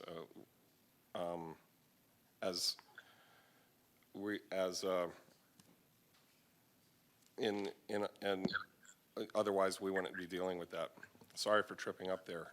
Chief Gaillard, if you have anything, go for it. If not, my questions are done for now. Thank you. I might add, Councilman Aslan,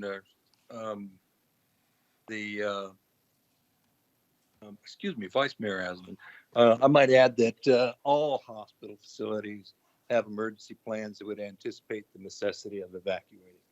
And in the past, we had worked with emergency managers at the hospital. Certainly it's a concern. Certainly the wildfire risk is more pronounced at the location that the proposed hospital is going to be relocated to. But I think that I would anticipate that there'd be ample emergency planning, and we certainly, the local fire responders, would be a part of that. That's all I had to add to that. Thanks. Thank you. Thank you, Chief. Council, do we have any additional questions of staff? All right, applicant, do you have some items? What? I have one question for Tiffany. Do you think I could wait until, I'll wait until they're done and then ask you to present. Okay, welcome everyone. Can we get a confirmation on how much time we have? We want to be respectful of everyone's time. 18 minutes? Fantastic. Is one of these our presentation, Chris? It's already up, okay.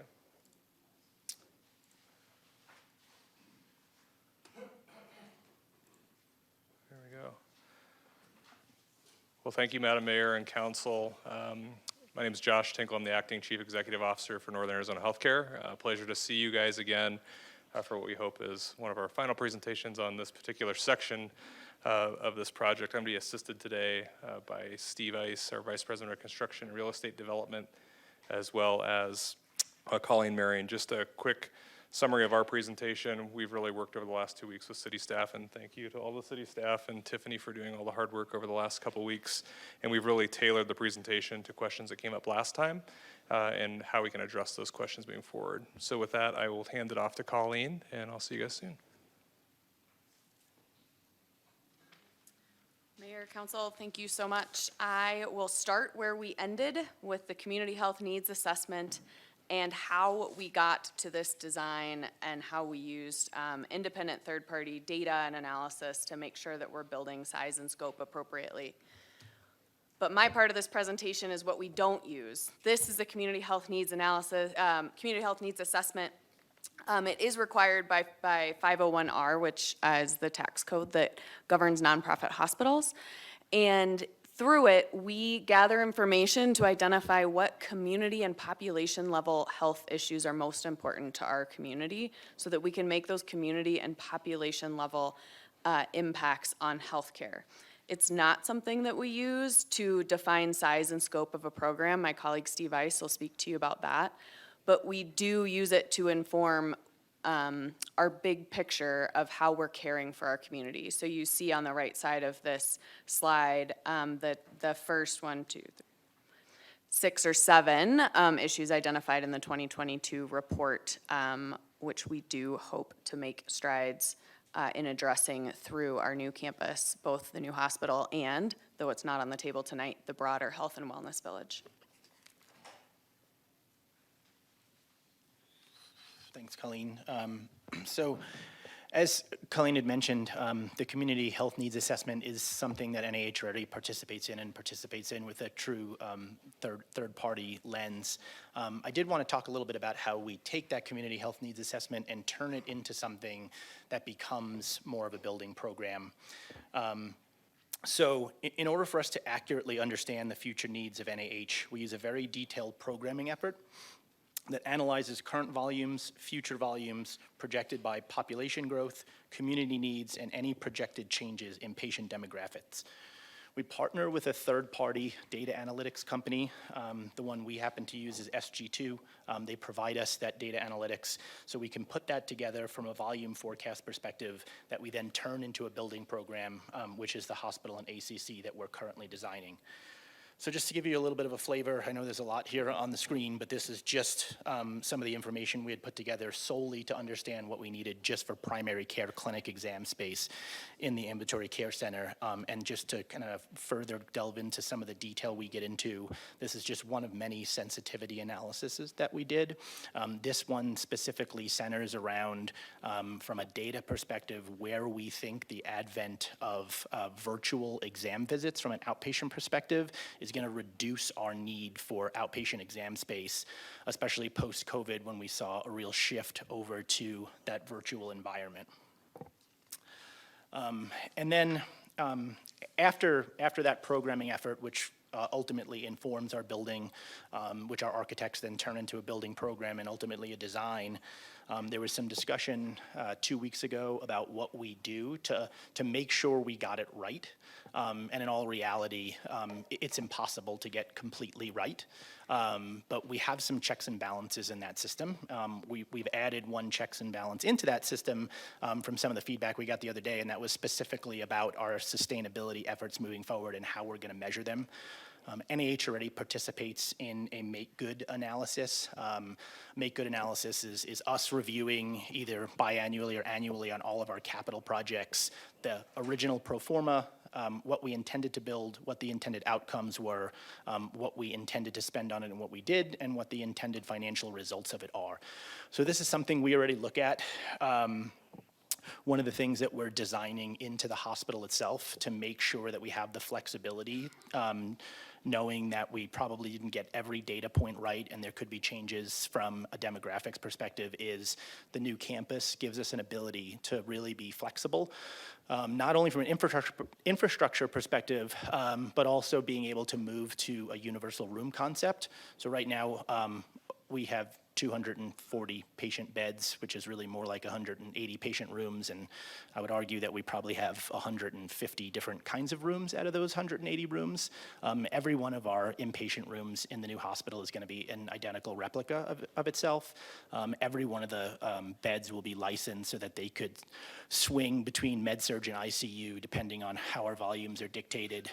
Every one of our exam rooms, except true specialty rooms like some of our oncology rooms and wound rooms, are going to be completely universal exam rooms so that we're able to flux up and down between now and the 50-year time horizon that we're building this building for. Wanted to just touch on and clarify a little bit about our proposed redevelopment process for the existing campus.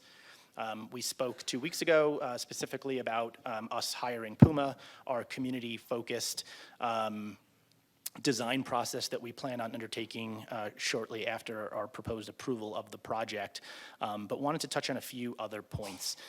One, we said it 2 weeks ago and we'll say it again, we are committed to redeveloping the existing campus for the community good. Furthermore, we cannot afford to leave our current real estate holdings around 1200 North Beaver Street vacant.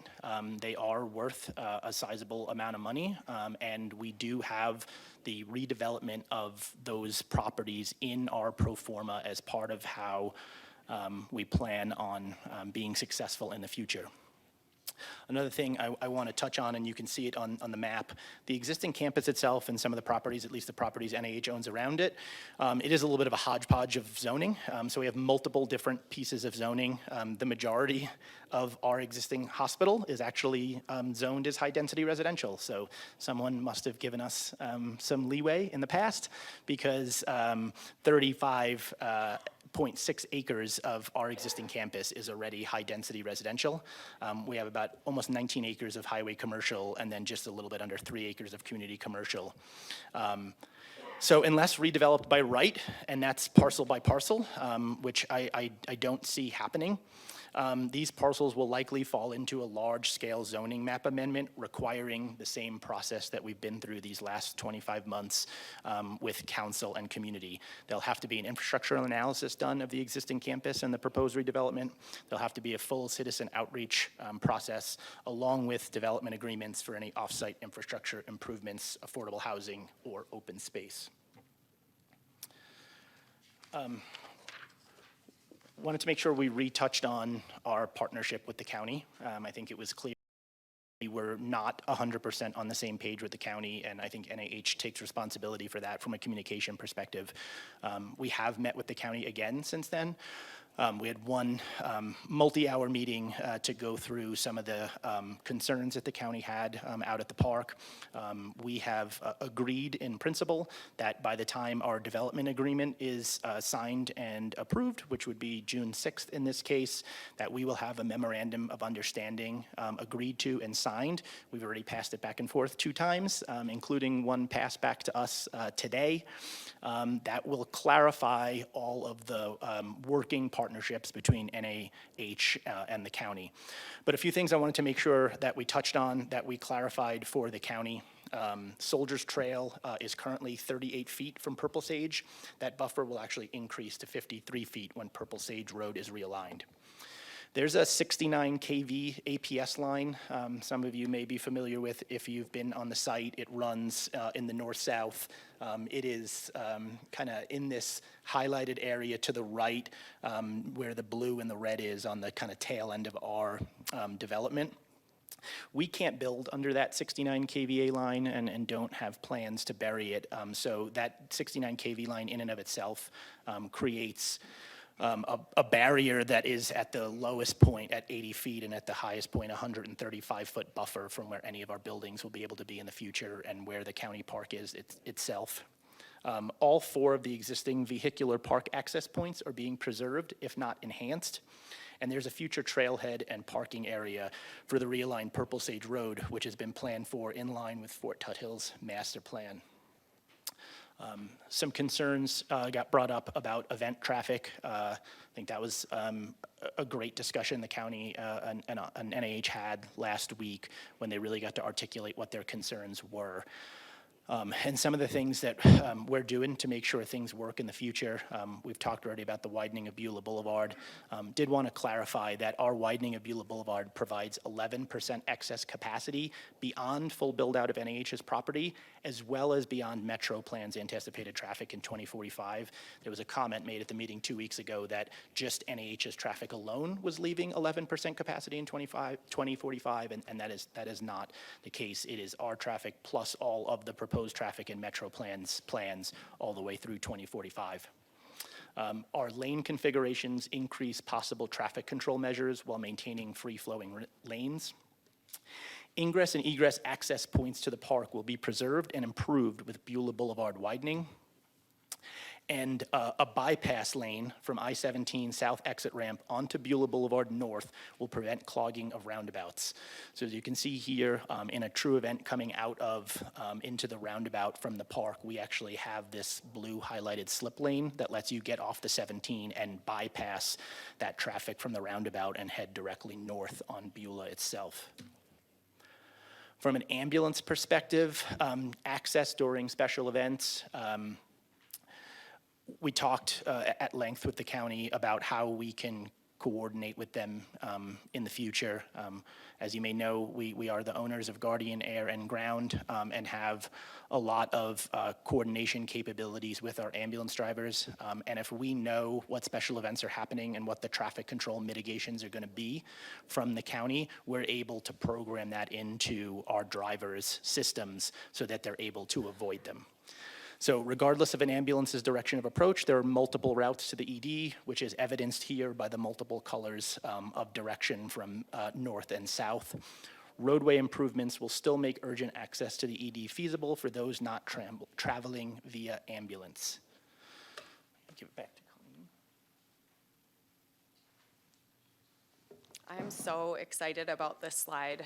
As a resident of Flagstaff, as the leader of our HR and recruiting departments at NAH, we've heard a lot of public comment and concern about the burden that a perception that there's a burden on Flagstaff that will be placed by this project.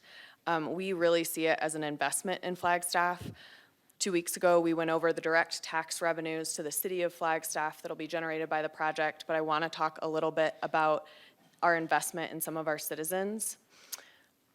So the economic impact analysis, it already identifies that $113 million in direct wages will be poured into our citizens in our city by this project, and another 40 million in indirect wages.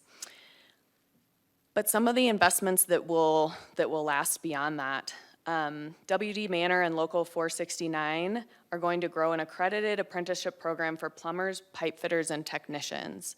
So right now, to become to earn your associate's degree and enter that trade, you have to leave the city of Flagstaff in northern Arizona and our region. So you'll be able to do that through this project here. So our citizens will be able to participate in this, earn their associate's degree, and we will leave behind a more skilled labor force than we have in the city of Flagstaff right now, with greater earning potential and increasing the standard of living for our citizens in Flagstaff. For those who are already tradesmen, they will be able to, for many of them, for the first time ever, access jobs close to home and not leave their families for a full week, every single week, or for 2 or 3 weeks at a time. We have internships, programs, and partnerships planned with Northern Arizona University in construction management, again, increasing that experience and earning potential of our citizens when they graduate from NAU. And we're keeping as much of this work in Flagstaff as we can. This is a massive project. We don't have the labor and the expertise in Flagstaff to do all of it, but anywhere possible, we've partnered with Levin Contracting, a local general contractor, concrete suppliers, crane and concrete pumping companies, our drywall contractors, local equipment rental companies. And so we're really excited. We haven't talked a lot about this in the project, but I just think it's important in that context of the idea that this is a burden in Flagstaff about really raising the standard of living and providing opportunity to our citizens through this project.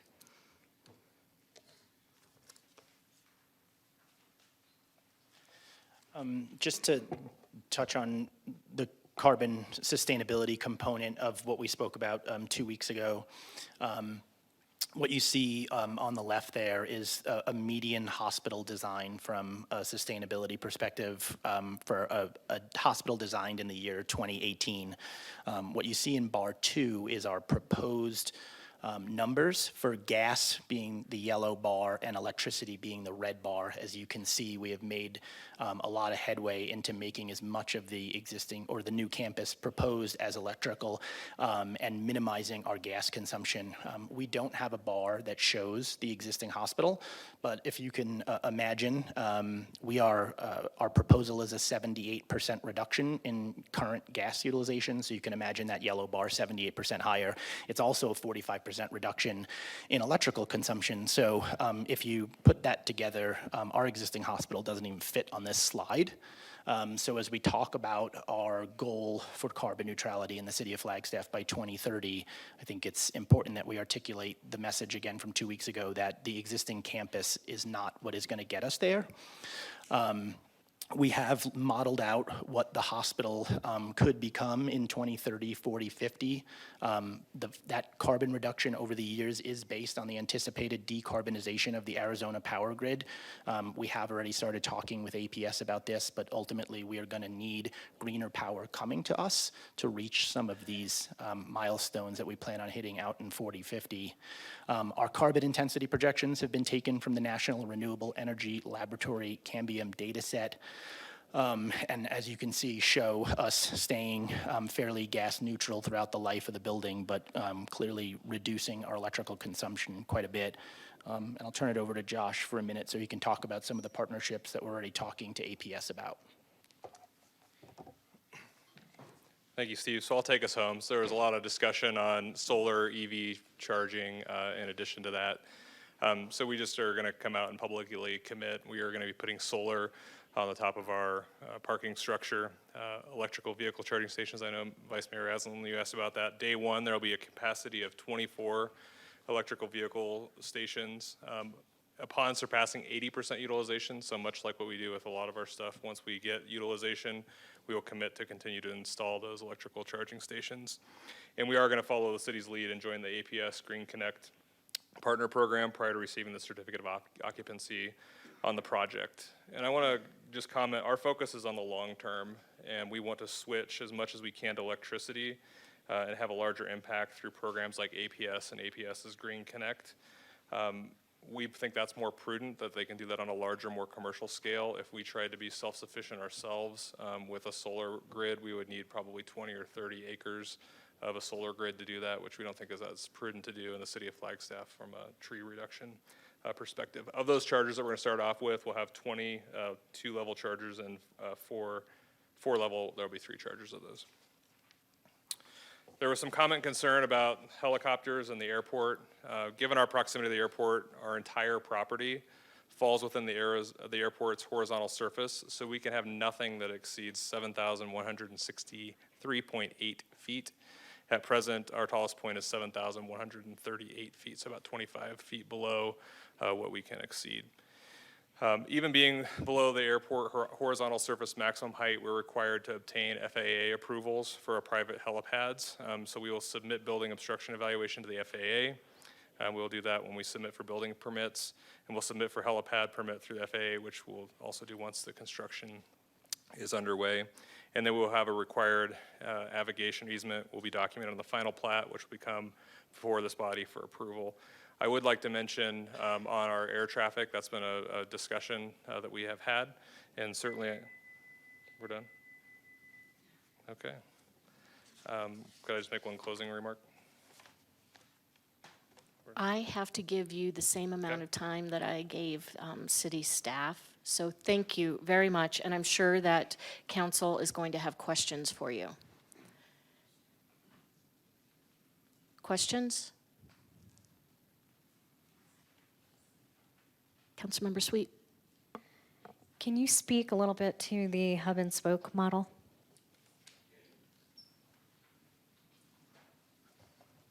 Sure can. That's the very next slide. So I think we have not done a fantastic job of describing what the village will do. So we're going to be taking our acute care services and moving them to this campus. What you see on this map is really when we talk about our primary services, and that would be anything that you see for a primary care perspective, internal medicine, physical therapy, laboratory imaging, we distribute those throughout our communities. This is just a picture of Flagstaff. So what you're seeing on the east side of town, that's where our entire care and children's health centers are located. So our pediatric stuff, all of our outpatient stuff will remain there. We've talked a lot about the NAH Health Center, Flagstaff Medical Office Building, which is up on the Mesa. That will be primary care.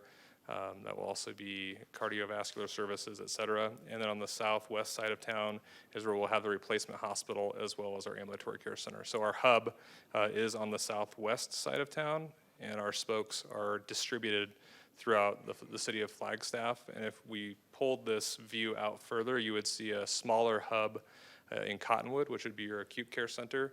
And our spokes would be all of our ambulatory platform, which we distribute through Camp Verde, Cottonwood, Sedona, Village of Oak Creek, et cetera. Does that answer your question? It does, thank you. Additional questions, Vice Mayor? Yeah, I have a number of questions, Mayor, if you will indulge me. So both Josh and Steve, I guess we'll probably end up tag teaming this a little bit. I really appreciate this presentation. I appreciate the movement I've seen in the past 2 weeks on a lot of these issues. It seems like you guys are listening and you are receptive. I really, really deeply appreciate that, and I want to acknowledge it. I also want to mention, council, that what I see here too is that when we push, we get some movement from this. My first question for you, Josh, you were just talking about the electric vehicles, and I really appreciate the receptivity to that. I think it's a great idea. Steve approached me right away 2 weeks ago in the parking lot and pitched this concept to me. I thought it was fine. I think it works perfectly well. This trigger of 80% utilization, getting us to the next tier. My only question remaining for that is how often would that be triggered if that, I mean, obviously it's, how often are you looking at that and assessing that, and when will it be finalized once you realize that the utilization is there, and can you, if you notice that the utilization is double the current need, would you jump up a tier more quickly? Yeah, I'll answer if you don't mind, Vice Mayor. I think, ultimately our plan is to have a partner in the EV charging space.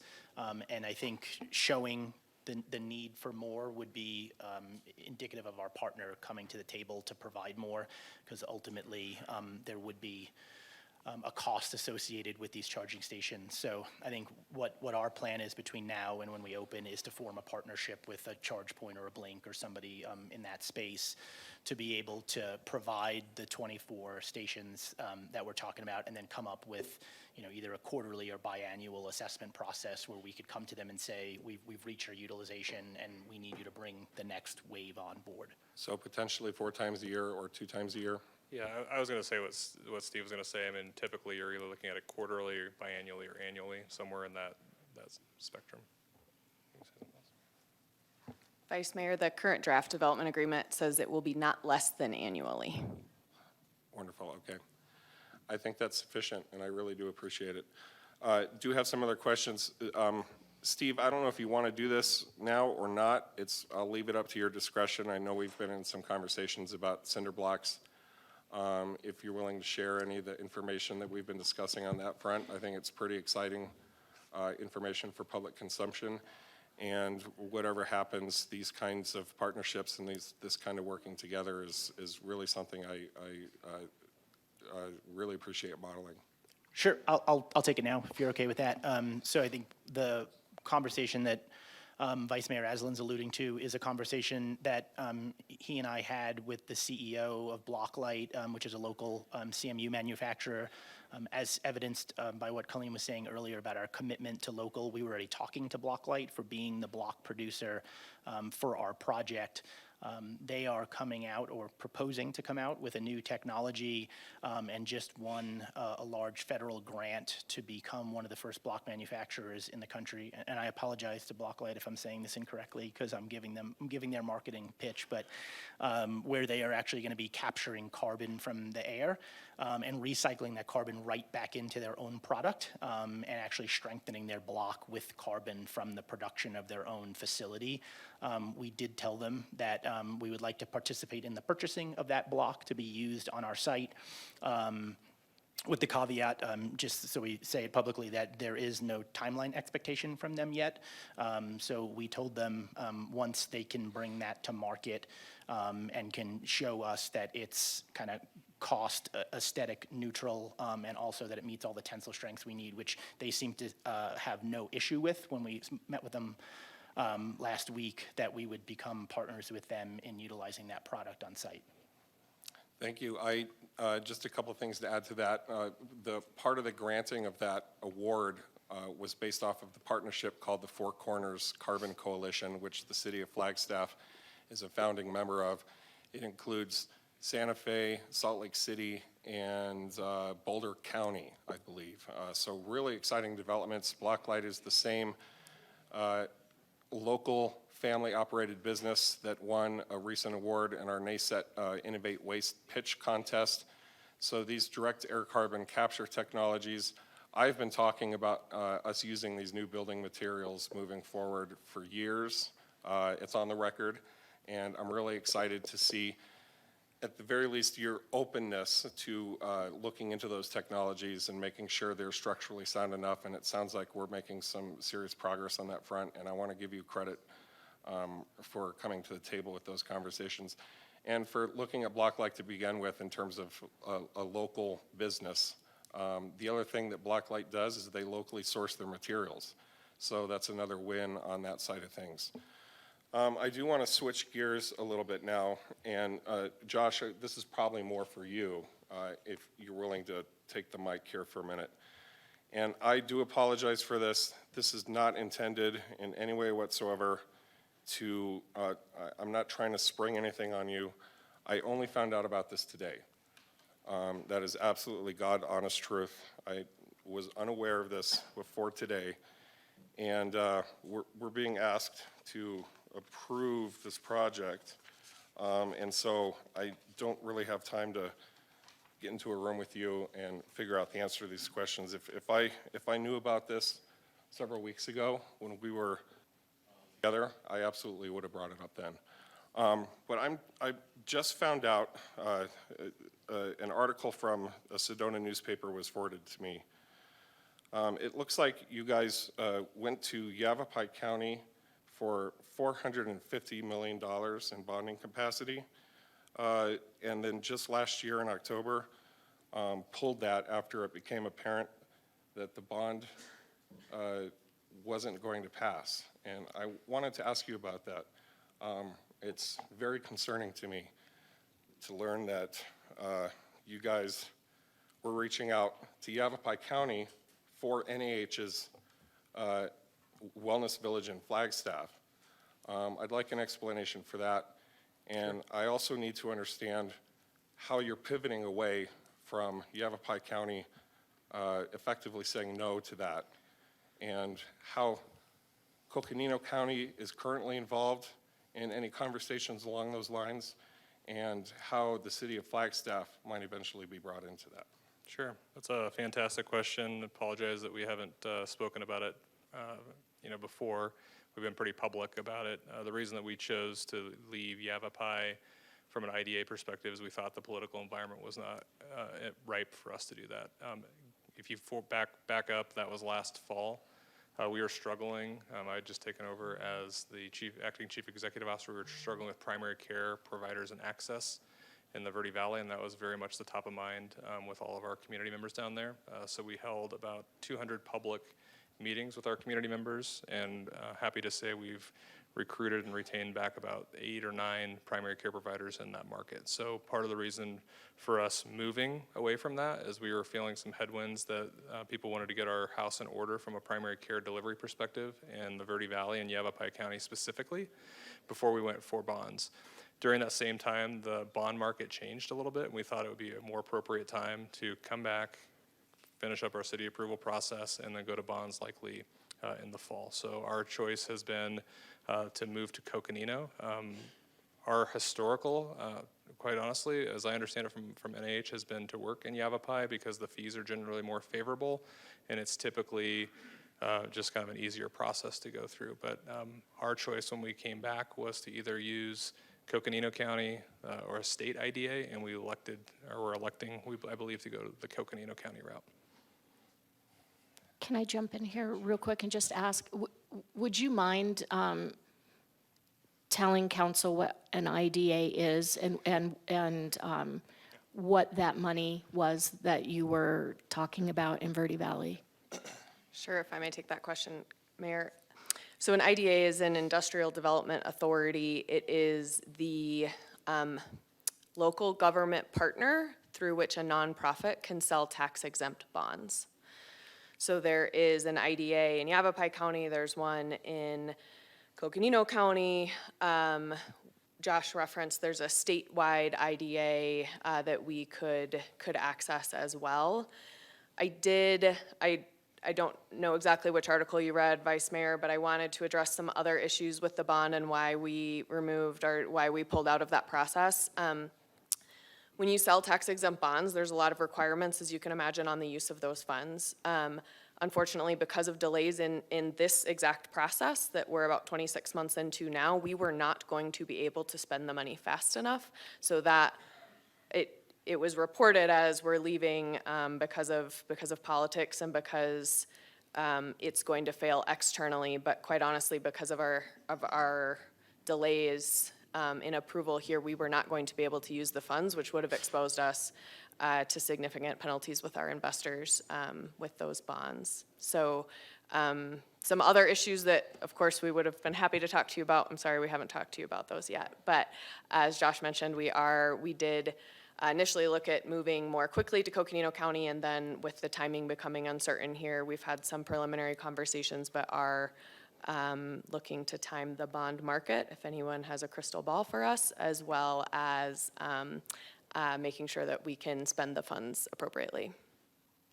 So to be honest with you, that deeply concerns me. There's a couple things at play here. First, I don't understand why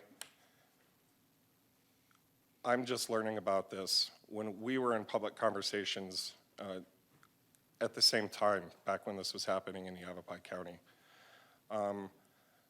And perhaps that's my fault, but I think this is something that should have been brought to the table and surfaced on its own without having to snoop around for it. The other thing is, it seems to me that a $450 million, $500 million strategy for securing funding fell through.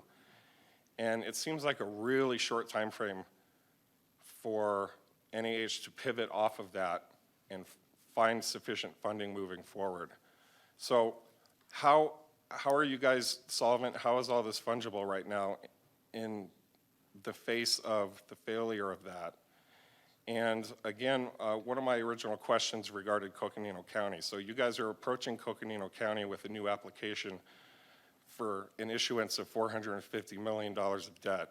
Where is that at? And what happens if that doesn't, what happens if the headwinds there are just as bad as they are in Coconino County? So if I may first clarify, that was not a failed bond offering. Because we did not have approval to build this campus, we could not sell those bonds in good faith. So it was nothing to do with the IDA. It was all about this process. But you guys had an application and it was already approved on first The read. IDA approved. Oh, Yeah, I'm sorry. It was. I see what you're saying. approved, and then we pulled our application out Yes. after IDA approval. You pulled it after you discovered that it was going to fail at the There County was- Board there of was- Supervisors. There was no vote, and I've met extensively with Donna Michaels. I don't know if that's where you got the Yep. email from, I presume. But I certainly No, have met. I'm not in contact with yeah, that's her. fine. I've certainly met with her a lot. We're looking at all financing strategies in terms of bonds, and we'll make the best financial decision for the organization as well as the community. And there are other alternative financing options out there. Colleen mentioned there's Coconino County, there's a state. You can go to an IDA in another state if you want to go sell your bonds. So it's really what the economic condition is of the entire country from a bond perspective. Okay, well, thank you. I don't want to continue harping on that. Honestly, this is something that came to my attention today. I appreciate you allowing me to ask you about it in public, even though we haven't had a chance to really have a conversation about this. That's the way I would have, I really would have preferred that.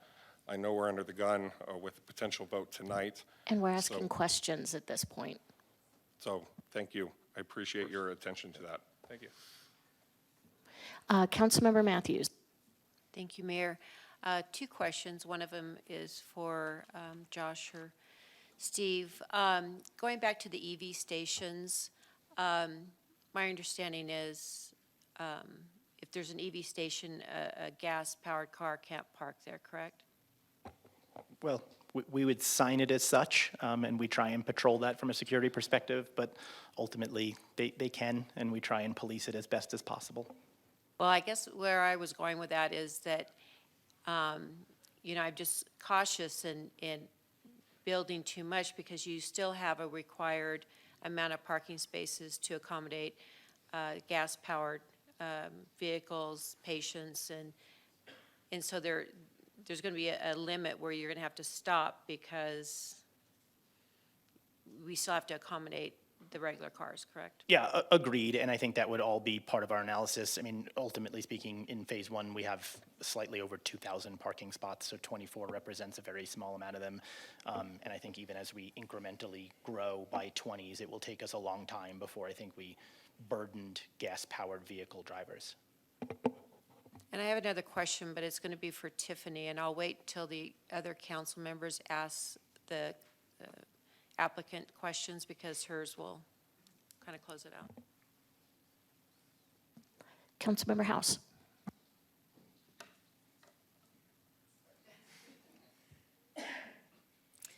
Thank you for the presentation.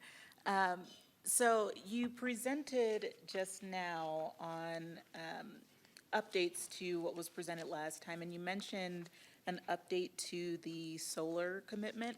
I just wanted to check, was that an increase in the initial that was presented, or are you just stating Yeah, it that? wasn't. So the difference between last meeting and this meeting is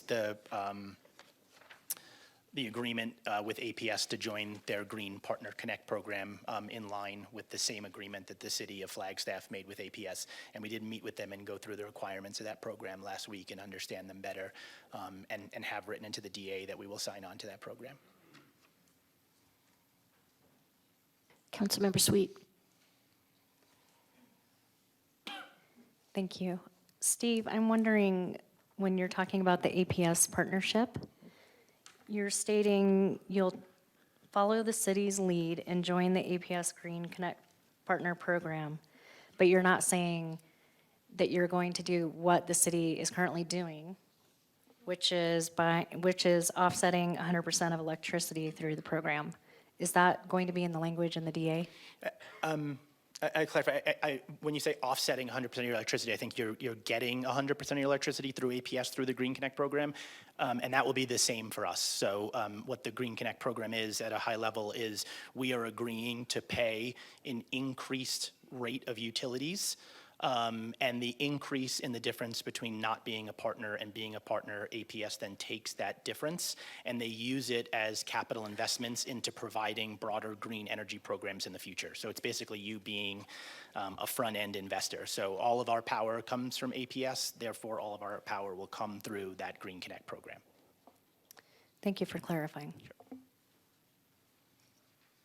All right, I have a question and Councilmember Matthews has a question, both for Tiffany.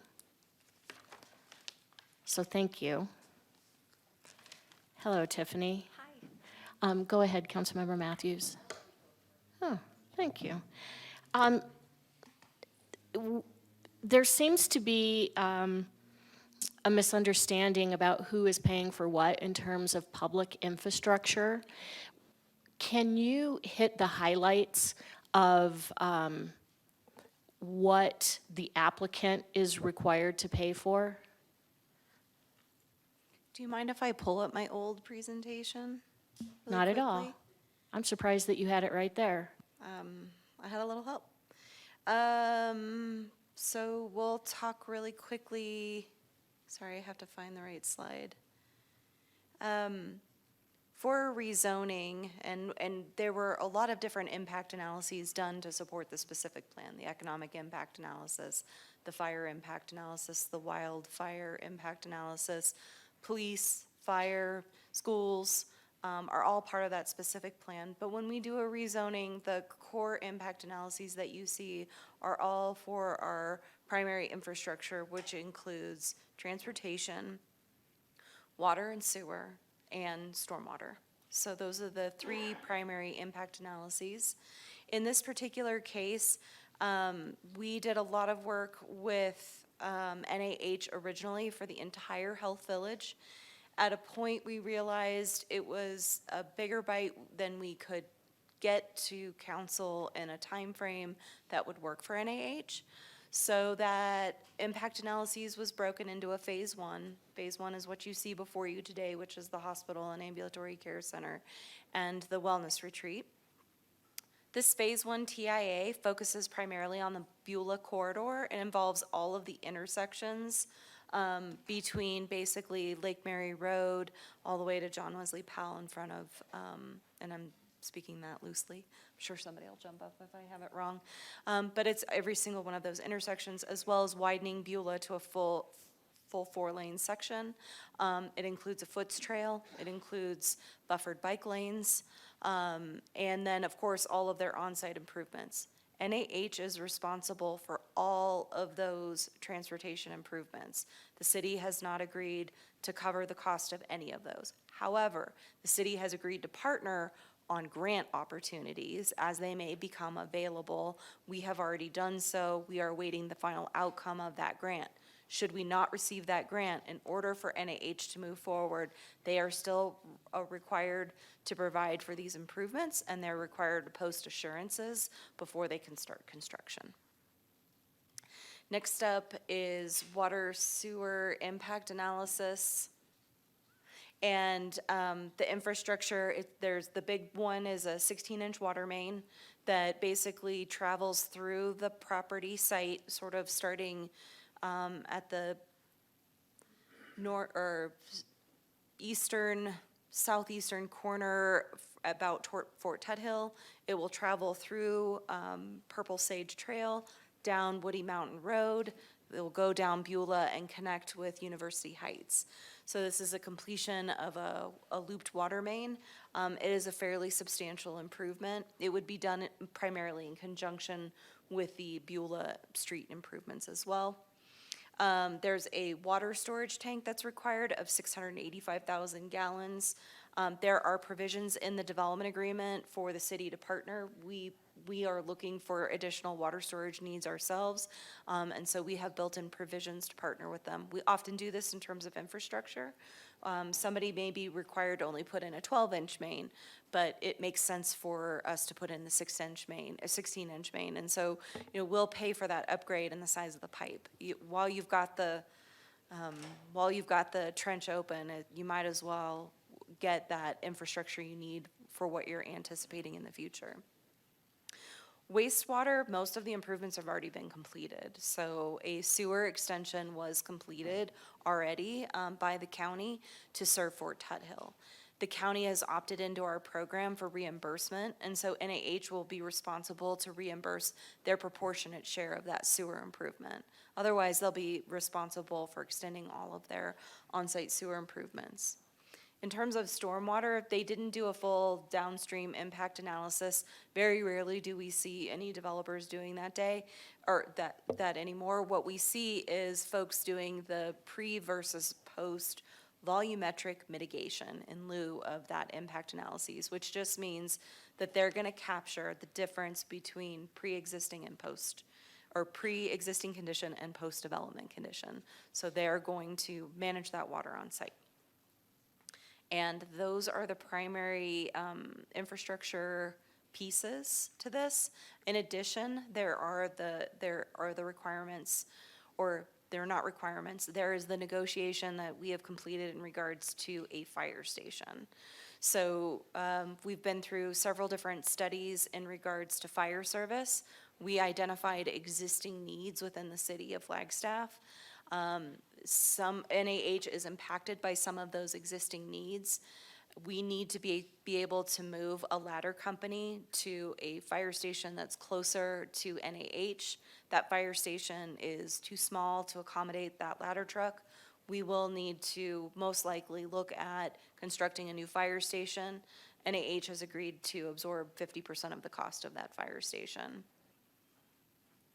And you said that we had a pre-existing need for the ladder truck and the staff to go with it.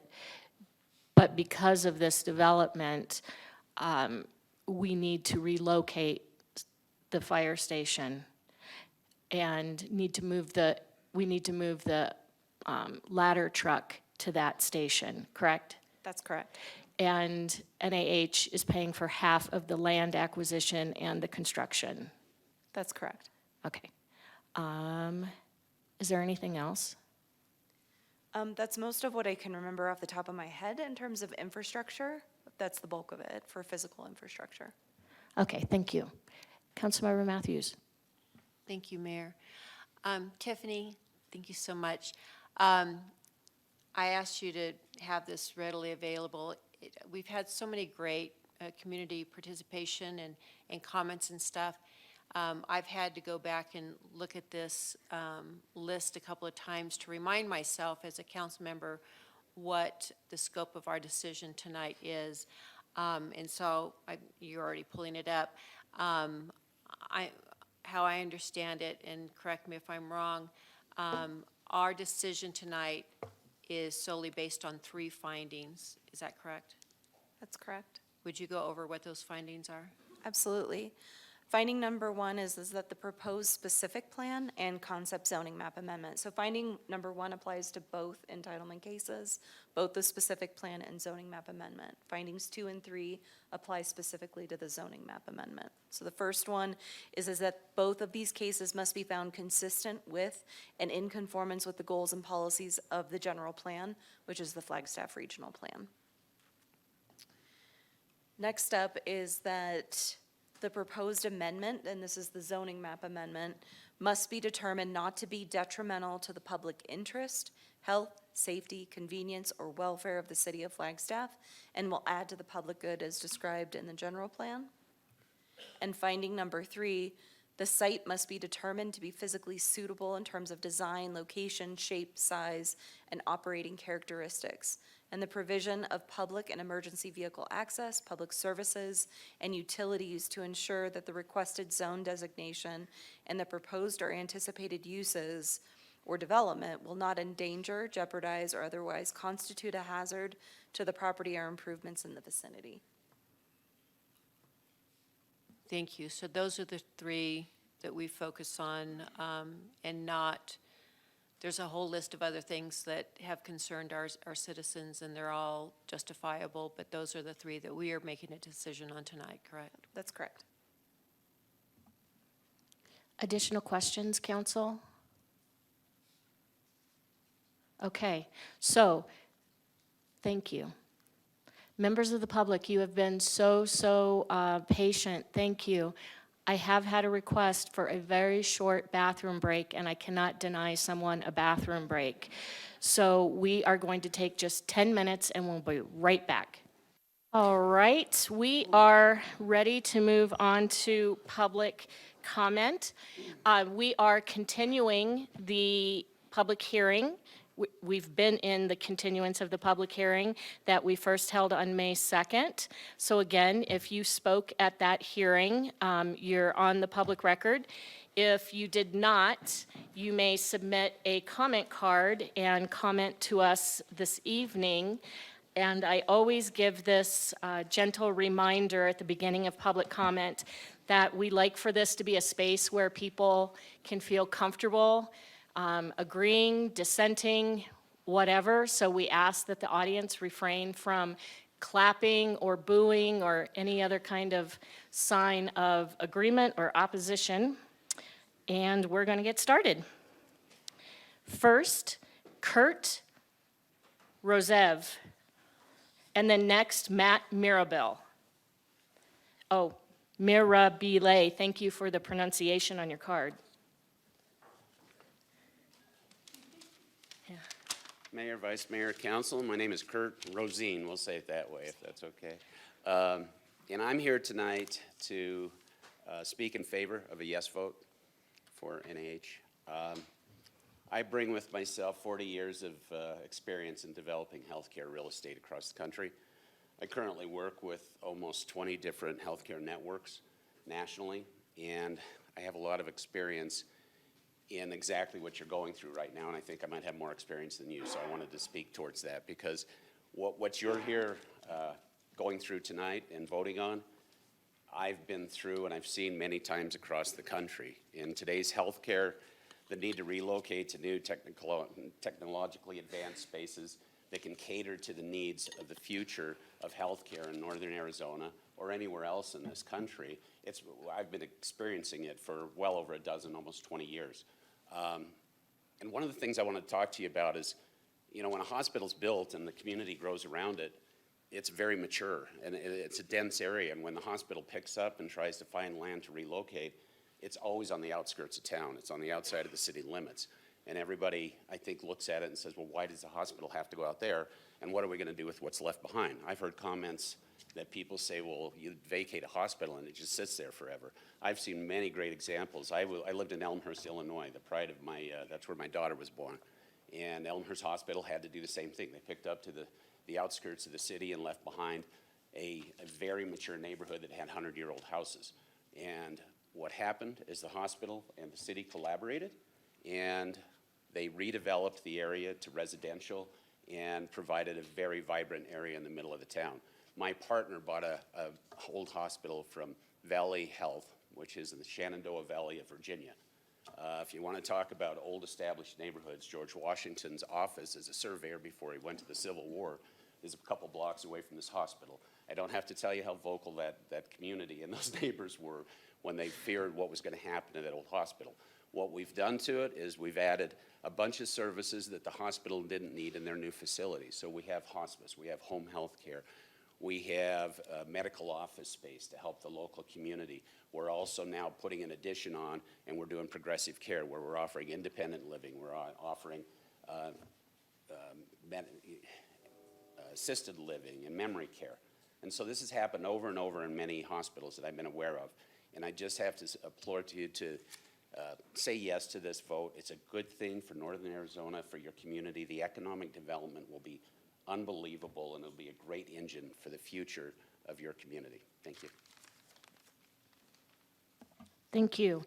Matt Mirabellier, and then Taylor Wiseman. Hi, thank you, Mayor and Council, for letting me say a few words. I've been here since 2:30, so my first question is, will they let a pickleball court be placed at the hospital grounds? My wife, Christina, and I retired to Flagstaff 5 years ago from Long Island. As a kid in the 50s, I lived 17 miles due east from Times Square. I was always worried if an A-bomb exploded over New York City would affect our suburban home. To that end, my brother and I dug a large bomb shelter in our backyard. Thankfully, we never had to use it. The proposed project by NAH, to me, in my opinion, is a no-brainer. It really should be built. The complex will not only greatly serve Flagstaff, but also the many towns along the I-40 corridor and halfway to Phoenix. I may not be able to use it, I'm 74, but there's a lot of young people in the audience that will, and I'm sure in the future they don't want to be thinking about driving to the valley for extended technical treatments. We need the project to move forward. It will be a great asset for Flagstaff. Hopefully, my wife and I will never have to use it, just like the bomb shelter. Thank you. Thank you. Taylor Wiseman, and then Scott Carfee.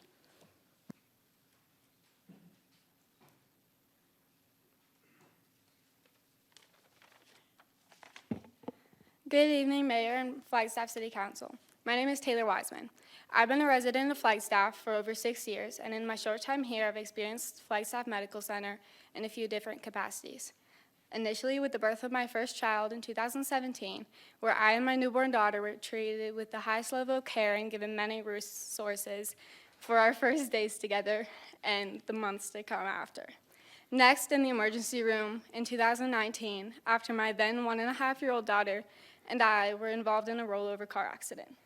The doctors and nurses in the emergency department went above and beyond to make my daughter feel safe and comfortable as they gently cared for her and monitored her closely for over 2 hours just to be sure they did not miss any possible injuries that could have occurred during the accident. And finally, this past September, when my husband and I headed to the hospital for the birth of our second daughter, little did we know that she was after we walked into the labor and delivery department. The nurses there, even in the chaos, were ready, not only with the best physical care, but also kind words of encouragement before and after birth. With all this being said, there are, however, many areas of healthcare in Flagstaff that lack. Due to ongoing effects of the injuries I sustained in the 2019 car accident, my local doctors have referred me to numerous medical professionals down in the valley because Flagstaff does not currently provide the types of care that I require. As a mom of 2 who also works full-time, consistent 2+ hour drives both ways to consultations, appointments, and other medical care was very difficult to maintain. In another urgent matter, when I was forced to take my 6-month-old to the emergency department, though my daughter's care did not lack in quality, we waited 5 hours to be seen by a doctor due to overcapacity and other factors. Flagstaff's population is nearly 80,000 people, which is more than double the population since Flagstaff Medical Center originally opened its current location. Northern Arizona Healthcare has worked diligently for many years to find a solution to meet the increased needs of healthcare in the area that benefit the community, and this plan provides a great solution. The new healthcare facility at Fort Tuthill will allow them to meet these increased needs by providing new areas of specialty care, higher levels of efficiency, which will lead to shorter wait times for patients in need, and many other benefits to the community, all while expanding the caring, nurturing culture that Northern Arizona Healthcare fosters.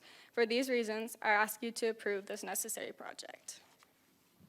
Thank you. Scott Carfy and then Chris Nickel.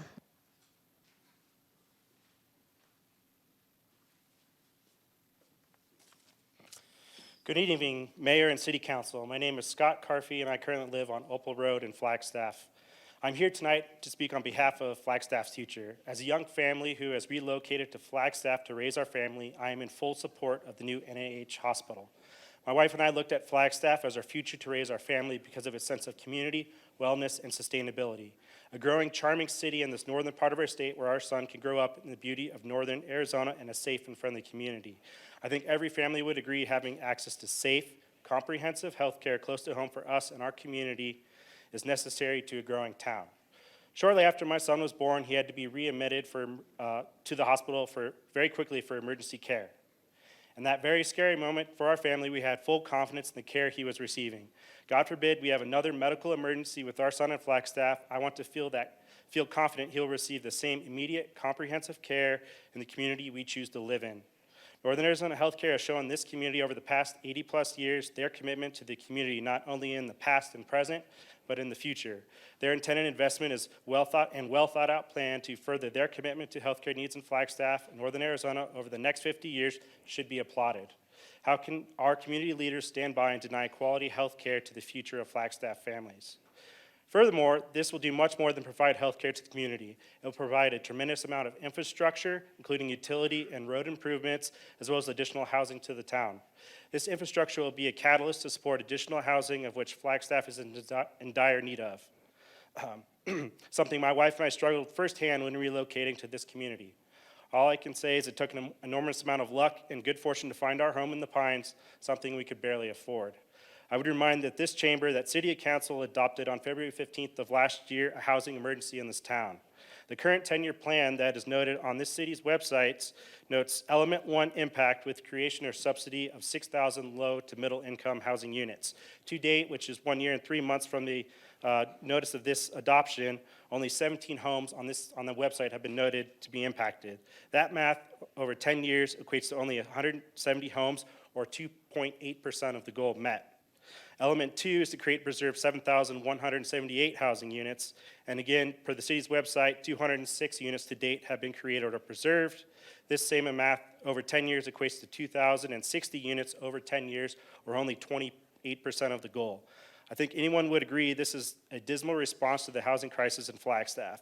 How can we as a community deny a project not only providing health care, but also investing in Flagstaff's future through infrastructure and housing, a current crisis in our community? I thank you for your time tonight and ask that you please vote yes for the new NAH Wellness Village. It is a vote for the families and future of Flagstaff. Thank you. Chris Nickel and then David Monahan.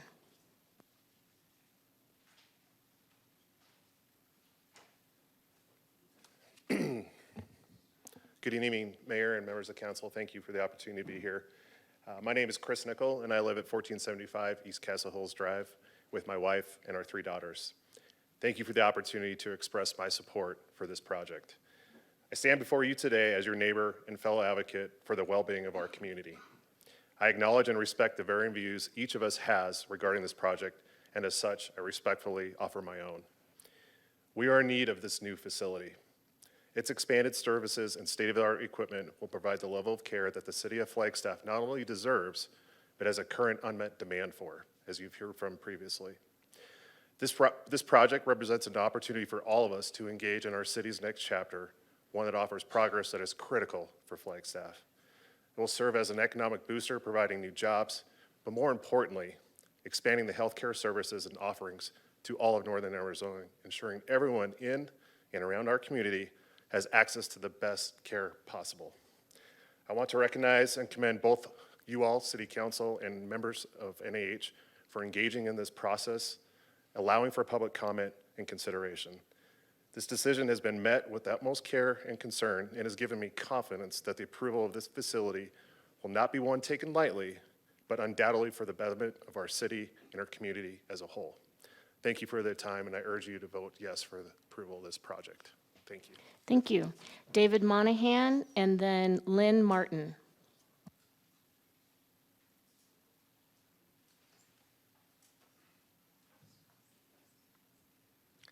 Mayor, Council, I particularly appreciated your question, Mayor, at the end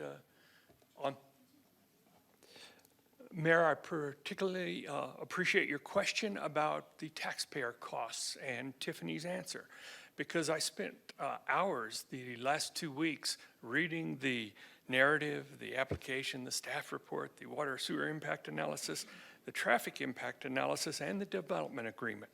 The developer is paying for everything. The taxpayer's not on the hook. I would like you to disregard anyone who made that comment that the taxpayer's on the hook.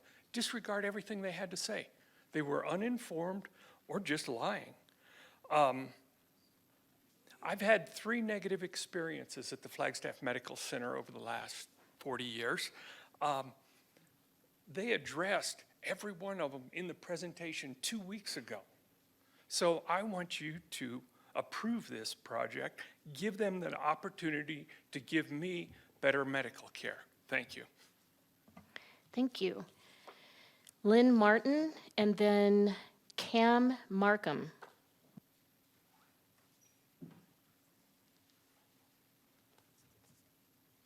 Good evening, Honorable Mayor, Vice Mayor, and City Council. Really appreciate the opportunity to come before you and listen to us as a public. As a human resource professional employed by a locally owned growing business, and a mighty one at that, it's imperative that we can attract and retain good quality employees in Flagstaff and guarantee their families top quality health care. It's almost impossible to recruit new employees due to the cost of living being one of the highest in the nation, along with extremely limited affordable housing options. If this project fails, it will further stigmatize Flagstaff as an unfriendly place to do business, even beyond what it is today. It will also prohibit development of the large section of the land to the west of the new hospital site for a much-needed residential development, along with 317 units committed to by NAH on site. Other key benefits, it will be state-of-the-art and include modern technology that will improve services that we desperately need. The ability to expand healthcare offerings, including providing a comprehensive oncology services, expanded therapy and rehabilitation, wound healing program with the hyperbaric chambers and convenient outpatient imaging. The new development will not affect the cost of healthcare to patients. The new development will also include improvements in existing infrastructure, which we've already heard about this evening, and roads in the area to minimize impact to traffic. NAH has also agreed to pay for, including, as we've heard earlier, the, I never say this word right, Balua Boulevard, and J.W. Powell Bridge, and the fire department existing issues with the city that you would eventually have to pay for.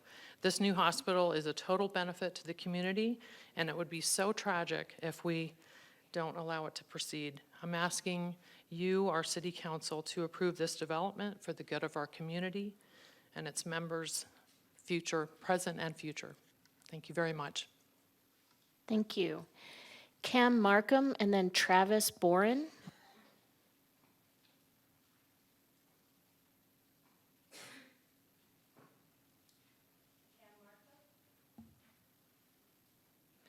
All right, it doesn't look like Cam Markin is here. Travis Boren and then Sarah Dorn.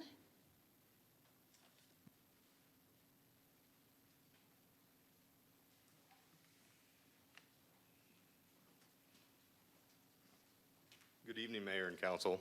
My name is Travis Bourne. My family and I have lived in the Flagstaff area for the past 7 years. We reside at 9595 East Rabbit Ridge Road in Flagstaff. My wife, who's back there in the cute purple scrubs, and I both work for Northern Arizona Healthcare. My wife is a system nurse educator, and she'll speak with you all here in a moment. And I serve as the director of virtual care for the health system. We have 2 children, a 10-year-old daughter and an 8-year-old son, who are getting an unexpected sleepover at Grandma's tonight on a school night. But I want to voice my support for the new hospital and speak this evening both from a professional level as well as a personal level. Professionally, I want to impress upon the council and the residents of Flagstaff how important the new facility is to preparing Flagstaff for the future of healthcare. The new hospital opens up new avenues to expand access to care, streamline care delivery, create new workflows, and improve patient outcomes in ways not available to us on our current campus.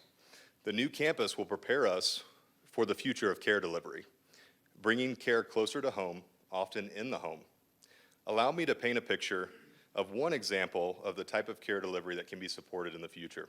Consider the care journey of one of our Flagstaff neighbors, an 85-year-old female with minor complexity cellulitis, who requires support with her activities of daily living. On day 1, our Flagstaff neighbor goes to her general practitioner for an inflamed leg and mobility issues. Her doctor determines that this neighbor requires higher acuity care that today with our current facility would require a several-day hospital stay. In the future, with a facility able to support a virtual hospital at home program, a case coordinator receives a referral from the patient's doctor and deems the patient eligible for virtual hospital care and is admitted, remaining at home. The admitting physician in the virtual command center develops an initial assessment and treatment plan. The treatment plan includes IV antibiotics, daily blood draws, wound swabs, and imaging. The virtual case coordinator completes admission from the virtual command center. This includes recording relevant patient medical history, confirming at-home support, and arranging relevant allied health and nursing staff. An initial in-person nursing visit is completed within 8 hours of admission. At this visit, digital devices, including remote monitoring and tablet for communications, are set up in the home. Additional equipment such as mobility aids, IV access, and infusion pumps are set up as required. Within 3 days after virtual rounds by doctors and in-person care daily by nursing staff, the patient is fully recovered and is able to be discharged without leaving home. On a personal note, our young family has sunk our roots deep here in Flagstaff. My wife and I have every intention to grow old in our small piece of property close to Walnut Canyon that we have affectionately dubbed Bourne Ranch at Rabbit Ridge. Being in the healthcare field, we know the importance of high-quality care close to home, especially in the later stages of life. Thank you, I'll end there. Travis. Thank you. Sarah Dorn and then Randy McGrain.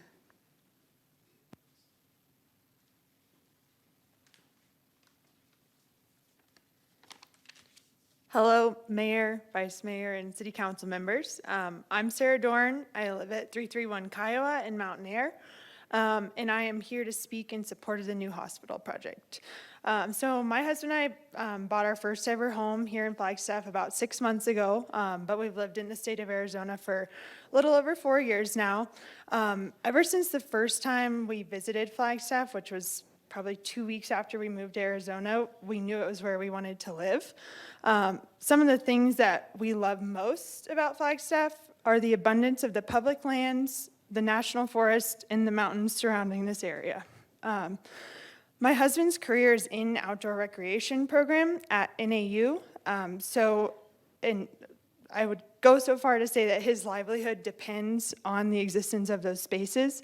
I truly understand the need to protect and preserve them. However, I believe that the new NAH hospital campus is necessary to support the growth of Flagstaff, and I believe that NAH is truly doing everything they can to reduce the environmental impact by employing measures such as the vacuum sanitary disposal system mentioned by the engineer in the previous council meeting, as well as the future rooftop solar panels mentioned in previous meetings that will create a more sustainable energy source. So I grew up with a younger brother who was born with a congenital heart defect, which required a life-saving surgery and then annual cardiologist visits that will continue through the rest of his life.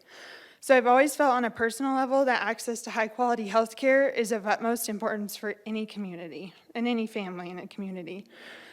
My husband and I intend to start having children in the next few years, and I'm concerned that without this hospital campus moving forward, that we won't have access to the high-quality healthcare for myself and my future children.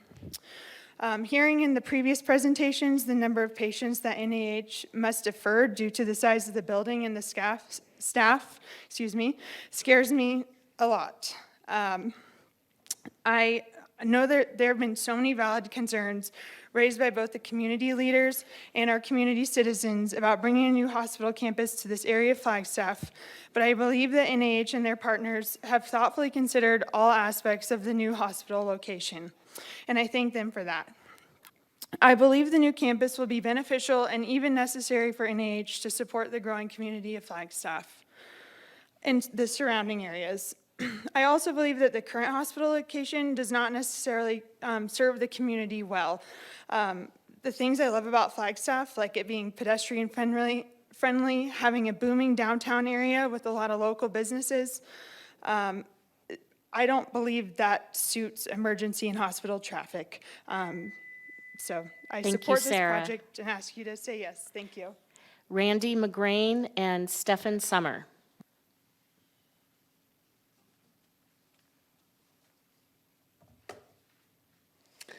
Thank you, Mayor, Vice Mayor, councilors. I appreciate the opportunity to come here and share my views with you. My name is Randy McGrain. I live at 3421 Bear Howard. I'm a 6-month resident. Sorry about that winter.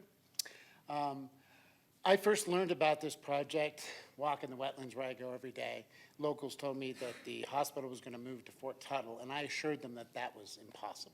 That was not going to happen. And I came to that conclusion because I spent a good chunk of my career, like another speaker, developing outpatient real estate on hospital campuses. I've seen this done many, many times, and I knew there was no way they would move. So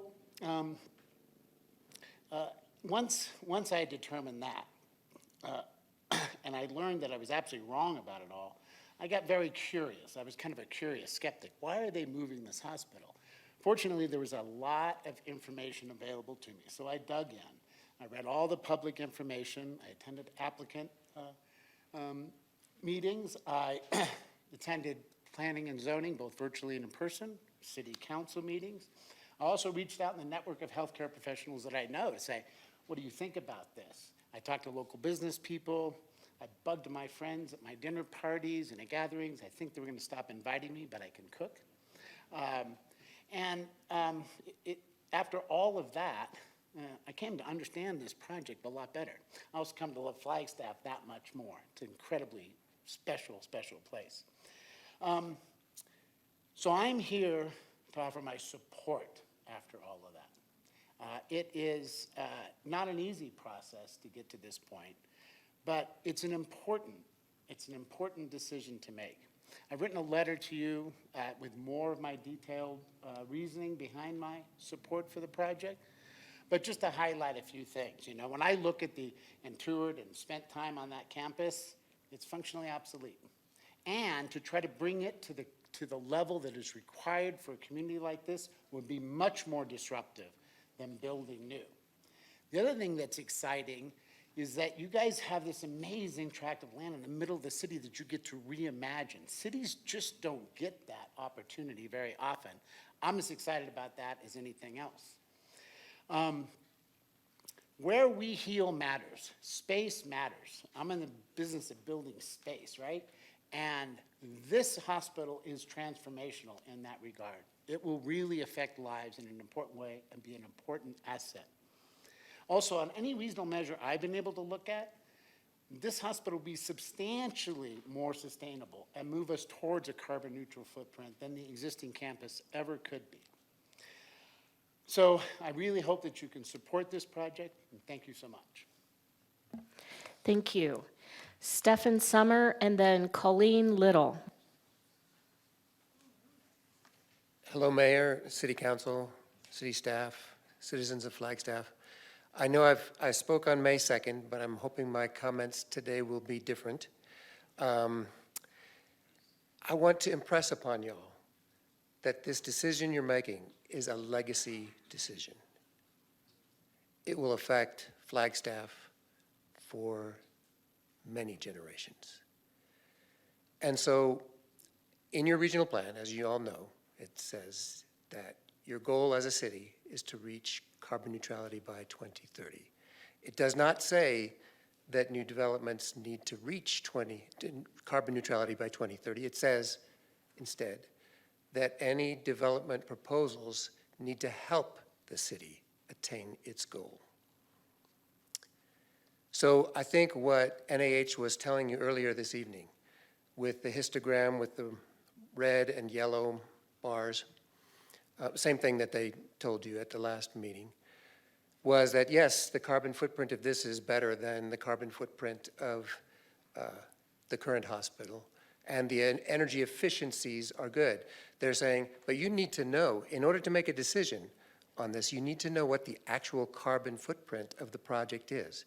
And that's going to include not just the building and its operations, but also the added transportation that you all know about, as well as what's going to happen with the old hospital. All of that has very significant carbon footprints. They're telling you these are not the droids you are looking for, right?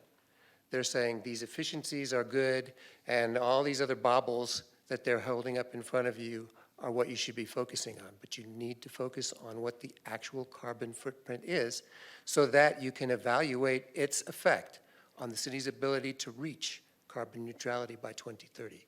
Without that number, you can't even assess the question. And you really need to get that number and run it by your sustainability division where you have expertise, folks who can talk to NAH about this part of their carbon footprint and that part of their carbon footprint and how this can be reduced and that can be reduced. And what the overall effect is going to be on the city's ability to reach its 2030 carbon neutrality goal. So I think that this is a legacy decision, not just in terms of how it's going to affect climate change and the future of citizens that I think you all heard from me last week about all the costs of climate change that the community is already experiencing, but it also will affect your ability to have this kind of assessment on any future development goals. So it's a legacy that will keep on paying one way or the other. Please vote yes. Yes, please vote no on this proposal, and yes for your community. Thank you. Thank you. Colleen Little, and then Sarah Reeves.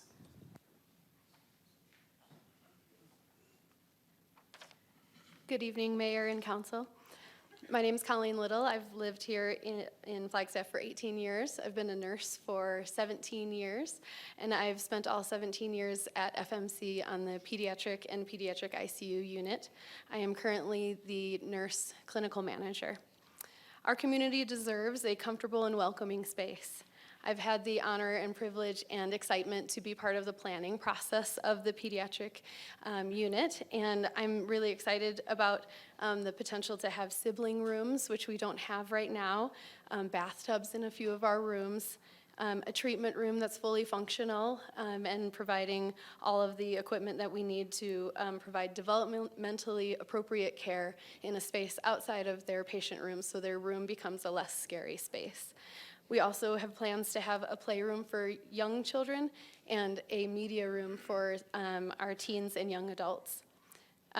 We also have a family conference room that will provide a private space for our families to have some critical conversations with their healthcare team. Secondly, our healthcare team deserves a state-of-the-art facility. They need to have the ability to focus on providing amazing care rather than apologizing for the small rooms, the lack of gathering spaces, the lack of parking, and the potential problems with wayfinding. They need the ability to focus on their clinical tasks in an organized space that has space that's appropriate now and up to code rather than spending time and searching for equipment and supplies. Flagstaff deserves this new health and wellness village. Please vote to approve. I also have a letter here that I'll read from a community member. Dear City Council, my name is Mary Alice Berger, medical doctor, and I'm a pediatrician practicing at Mountain View Pediatrics since 2004. I'm not employed by NAH, I have no contracts with NAH, and I do not receive any compensation from NAH, even for call. I am on call for the emergency department for consultations regarding our patient panel, and I participate in the call schedule for well newborn babies. While any institution of this size is fraught with difficulties in managing growth, it should be recognized that there have not been any significant upgrades to this hospital since I moved here. I am in support of the new hospital build that will allow Flagstaff to advance with current medical technology to provide the best care we can to our city and the larger area that we serve. With improved infrastructure, we will be able to continue to attract and retain medical talent to our community. We have a responsibility to look forward and anticipate the needs of Flagstaff, not just for the moment, but for the decades to come. Sincerely, Mary Alice Berger. Thank you. Thank you. Sarah Reeves, and then Julie Pastrick.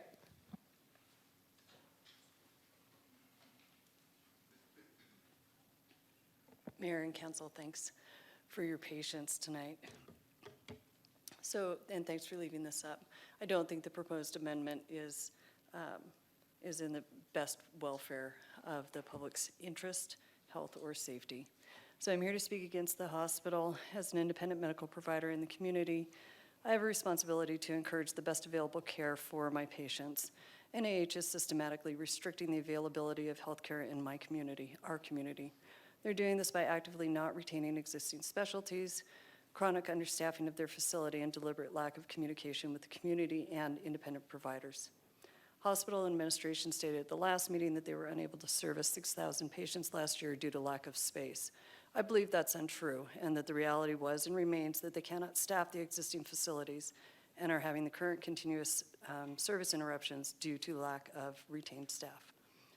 Pulmonology as a specialty is a good example of the restriction of access that's occurring in our community. NIH declined to renew the current contracts of the pulmonology group, who not only work in the hospital setting, but also treat my patients in their outpatient clinic. NIH recently announced a new pulmonology clinic opening this summer. They're intending to staff this clinic with, I can only assume, temporary transient pulmonologists who may not be critical care certified and certainly will not be members of our community. More to the point, there's no information regarding when this service will actually be available. Many of my patients are established with pulmonology for a variety of reasons, including long COVID, asthma, and COPD, and that requires regular pulmonology visits for management. Our elevation can exacerbate these conditions, and consistent care is critical to my patients' ability to remain in their homes at this elevation. My patients are currently without specialty care as the clinic is closing. As a result, these members of our community are having to travel hours to seek appropriate care and at great difficulty identifying those places that will even see them, and are left with significant anxiety related to their health and current care gap. At the last meeting, it was suggested that if the new hospital is built, it will draw the specialties that we are lacking. One parent expressed their concern about having to take their child to Phoenix Children's at a great distance and cost. Even if the new facility is built, there's little chance that we will be able to provide subspecialties like cardiac or pediatric cardiothoracic surgeons or pediatric neurology, as NIH speakers have suggested. We don't have the population base to service these subspecialties regardless of the existence of a new building. There's a reason why subspecialty care is consolidated, and that is to centralize services to make them available to a wide population. If you have a rare cancer or your child needs a new heart, most people would want the provider who serves that population all day, every day, to provide the care, and not a temporary provider who occasionally treats that condition. We have a lack of health care. Thank you. Thank you. Julie Pastrick, and then Bonnie Boucher.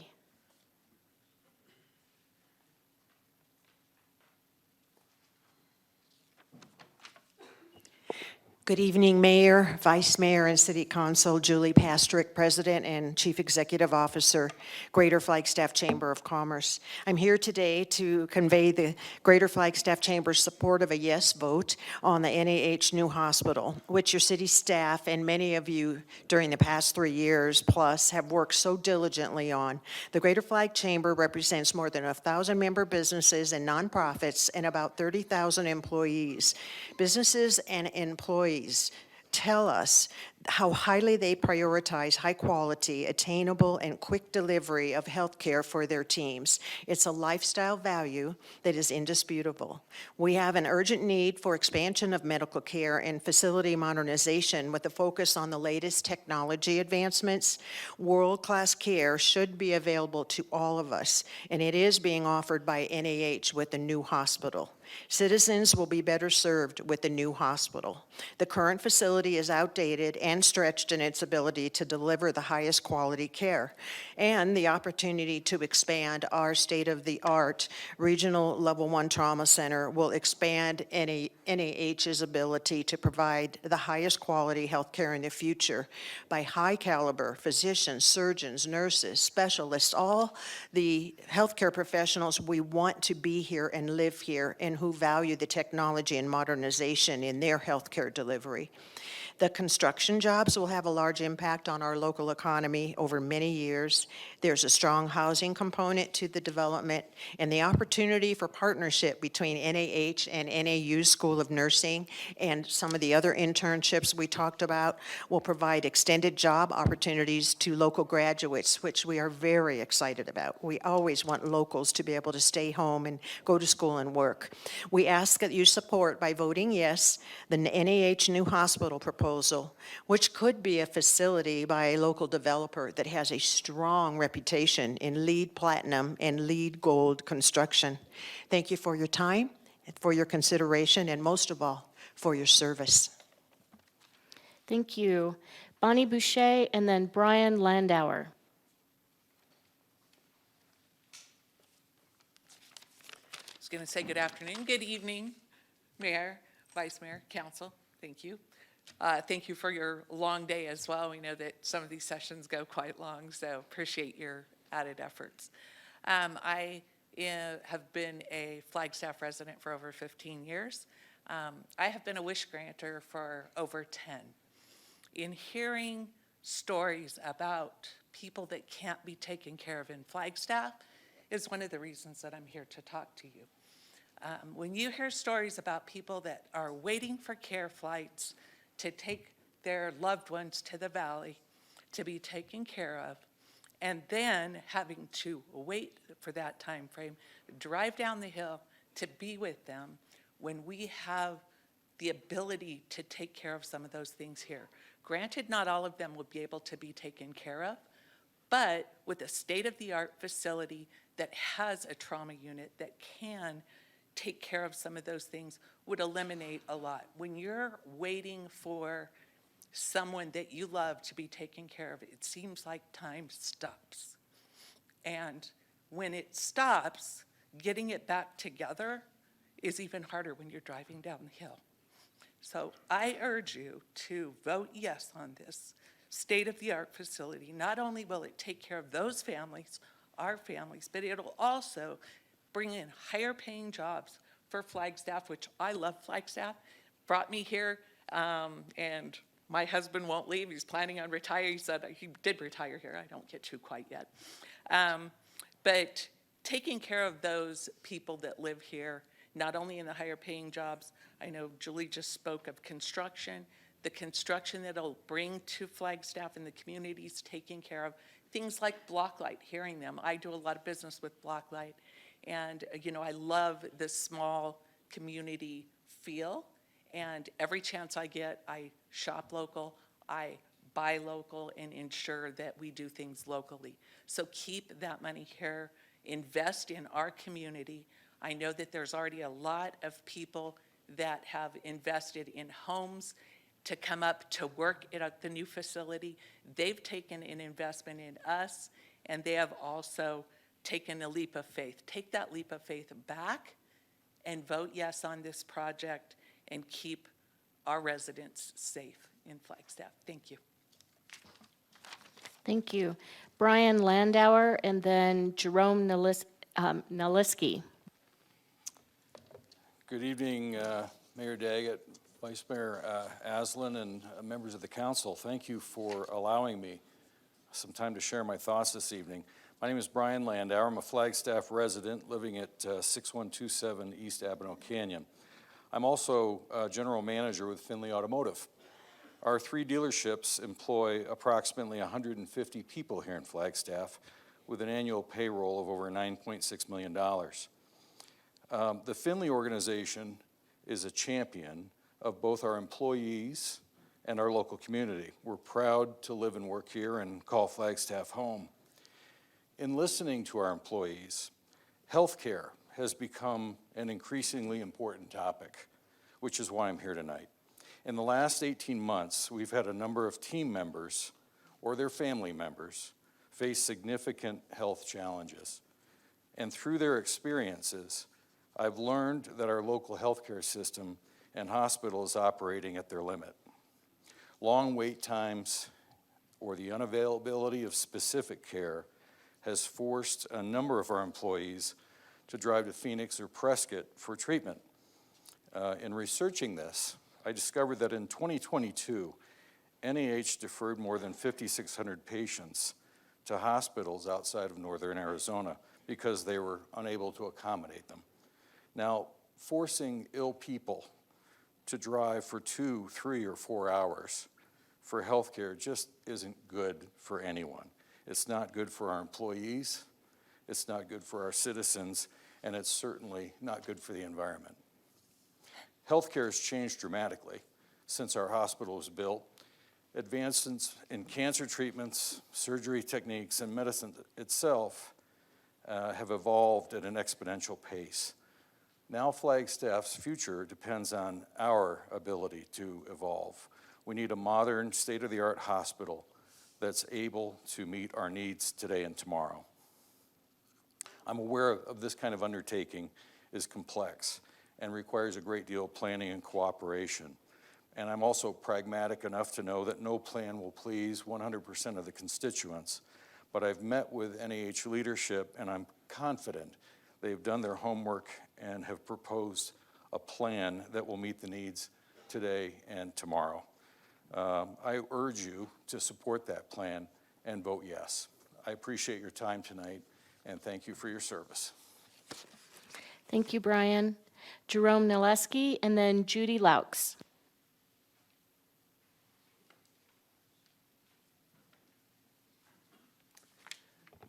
Thank you. Good evening, Madam Mayor, Vice Mayor, and council members. My name is Jerome Naleski, and I'm speaking to you on behalf of Flagstaff Junior Academy, a publicly state-funded charter school of which I am the current school board president. We would like to offer our support in the acceptance of the NAH Health Village Phase 1 and the relocation to 1120 West Purple Sage. Flagstaff Junior Academy's mission and approach to educating the whole child, example through mindfulness, academics, community service, and wellness, aligns with NAH's goal of supporting community well-being and preventative physical and mental health. We support the relocation efforts because we are in conversation with NAH to occupy an almost completely vacant building on their current campus for our middle school, grades 5 through 8. In addition to improving our region's healthcare, this relocation could benefit upwards of 250 students, 20 staff, and their families who attend our public charter middle school on an annual basis. Currently, we lease the old middle school from Flagstaff Unified School District, and our lease expires March of 2024 with no chance for renewal. Tonight's approval would help us finalize negotiations with NAH and allow us to begin remodeling of the building so we can move in by next April. Again, denial of NAH's proposal will affect over 250 Flagstaff students, 20 salaried staff, and their families, making things financially difficult for our small public charter school, who is funded by the state to find new facilities for educating middle school children in Flagstaff. Please approve NAH's request to relocate to 1120 West Purple Sage. This will help FJA move and begin to occupy, infill, and redevelopment of the old NAH campus. Thank you for your time. Thank you. Judy Laux, and then Richard Smith.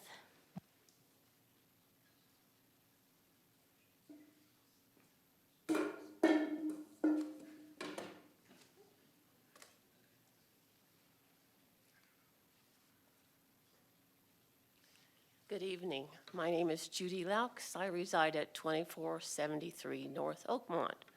I am a 43-year citizen of Flagstaff, during which time, the entire time, I've served as a broker for real estate and assisted in 23 different subdivisions and commercial facilities, including Heritage Square.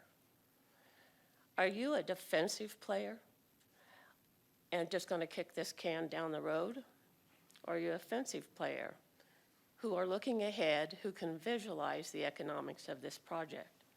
I'm speaking regarding infrastructure, in particular, on a project the size being proposed.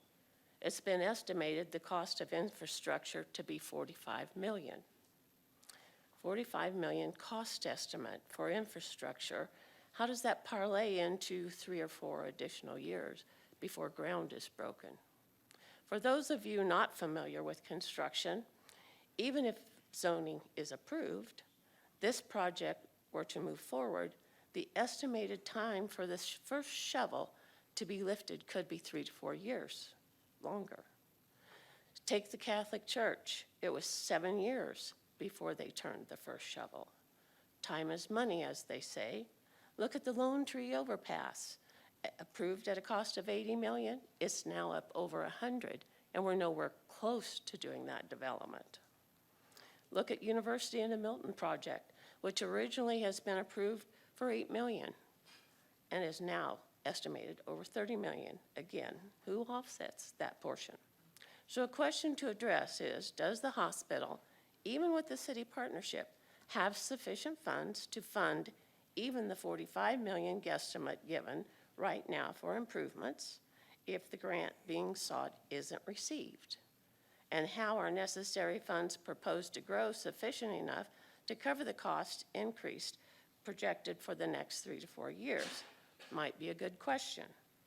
There are benefits to a city partnering with a larger entity, and one of them is the shared cost of infrastructure.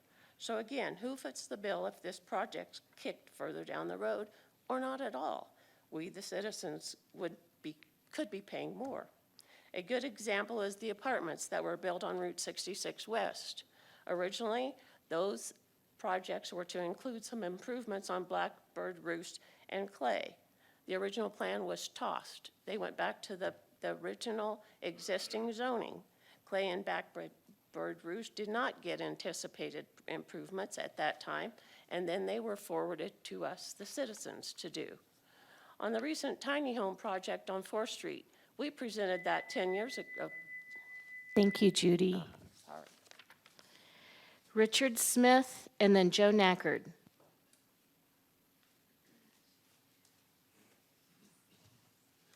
Mayor, Vice Mayor, and Council, thank you for allowing me to speak.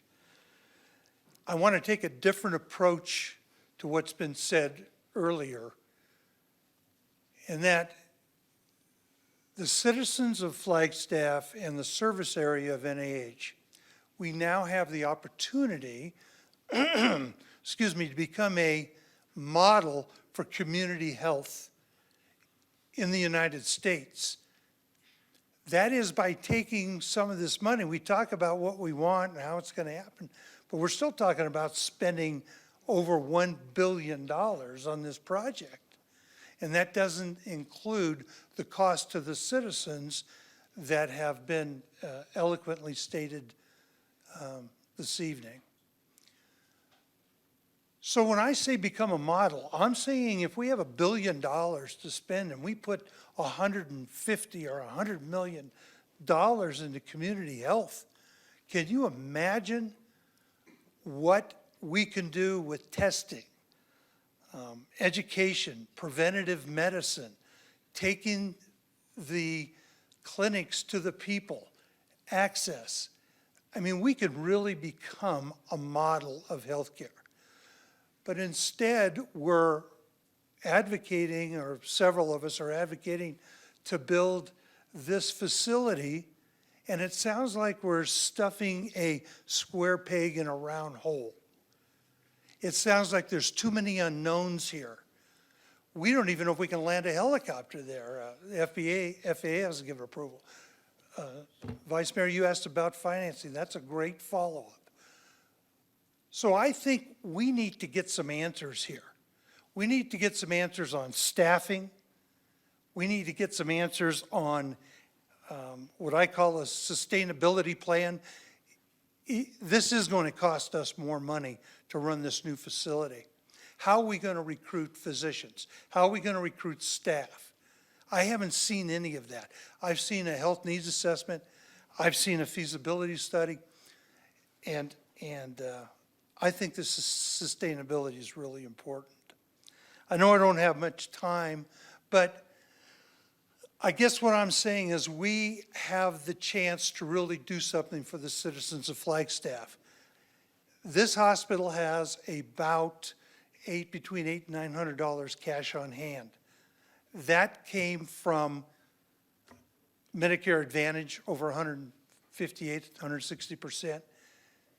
And that money belongs to the community. By IRS statute, we are a nonprofit community hospital. And it's really important that we pay attention to that. And I appreciate your time. Thank you. Thank you. Joe Nackard and then Alice Gagner.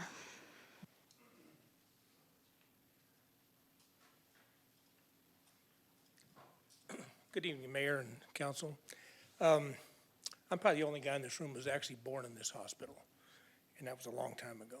But I'm not here to talk about whether I'm in favor of it or not in favor. Well, I'm not in favor of it.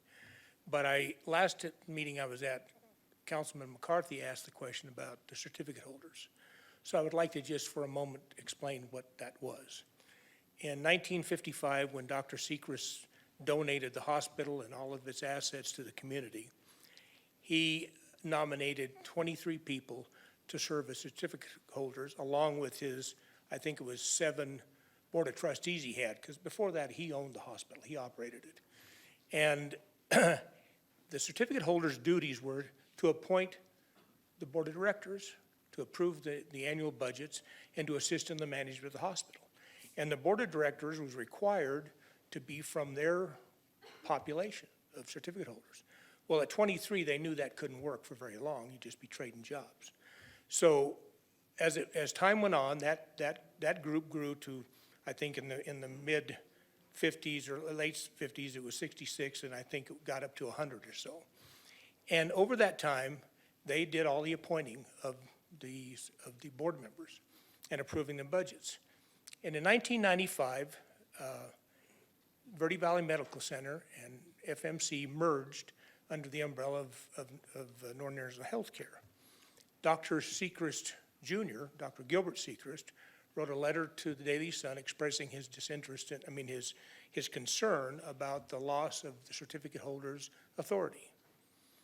And I think that it didn't make a big wave because at the time, both boards were operating independently.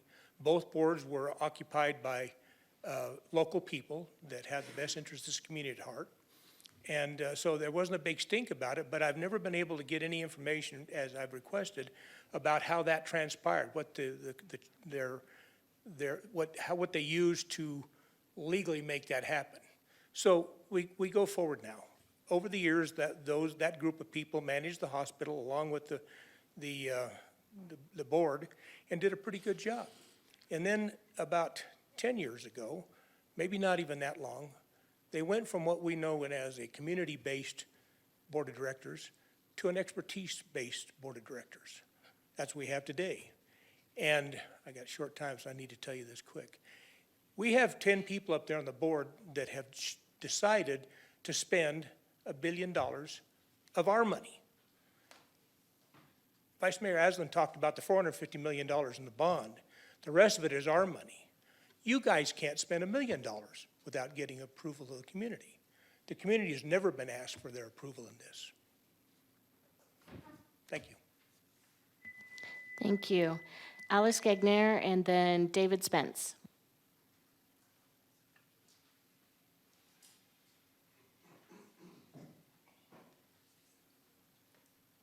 Good evening, Mayor and council members. I'm Alice Gagner. I'm a nurse.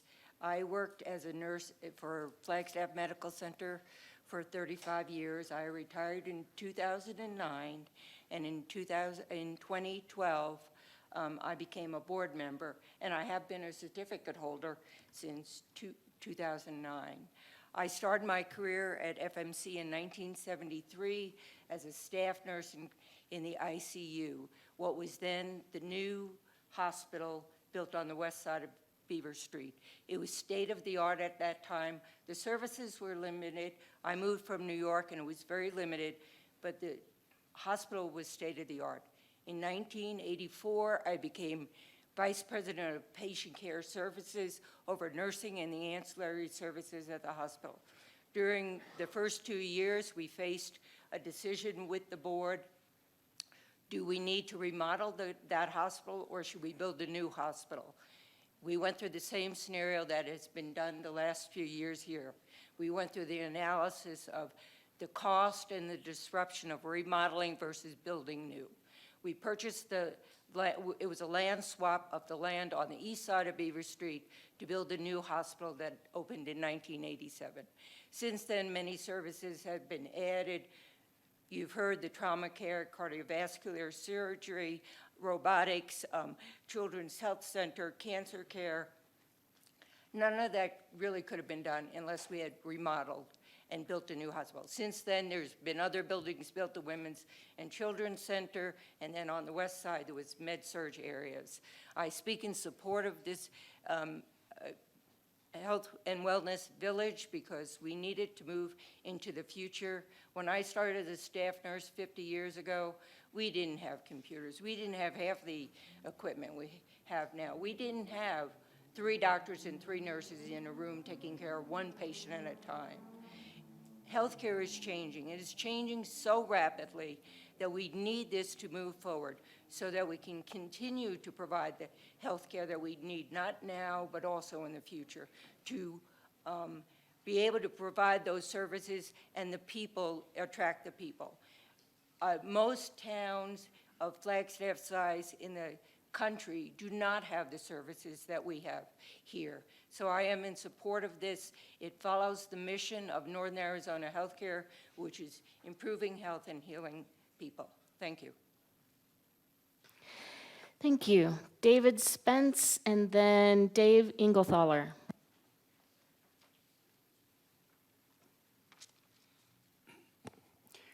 Good evening, Mayor and council members. My name is David Spence. I'm a homeowner in Sunnyside. I'm also a physician, and I volunteer at the Poor Medical Clinic. I've been a resident of this area for 25 years. My purpose in speaking this evening is to request that the council require NAH to provide a complete carbon footprint of the proposed new construction at Fort Tuthill, as well as the carbon footprint for the repurposing of the existing facilities on Hospital Hill, so that the Sustainability Office can assess whether this project helps the city to achieve the carbon neutrality goal by 2030. So in addition to that general request to you to ask for a full carbon footprint analysis, I would like to address one specific element of a hospital operation, and that is the requirement that they have backup electric generation in case of a power outage. The current hospital has 4 large standby electrical generators that are run every month to make sure that they're operational. They run on diesel fuel. And about 6 months ago, I was promoting hydrogen fuel availability in Flagstaff. And I called the construction managers for the new hospital proposal and had a nice conversation about whether the new hospital facility could have fuel cell electricity instead of diesel generators. And he told me that it would cost approximately $3 million to do diesel generation as opposed to $9 million for the fuel cell alternative, which is more sustainable. So if the hospital would take these 4 large generators and transfer them in a staged fashion to the new location, that would avoid that $3 million expense. And in the coming years, certainly in the 2030 timeframe, the fuel cell alternative will come down in price. So, and hydrogen fuel is available currently delivered by tank trucks. So this is one aspect of the new proposal that should be considered. Thank you. Thank you. Dave Inglethaler and then Chris Leninger.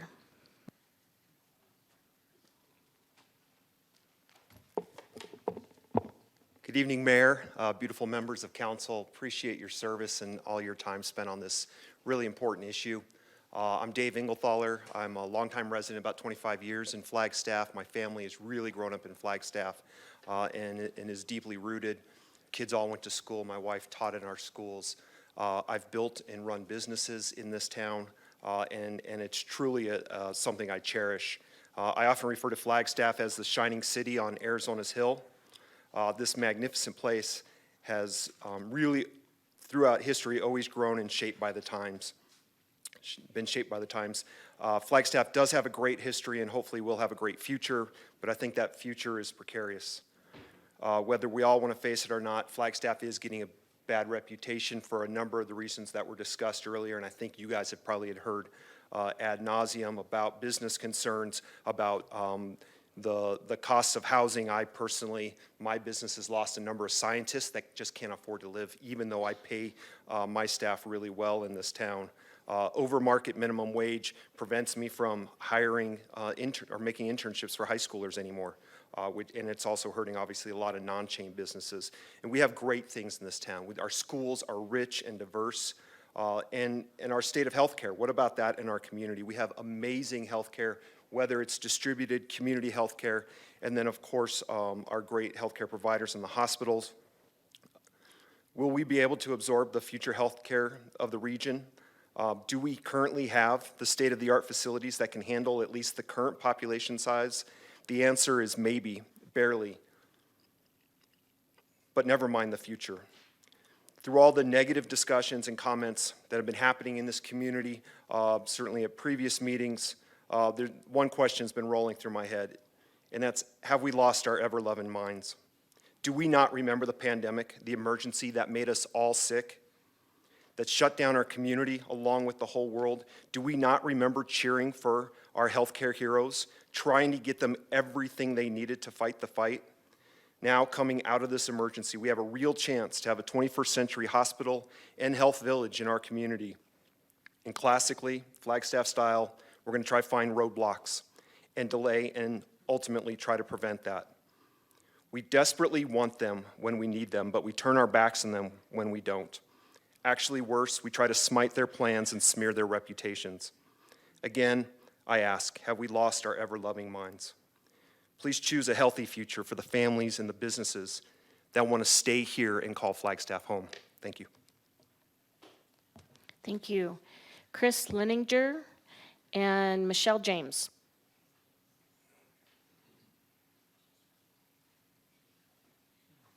Mayor, Vice Mayor, and Council, I'm here on behalf of Dr. Robert Berger, and we'll read a letter for him as he was not able to be here tonight.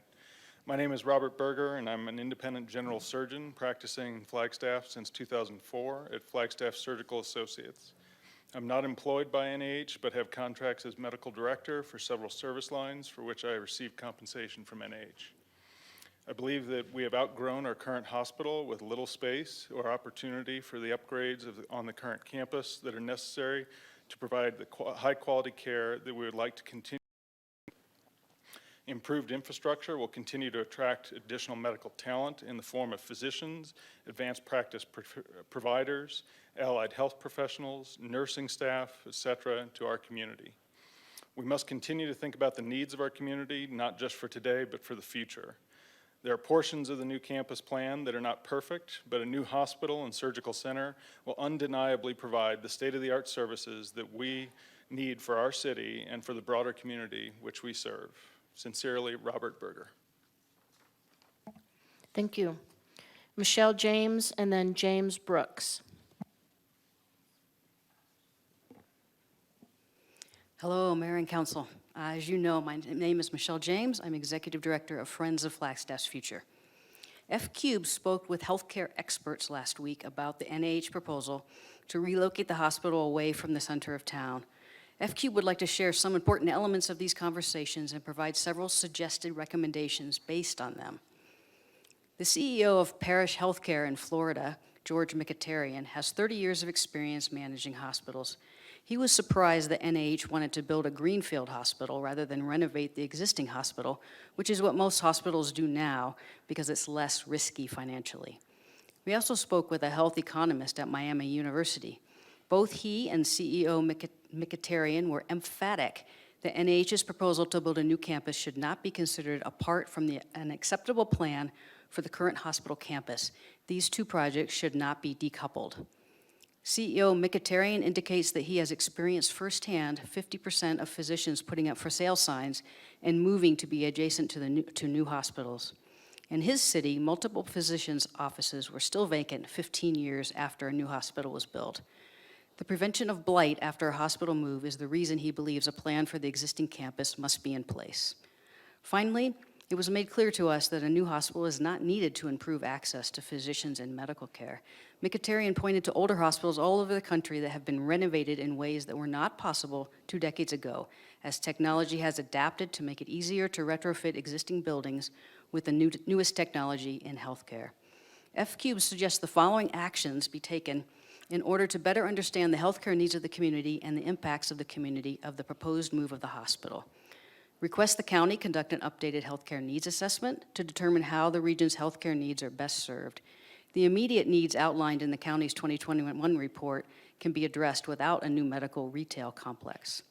Conduct a community impact assessment to determine economic, social justice, neighborhood impacts, etc., to the community of the proposed move of the hospital out of the center of Flagstaff, including the impact on physicians, healthcare employees, and downtown business owners. Conduct an objective architectural review of the existing hospital to determine if renovation is possible, what it would entail, costs, and how the community's healthcare needs would be met. Until the community has this information, a decision by the council would be premature. F-Cube urges council to gather the information that will be provided in the previously mentioned assessments before making a decision on this proposal. Thank you. Thank you. James Brooks, and then Scott Watson.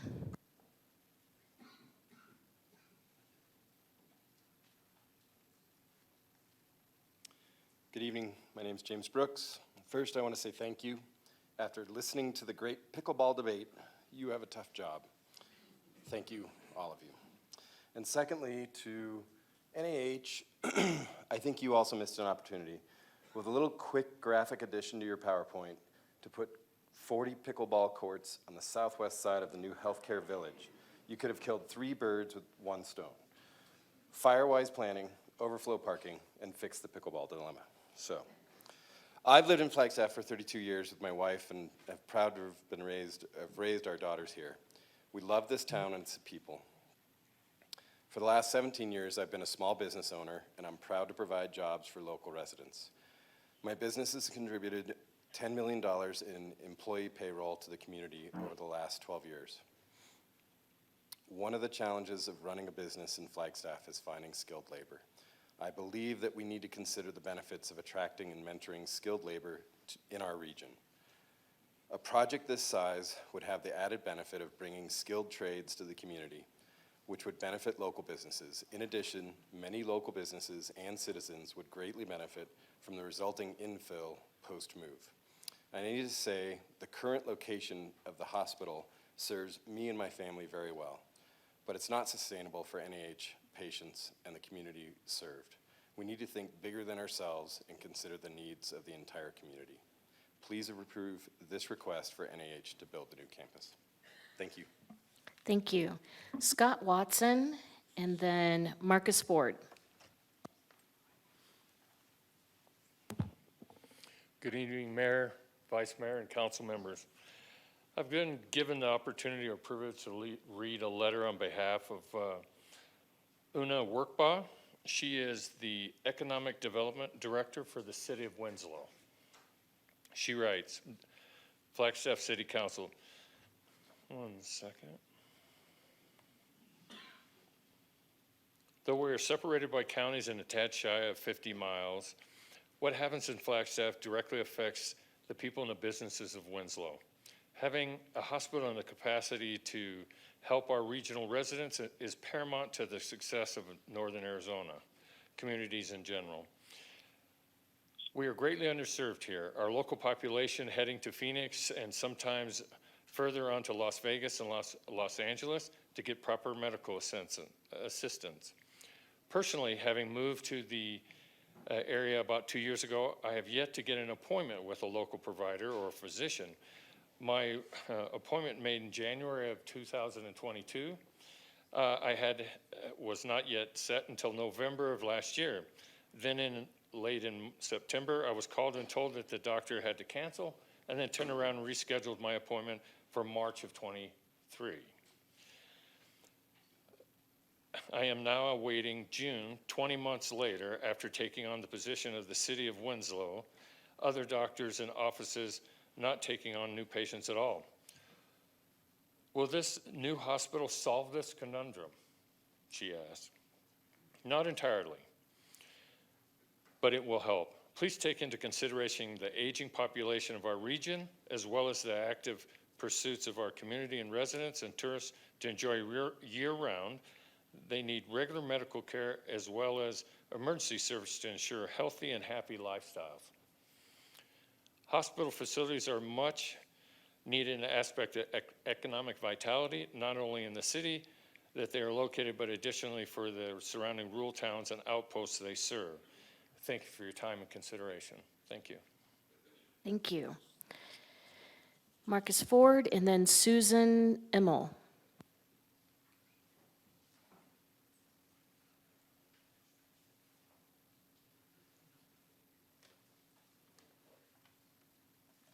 So good evening, Mayor and Council, and thank you for this opportunity to speak. My name is Marcus Ford, and I sit on the board of the Friends of Flagstaff Future. Tonight, you had two big decisions before you, where to place the new pickleball courts and where to place the hospital. Both are important, but I think we can all agree the location of the hospital is more important. The location of the hospital is sometimes a matter of life and death. And even when it's not, the economic impact of the project is enormous, as is its carbon footprint. And then there are the sociological implications.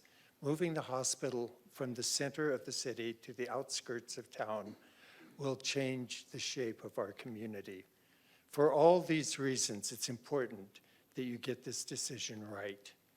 This may well be the biggest decision this council ever makes. Regarding the location of the pickleball courts, you decided to move ahead, but with qualifications and stipulations. I think that was a wise decision. The hospital decision is much, much more complicated. As Councilman Matthews pointed out, you're charged tonight to discuss the findings, the three findings.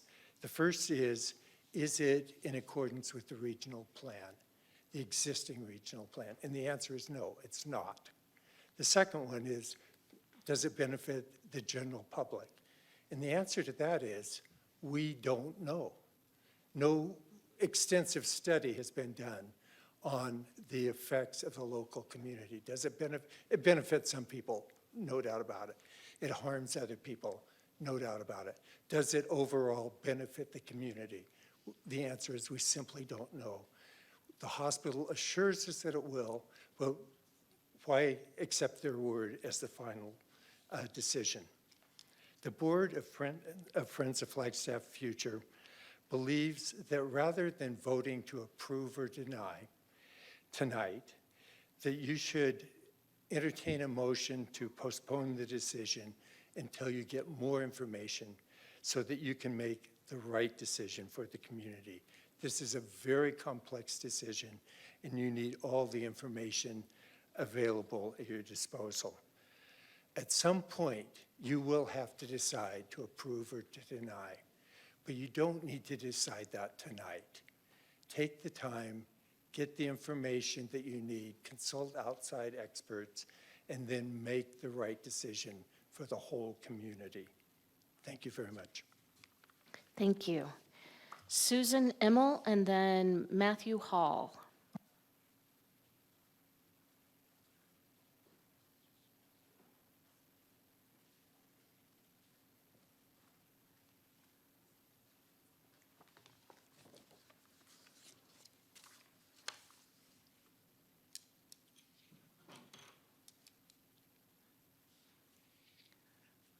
Oops, I can't see you then. Good evening, Mayor, Vice Mayor, City Council, City staff. My name is Susan Immel. I've lived in Flagstaff for 34 years, West Cedar Avenue.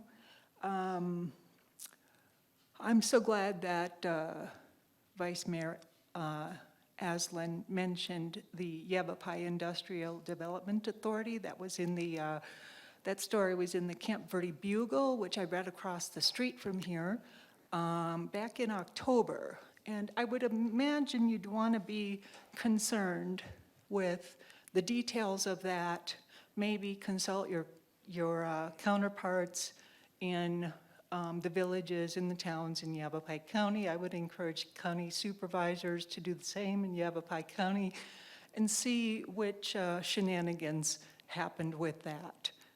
So yeah, my talk is called Chronology, Monopoly, and Shenanigans. We know that there was a HR person here. There was a 60 to 70% turnover at NAH in the last couple of years, including of 6 hospitalists who are dually credentialed. That means pediatric and adult. The NAH had 6 of them. In the last couple of years, 4 of them have left. And I would encourage you to also postpone any decision this evening because there are so many unanswered questions that have been previously raised. And, you know, Abel Estrella, good old Tio Estrella, one of his he was out front. He had done the research on all the medical office space that will be abandoned. And he said in his letter, you're ripping the heart out of Flagstaff. And he's born and raised, Sunnyside. How will this relocation impact the heart of Flagstaff? I would encourage you to definitely look at your finding number 2 because I'm not sure, in all of your 3 findings, you're not able to answer those questions. You're not able to answer the finding number 2 because there's been no independent, comprehensive community impact study. And I would definitely encourage you to do that. I would encourage thorough investigation of the staff regarding the turnover.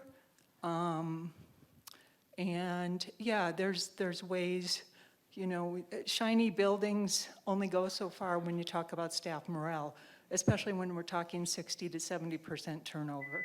Thank you. Thank you. Matthew Hall and then Eric Nielsen.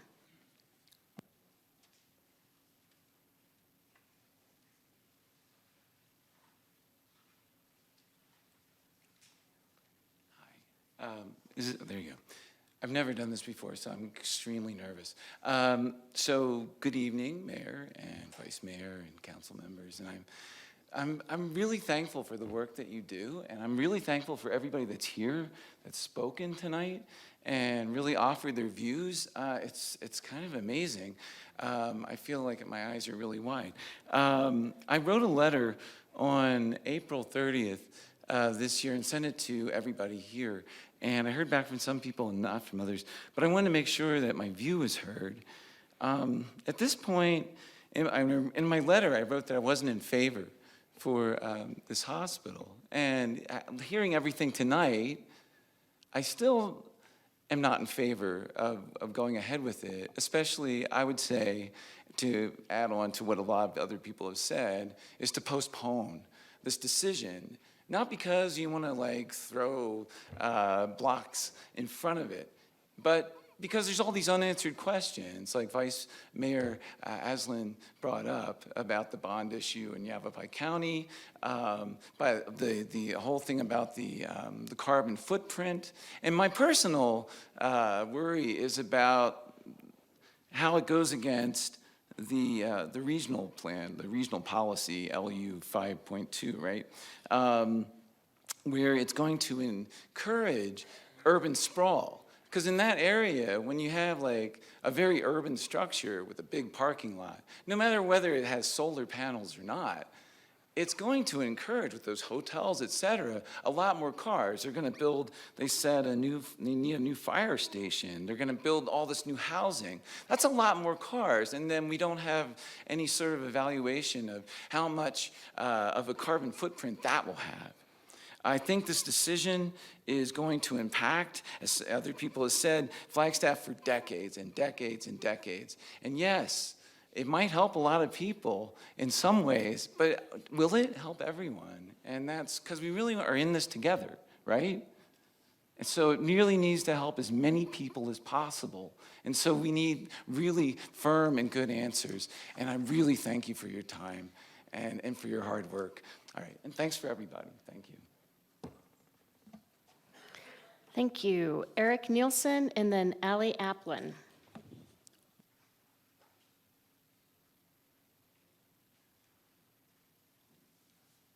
Thank you, Mayor, Vice Mayor, and council members. My name is Eric Nielsen. I live at 5000 South Pyrite. My comments today are really about due diligence. And to be clear, I'm in favor of quality, affordable health care now and in the future for our city. And we've used the hospital and the services, but we've also done a lot of turn and burns for specialty care, which I don't think is ever going to come to our city because it needs the population, as the nurse spoke earlier. I've read through these documents associated with the agenda, and I just ask that you pause for this billion-dollar investment that will transform our community until some questions can be definitively answered. And the first is moving the hospital absolutely necessary? The goal everyone shares is our community has quality, affordable healthcare, not just highest tech, best thing in the world. We want quality, yes, but we want affordable. Everybody would like a new office, a new house, a new hospital, but as my grandpa always said, you know, you don't buy what you can't afford. Can our community really afford this? Somebody's gonna pay $1 billion one way or another. And I'm not convinced that we can't have, based on the documentation, a renovated hospital that can serve those needs and maybe do it much more affordably and much more sustainably. The documentation I've read does not convince me of that, but I'm not an expert. The other question I have is associated with fire and the fact that that is the highest risk side of town from our southwest May fire season. And under future climate conditions with forests out there, what happens when they say ready, set, go, and we've got a full hospital? That's not a situation we have in the middle of town. The last question is, for the first time, I saw the right-of-way going through for Purple Sage, going to connect to Lake Mary and I guess John Wesley Powell. That's Forest Service land. I don't think there's an easement. I don't think there's a permission or the Forest Service is selling that land. Is that absolutely necessary for the access and multiple access points to get to the hospital? Because after all, in an emergency, that's what we all want, to make sure that we can get there. I don't know what the answer is. And the last thing is it's $1 billion. And healthcare is incredibly expensive in America, and it's not getting any cheaper. I don't know how this is going to reduce healthcare costs. Yes, it might improve some quality and attract some services, but what's the impact on me and my insurance company and the people who work with me, who pay into the insurance, and our employer? My dad was a Presbyterian minister, and he always talked about how easy it is to build a church. It's really hard to pay for a church. Thank you very much. Thank you, Eric. Ally Applin, and then Andrew Daffrith.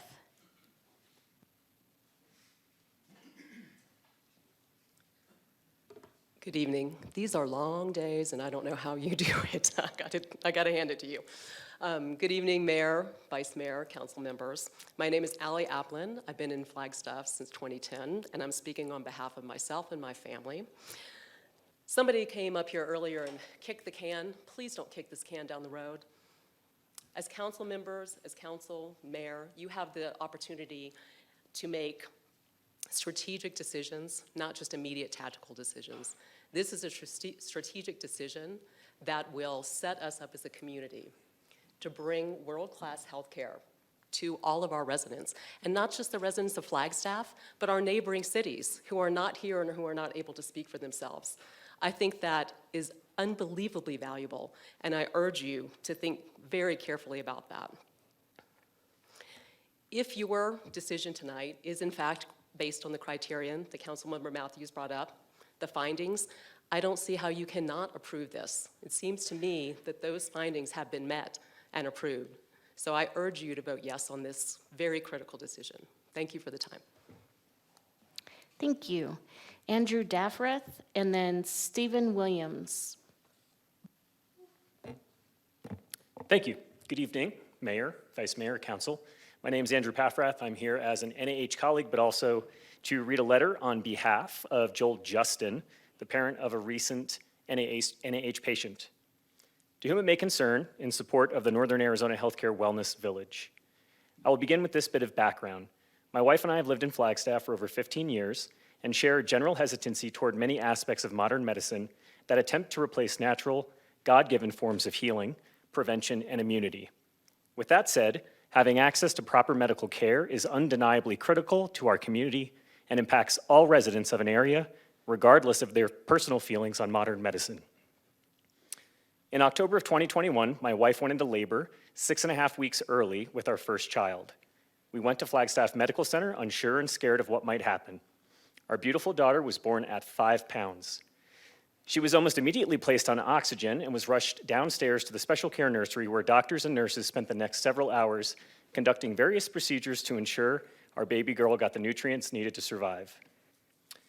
It would be 37 days before we got to bring our baby girl home. The doctors and nurses in the special care nursery were absolutely amazing, true blessings for my wife and I. Because of their support, knowledge, and confidence, we could leave each evening knowing our daughter was receiving the best care possible. Everyone we interacted with was respectful and kind. Most importantly, they seemed to always know what information we needed. Often my wife and I would discuss questions we might have when we arrived the next day. Before we had an opportunity to ask, our nurse for the day would address it or would get it covered during morning rounds.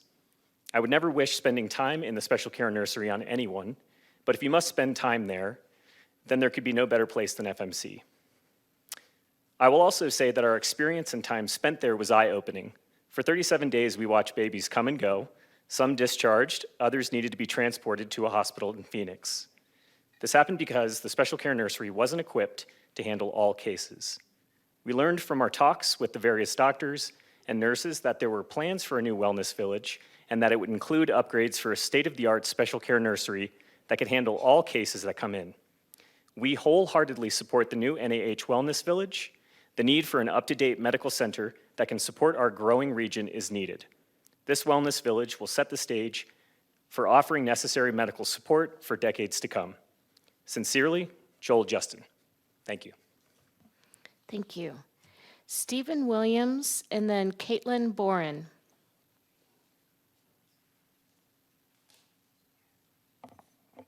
Good evening. I'm Stephen Williams, Dr. Stephen Williams. I'm joined by my colleague, Dr. Fred Verba. We work at the U.S. Naval Observatory. Our concerns are dark skies. Ideally, no development would happen and no more light would be put in our skies, but as Councilmember Harris said, nobody wins all the marbles. I had prepared a few comments, but everything has already been addressed, really. That's kind of a testament to the community here, both Vice Mayor Aslan, Tiffany, everyone talking about the lighting plan that will be talked about down the road.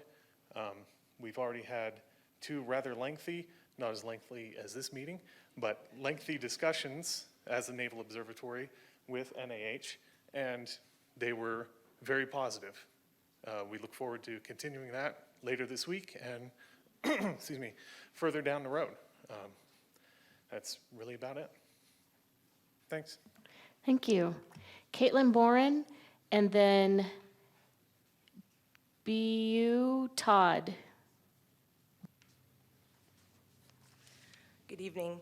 My name is Caitlin Boren, and I come before the council as a resident, a wife, a mother, a daughter, a sister, an ICU nurse, a nurse educator, and the FMC nurse residency coordinator involved in training approximately 75 new graduate nurses, mostly local, who we feed through our schools per year.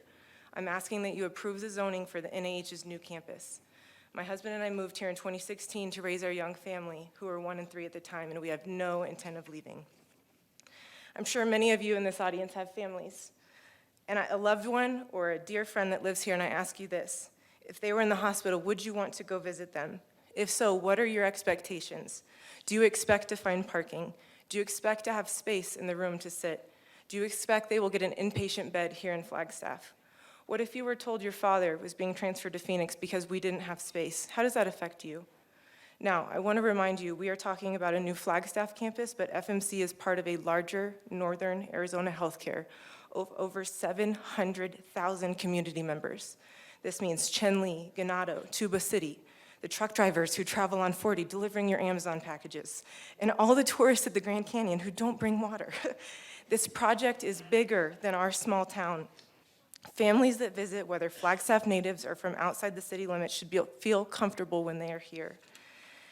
In my introduction, I told you the many roles I hold related to the new hospital, but what I haven't told you is that in 2019, I was a patient. The care I received was amazing, but I remember praying that I did not get put in an ED bay without a curtain. Or with a curtain, I remember becoming extremely anxious at the thought of sharing a room with a stranger. And I remember hiding under my blanket as I was transported through 2 patient care units to get to my room. This is a small town, and I worked night shift back then, and I didn't want my coworkers to see me or to know I was in the hospital. We have to make change. We have to act. I spent 3 days away from my children, and not seeing them hurt my heart. Emotional well-being is part of the healing process, and in the acute care setting, we don't just care for patients, we care for families. Having private rooms in an outdoor space will provide a better care experience for all parties and produce a more welcoming environment for children trying to visit their parents or their grandparents who are ill. We are bursting at the seams, and I assure you, a makeover is not the answer. If we don't stay ahead of this growth, it will be detrimental to our Arizona communities. For the health and well-being of our children, for my children, for our future generations, please approve this new hospital zoning. And I have more time. I trust my leaders. They protected me. They protected my colleagues through COVID. I trust them. They have open lines of communication, and they listen, and they act. Please help us to help you, our community. Thank you. Thank you. BU Todd, and then Jill Stevenson.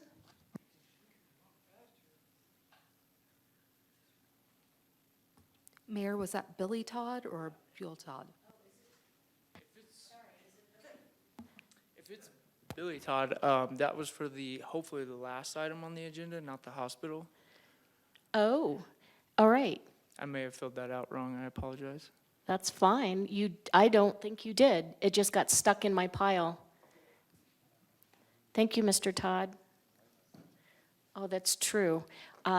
Because we are past 9:30, when we're through with this item, unless council votes to continue going, we will adjourn. It's part of our procedures, in case you want to leave. Okay, Jill Stevenson, and then Gail Jackson.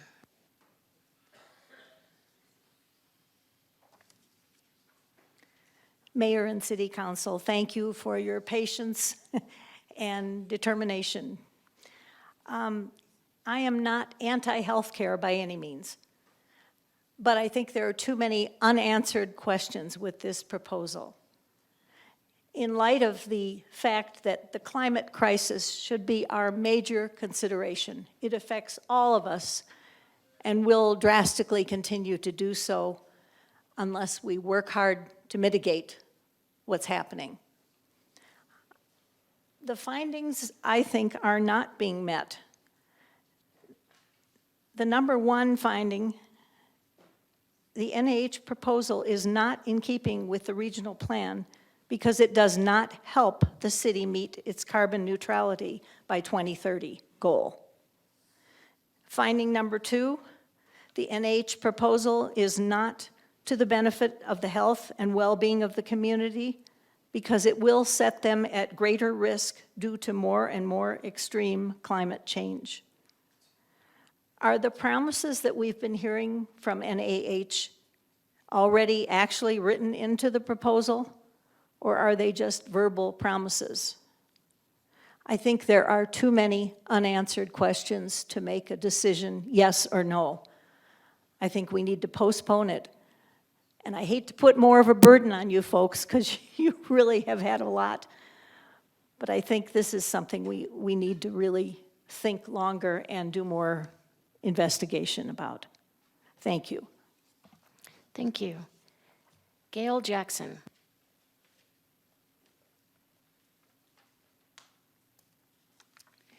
Good evening, Mayor, Vice Mayor, Council. Gail Jackson. Tonight, I'm speaking on behalf of my family of four at 4768 South House Rock Trail. Our community has grown, and we have not kept up with that growth. Just 4 short years ago, voters were asked about the need for a new courthouse. Why? The courthouse had outgrown their current facility and was in desperate need to be modernized to ensure the safety of our citizens and those who use it. Luckily for us, a new courthouse was built in 2019. Just last year, the voters approved a $100 million bond for our public school system. Why? A few facilities have outgrown their current space and are in desperate need to be modernized. And here we are today. Our community hospital has come to us. They have participated in the last 2 years gathering input from all of our community, sharing their desperate need to be modernized because they have outgrown their facility. As a resident of Flagstaff, I want the best schools and the best health care for my family. It's important that as a resident, we have access to this modernized health care. There's also been little discussion on disaster preparedness. COVID was not that long ago, and FMC played a crucial role in that preparedness as well as the response. Our healthcare experts are telling us they need a new facility. Let's listen to them so that they are best prepared for the next natural disaster, the disease outbreak, or a public health emergency. My family, we have not kept up with infrastructure, so we go to Phoenix often because we need more ice rinks and volleyball courts, but we already talked about that earlier. Please, please vote yes for this project so that we don't have to go to Phoenix for emergency health care. Thank you. Thank you. That was the last in-person public commenter, but we do have some online commenters. Mayor, we do have 3 online comments tonight. Our first commenter will be Kathy Perkins. Kathy, you may go ahead and address Mayor and Council. Thank you. I hope you can hear me okay. I don't have the ability to do this on a screen. I have heard arguments for and against the hospital at the zoning meetings, at the previous city council meeting, and tonight. A new concern of mine actually was brought up tonight, and that is the effect that this new hospital will have on the electric grid. We all hear about the extreme use of electricity and how there's brownouts in bigger cities and the electric grid is not able to handle further growth. So that's something I would like the council to ask to be looked into. The other thing was, we're talking about the traffic on Beulah. My concern is the traffic on Milton. I went down Milton a couple of weeks ago for the first time in months, and I was horrified that it took me 15 minutes to get from the underpass from Route 66 down to Coco's. It was at a dead standstill, and that's before we put in In-N-Out Burger. So I think that topic, unless I've missed it, has not been raised. The other thing is about the housing. While I applaud the fact that more housing will be available, it won't be available immediately. So where are all these tradespeople and construction workers going to be living while they're working on this project? Because there's not enough affordable housing now. The other thing that I do want to bring to the attention of the council is the staffing issue at the current hospital. If they're unable to fully staff a smaller hospital, how will they be able to guarantee that they'll be able to fully staff a larger hospital? Someone else mentioned that the specialties and subspecialties will not want to come up to Flagstaff because it's not a big enough area. Boy, I've seen a lot of change in 20 years, and I think it is a big enough area, but I agree we need some improvements in the setting, but I don't think where you're looking is the right place. I'm worried about the fire, the traffic, the new fire station. Thank you. Thank you. Our next commenter tonight is going to be Letitia Jefferson. Letitia, you may go ahead and address Mayor and Council. Good evening, Mayor, Vice Mayor, City Council members. My name is Letitia Jeffers, and I am a resident of Flagstaff and a proud nurse at Flagstaff Medical Center. I've worked as a nurse at FMC for over 10 years with some of the most amazing, compassionate caregivers in my career. During my time at FMC, I've seen many changes and challenges. I've seen our facility be retrofitted and remodeled to the needs of our patients multiple times. However, we are limited in how many times this can be done while keeping workflows within the environment efficient. I've seen my colleagues provide excellent care despite the challenges that an aging facility possesses. Our staff are resilient and have persevered in spite of these challenges, although it has made care delivery more difficult in such an environment. We are increasingly limited with space and technology, which is a disservice to our staff and patients. I work on a unit that is primarily double occupancy, meaning 2 patients share a room with a curtain to divide them. This creates many inconveniences when it comes to patient room assignments. We cannot room infectious or disruptive patients together, and this requires reconfigurations of patient assignments and delays in patient care. These delays have contributed significantly to patient deferrals when patient beds are limited due to these reconfigurations. We must limit family visitors for these patients, as space is severely restricted in these rooms. It is uncomfortable to discuss private matters with a patient when their roommate is on the other side of the curtain.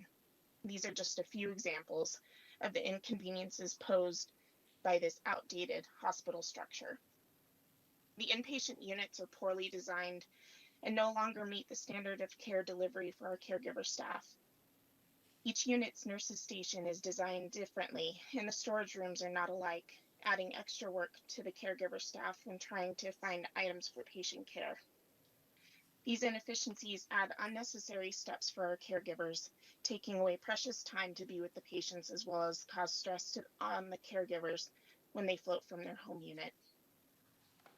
Our staff deserve to deliver care in an environment that supports their workflow and maximizes time for patient care. Our patients deserve to receive care in an environment that supports their healing, comfort, and family presence. I ask that you please consider the benefits of the new facility for our patients and caregiver staff and see that the benefits greatly outweigh the risks. I firmly support the construction of a new facility for our community in the Northern Arizona region, which serves patients from far and wide. Thank you. Thank you. Our last commenter tonight's going to be Anthony Garcia. Anthony, you may go ahead and address mayor and council. Madam Mayor Daggett, Vice Mayor Asplin, Honorable Council, Management, and Staff. I am Anthony Garcia, 2212 North Center Street, Flagstaff, Arizona. I hope to add a little bit of a different twist. In the past couple of weeks, due to my aging father's recent health issues and current quickly declining condition, I was afforded the opportunity to experience firsthand the high level of care from every soul working at FMC, and could see firsthand their absolute need for a place and space to function professionally that matched their sheer enormity of the staff skills there at the hospital. Nobody on either side of this discussion is objecting to the fact that we want and need a hospital that could meet the challenges of our future. We just want to make sure everyone is looking at said challenges holistically. And there are those amongst us that are simply advocating that all environmental, cultural, social, and sustainable impacts are well thought through prior to the development for, obvious reasons. When I heard the concessions tonight made by NIH regarding sustainability, 2 words came to mind: bare minimum. While I do personally appreciate the advancements being made by Blacklight for making more carbon conscious bricks and a few extra charging stations and solar panels and such, honestly, that was the first thing that came to mind, was they gave us the bare minimum. And while I absolutely appreciate the conversation about APS price offsets, I just don't think that paying a little extra to keep the lights on is a key component to energy conservation. I do appreciate the efforts to glean light on carbon offsets, but again, the words that came to mind were bare minimum. We have heard tonight that water resource impact analysis are in the works. I am concerned that receiving the data for a 100-year water assessment after the fact of the project is already commenced could be detrimental to future generations' quality of life. How is there copious amounts of data points aimed at capital gains and monetary improvements, but somehow none currently for water resource management and capacity? A century from now, when our great-grandchildren evaluate the mistakes and progress we made in sustainable development for the purposes of the bottom line, and with complete disregard for their children, I hope the lacking information on water isn't contemplated as our worst mistake. With the impacts on our agua for this project measuring the size of a small Thank you, suburb on the Anthony. outskirts of town. Oh, sorry. Thank you, Anthony. All right, I don't see any additional cards. I don't see any additional online commenters, correct? Correct, Mayor. Okay, thank you. So now we're going to turn it inwards and talk amongst ourselves. But before we begin, I just want to say to the council that I appreciate the time that you have invested in deliberating on this project. I know that outside of council meetings, each of you has been studying materials, planning documents, gathering additional information, and I don't know where our deliberations will lead us, but I want you to know that I appreciate your hard work and your due diligence. So, Mayor, if I may, before you Yes. do turn inward, I know that the 5th step under the public hearing rules of procedure is that applicant gets the opportunity to respond for 5 minutes. yes, and my then apologies. staff Thank gets you, the and opportunity. staff as well. So you'll have up to 5 minutes to make any closing statements, but I'm still appreciative of council. As am I, and thank you all for taking such a big part out of your day and night. Thank you to the city staff. You guys have worked on this for a really long time. Thank you to NIH. Thank you to all our partners that have put all the information together. And importantly, thank you to the public for all of your comments and input. which has made this a better project overall. And I want to thank the City Council and each of your members for taking all the time that you've taken in these meetings, out of meetings, to hear all of the issues, understand all of the issues, and take all the time that you need and have all the information you need to make a decision tonight. We, NAH, hope through this 24-month process that we have proven to be good partners in the community and that we've proven to be willing to talk and work through all of the issues that will come, presumably now and through the future. We hope that we've proven that we are doing what is right for the city and our community as a whole, and we hope that this will continue in the spirit of this project and during that duration and for many, many generations to come. The vote before you tonight is for a new hospital and an ambulatory care center. A vote in favor of this project will strengthen our ability to continue and expand high-quality health care and new specialties to the city and in our region. A vote not in favor will put our ability to maintain that level of quality and access to services at risk. As many have said tonight, this is a momentous or monumental, a defining vote, a defining moment for the city. I think it's a defining moment for healthcare and the future healthcare of our community. I ask you, we ask you, on behalf of the 3,000 colleagues that we have and the over 700,000 patients that we service across our region, I ask for your approval for the health and wellness of our community and the future of Flagstaff. Thank you. Thank you. Staff, do you have anything additional to add, subtract? We are just here to support you and however you need us with your decision. Thank you very much.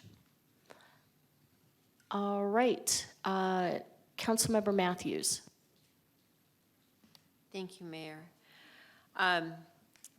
It's just been really an amazing process, a long process, but amazing process to just have the community engagement that we've had on this. It is perhaps one of the biggest decision, if not the biggest decision that we will make. And it is really hard to not go down different avenues. There's been talk about staffing and cost and recruitment and financials, which is not part of our zoning question tonight. We could go down those rabbit holes and that would be really dangerous, but that's not our, what we're tasked to do is to analyze financials or to analyze what kind of staffing issues are at hand. Those are community issues, and I think those discussions need to be continued and answers sought out for sure. There's been comments about the regional plan, and I know that a couple of years ago it was added to the regional plan that the city's goal was to reach carbon neutrality by 2030. But the original regional plan that was voted by the citizens, on top of that, there's a lot of changes that's gone on through every council. And so it really doesn't look like the document that was originally passed by the citizens of Flagstaff. You know, I have some questions about that. The carbon footprint, I know that's came up a lot of concerns. We are blessed with a community that cares about our environment, cares about our carbon footprint, and making sure we're good stewards of our environment. The thing is, though, with this decision, it's not a requirement to rezone this property for the hospital to meet those personal, even group requirements. Is not part of the city statutes. And again, neither is staffing issues or healthcare costs. How I understand it is hospitals are unique in that they can't, like other for-profit businesses, they cannot increase their fees to offset their costs. They're dictated by the insurance companies pay what they pay. It doesn't matter how much it costs the hospital to run their operations. So, you know, I in listening to everything, and I really appreciate the hospital's efforts to do, not in my mind bare minimum. They've done over and above what is required through our policy currently as it stands, to be good community partners and do things that help satisfy those requirements and desires of our community. So I appreciate that. And I just wanted to mainly just emphasize that we all hear the community and the other concerns that are valid concerns. I understand we have a new CEO coming in a couple of months, and there's a board of directors that are the governing board, and I think those questions and concerns, you know, should continue on in that direction. But what we're tasked tonight is a zoning question, and I think everyone, or nearly everyone, agrees that we do need quality health care, and one person or a couple of people mentioned that it's not really an issue until it's an issue. And my husband was one of those that had to go to the hospital and spent 5 lovely days there in several different departments and floors. And so it becomes apparent when you are on the receiving end where some areas are obsolete. And so when you don't need it, it's not really an issue, and it's more about an inconvenience issue of where it's located and stuff. But when you need good quality health care, and we appreciated all the medical staff that took care of us during that time. It was a long period of time, but it was appreciated. So I just wanted to share those, that we hear all those concerns, and they're very valid. Many of them aren't in the scope of what we're deciding, but that doesn't mean that we don't recognize them and we don't appreciate and hear the concerns of the community. So thank you. Thank you. Councilmember Harris. Thank you, Mayor. Can every city staff member that's worked on this project please stand for me? Stand, don't be shy, stand up. Everybody that worked on this project, please stand. Okay, stay standing. Every NAH person in the room that has worked on this project, please stand. 1, 2, 3. So I know it's late and I can't count, but I count maybe about 30 people. Okay, y'all can sit down. Thank you. The reason that I ask you to do that, I could say a whole lot, but I'm not going to, because I want to be really, really respectful of everybody's time, because y'all are tired and you want to go home. The reason I asked you to stand is because I trust your expertise, and I have to do that, and all of us have to do that. We cannot run this city by ourselves. Every staff member, every NAH member, everyone that worked on this project brings a certain level of expertise to the table. I don't know everything about zoning, but I read everything that was given to me. I don't know everything about sustainability, but I talked to as many people as I could. There are going to be a whole bunch of answers that we don't have right now. But does that mean that we don't move forward with this? I say no. Progress requires a decision. We have to make courageous decisions. Flagstaff is going to grow. It's going to continue to grow. When I came here 30 years ago, there was maybe 40,000 people. There are now 80,000, maybe more. By the time I'm gone from here, whichever place that means gone, there's going to be more people. And so that community that's here, when I'm no longer here, needs to have a state-of-the-art hospital. I left here 25 years ago and went to stay in Texas for a month because Flagstaff Medical Center did not have a single piece of equipment that they needed to deal with my issue. So unless you've ever been in that situation, you have no clue what that's like. And I left a 17-year-old here alone because we didn't have any family here. So we're dealing with a zoning amendment, and I've listened to everything that you all have told me. And so as far as I'm concerned, when we get to that point, I'm going to let everybody know my vote. And my vote is that we move forward with this project. Thank you. Thank you, Councilmember. Vice Mayor. Thank you, Mayor. Mayor, Council, audience, I want to take just a moment to thank all of you, specifically not just for hanging in there with us tonight, but for the level of decorum in the room. We've had some heated, passionate conversations over the years, and this has been one of the most respectful, friendly environments to be in, even though I know there's a lot of tension in the room. And I just really want to take a moment and acknowledge that and appreciate all the partnership and all the hard work that has gone into this. I do have a lot to say, and I'm going to take a few minutes here to say stuff. I was taught the best way to make a presentation is to say what you're going to say it, and then tell people what you just said. So I'll start off here with a little preamble, and then I'll jump right into my comments. I'm going to try to be swift with them, so please forgive my reading from prepared remarks here. This will get us through things a little faster in more organized fashion. So I'm going to be making a motion as soon as public hearing closes for both resolutions and the DA for council to postpone to a date certain 6 months out any further decisions on the hospital move until more clarity can be achieved regarding the need for a hospital move rather than an in-place remodel. This would be an independent, comprehensive community impact assessment contracted by the city. And NEH guarantees on multiple hot topics such as financial contributions regarding road infrastructure, transportation, public safety requirements, and more comprehensive written guarantees that the old hospital will turn into a space useful for the center of town.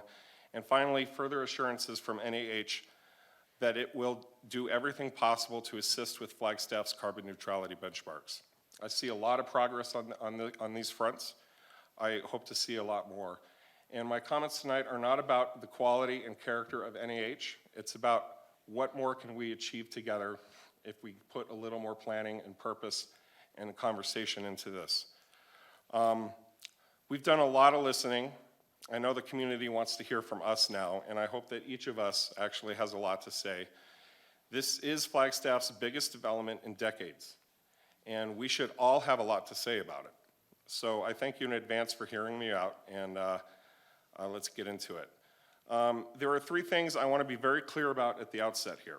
The first is that I have a particular duty and legal obligation, as Councilmember Matthews has harped upon, on this dais to consider this development from the perspective of legal findings and not from my heart.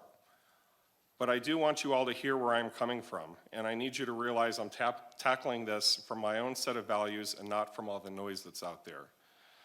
It's critical to point out that I will be able to articulate perfectly well whether or not the findings are being met, irrespective of the values I come at this with. I have, in fact, many times over the past 5 years voted to approve projects that did not sit well with my values because it was very clear the findings were in compliance.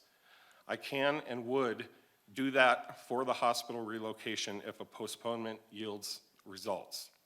Another important thing to keep in mind is that I'm not concerned in any particular way about these 175 acres north of Fort Tuttle.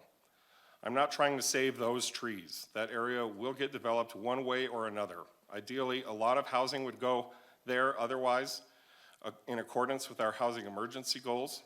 So don't come away from this conversation thinking I'm trying to tilt at windmills and stop Flagstaff from experiencing growth and progress. Finally, please hear me. I'm convinced we need a new hospital. I'm convinced a serious all-hands-on-deck upgrade to our medical facilities and healthcare system in Flagstaff is essential and that our community and region will greatly benefit from it. I'm going to say it again because I don't want anyone accusing me of not understanding our region's healthcare needs and our growing healthcare needs. What we currently offer this region, while award-winning, is inadequate and will only become more so over time. What we currently offer this community is behind the times and insufficient. We need to seriously tackle our ailing healthcare infrastructure and update and upgrade our services. What I'm not convinced of is that it's unequivocally necessary for NAH to start over with a completely new campus on 175 acres of fallow ground for us to achieve top-notch results and outcomes. Personally, that Flagstaff needs a wellness village. Flagstaff is a wellness village. We're only having this conversation because the land is available. Most hospitals don't get that privilege when it's time to upgrade. Most hospitals evolve in place. I don't see why fundamentally Flagstaff Medical Center can't either. Where there's a will, there's a way. The current footprint can expand. There are puzzles to solve, but they are solvable. Expenses are good, and they'll get better over time, but my goodness, we're already talking about $1 billion endeavor here. I personally believe that staying on Hospital Hill is the right way to approach this. But again, I'm perfectly capable of judging this proposal on the basis of findings, and I could absolutely be convinced to support final approval if a delay proves fruitful. A lot of people are checked in on this topic, obviously. The stakes are very high. It goes without saying, moving a centralized hospital we already have to a location that's effectively outside of the town's core and involves hundreds of acres of land previously zoned for other purposes, and not having a clear written understanding of what will happen at the old site and how that part of town will fare moving forward, all while we are collectively trying our hardest to meet the most pressing global challenge of our time, is a big deal. So of course everyone is tuned in and weighing in. I want to take a minute to talk about the climate. I'm proud of our community for holding our feet to the fire when it comes to our carbon neutrality by 2030 aspirations. The time for action on that front was half a century ago, and we could have met the challenge then. We could be nationally at a place where net zero development is a foregone conclusion in every industry. We continue to fail that challenge. So I want to thank our community for being here and sounding the alarm. Our residents have a right to pressure us and a right to be heard. I really hope this lays to rest any doubt that the actions we're taking as a council to address climate change are not being driven by individual council members. These actions we're taking and will continue to take are being mandated from the ground up. And you can bet these voices will continue to call all of us out each and every time we're at risk of falling backward when it comes to corrective carbon actions. This community is not going away, and our responsibility to adequately meet their demands won't go away either. But I do have to admit a certain level of frustration about reading hundreds of emails. We were also getting emails and not just public comment tonight about this hospital relocation being so intensely and singularly framed through a climate lens. Those concerns are totally valid, but the hospital question before us needs to be reviewed through a dozen other lenses as well, all of them no less pressing. The fact is, as a council deliberating from the dais, the 7 of us must legally focus our decision-making on whether or not specific findings are met. Holding this hospital project to a carbon-neutral standard is legally beyond our ability, and the accusations and heated rhetoric become a distraction. Honestly, the way I see it, as I review the plans and listen intently to these presentations, it's my opinion that NIH should be given a lot of credit for how seriously they're taking the question of carbon footprint, even as we help them understand their impact requires even more. They're doing more than they're required to, and they're doing more than most. Can they be doing even more? Of course, and we have a right to demand the very latest in cutting-edge technology and materials and practices. As a council with a declared emergency, we have an obligation to pursue every demand that we can. But I think there's a more constructive approach than emails titled with "Dirty Hospital." I feel we could get there in partnership. Rather than wagging our fingers and then NIH getting defensive and resentful, we could encourage each other forward. We could work together to set an example for every other new hospital that'll come after this one. I see so many opportunities there, and it's my hope to pursue it however things move forward tonight or 6 months from now if my pending motion prevails. I actually want to take a moment here to thank NIH, Steve Ice and his teams, specifically for taking our community's concerns as seriously as you have, even as I join the chorus calling for you to exceed expectations. The announcement about local family-operated Blocklight locally sourcing materials to create a direct air carbon capture building materials for the hospital is a perfect example of this. I see partnerships coming out of this that benefit the community and the global cause, and I hope you'll consider the relationship building during this process to be valuable, and I hope you're open to leveraging that to full effect, even as we continue to wrestle with tensions. And one more thing, there's a lot of boogeymen in this process.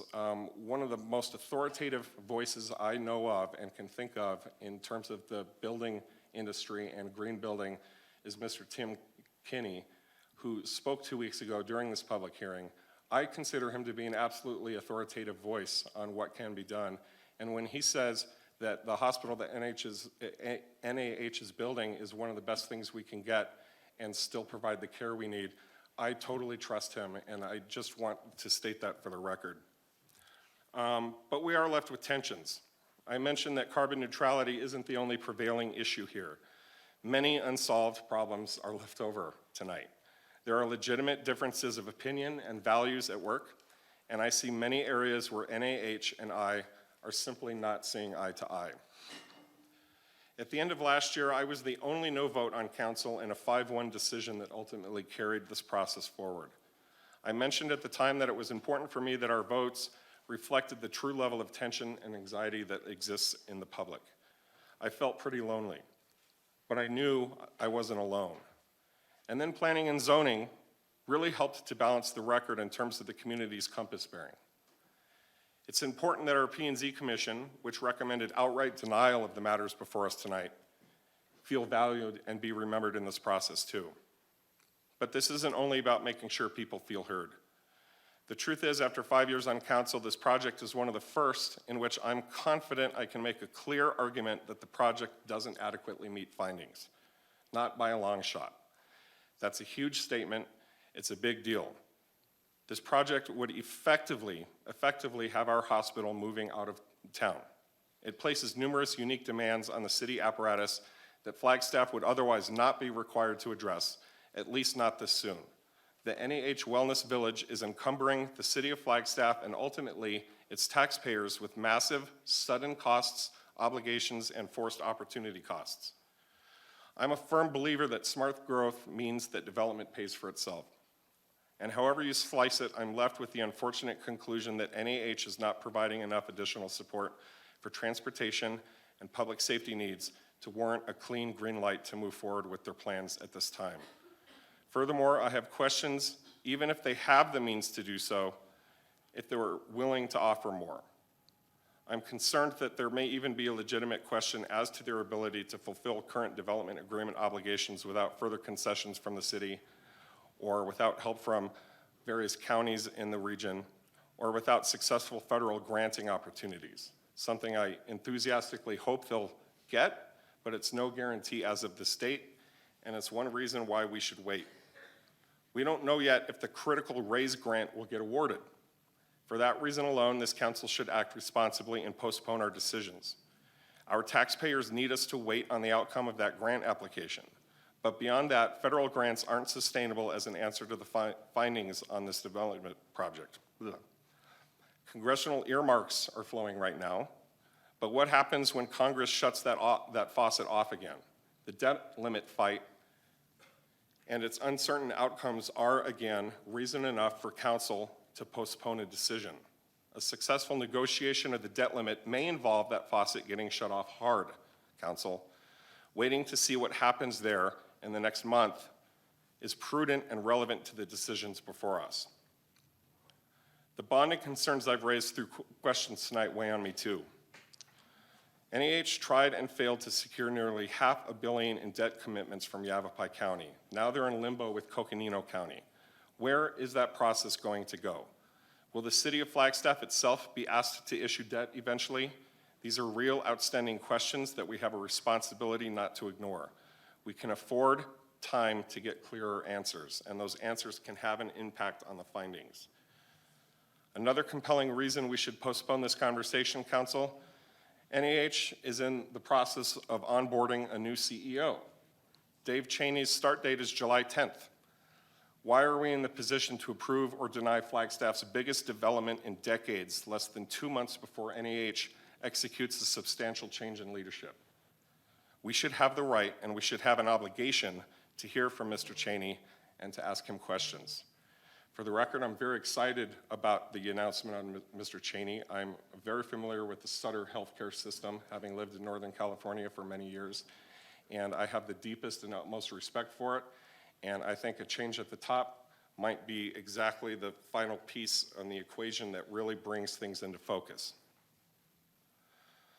So, again, we have numerous very good reasons to postpone final approval or denial while we wait for important things to settle on the landscape.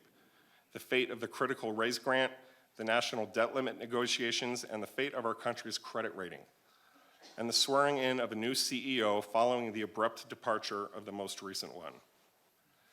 NAH is not rising to the task of helping the city to solve the transportation problem that they are creating. From an equity standpoint, I'm worried sick about how our homeless and indigent populations are going to fare if the hospital moves.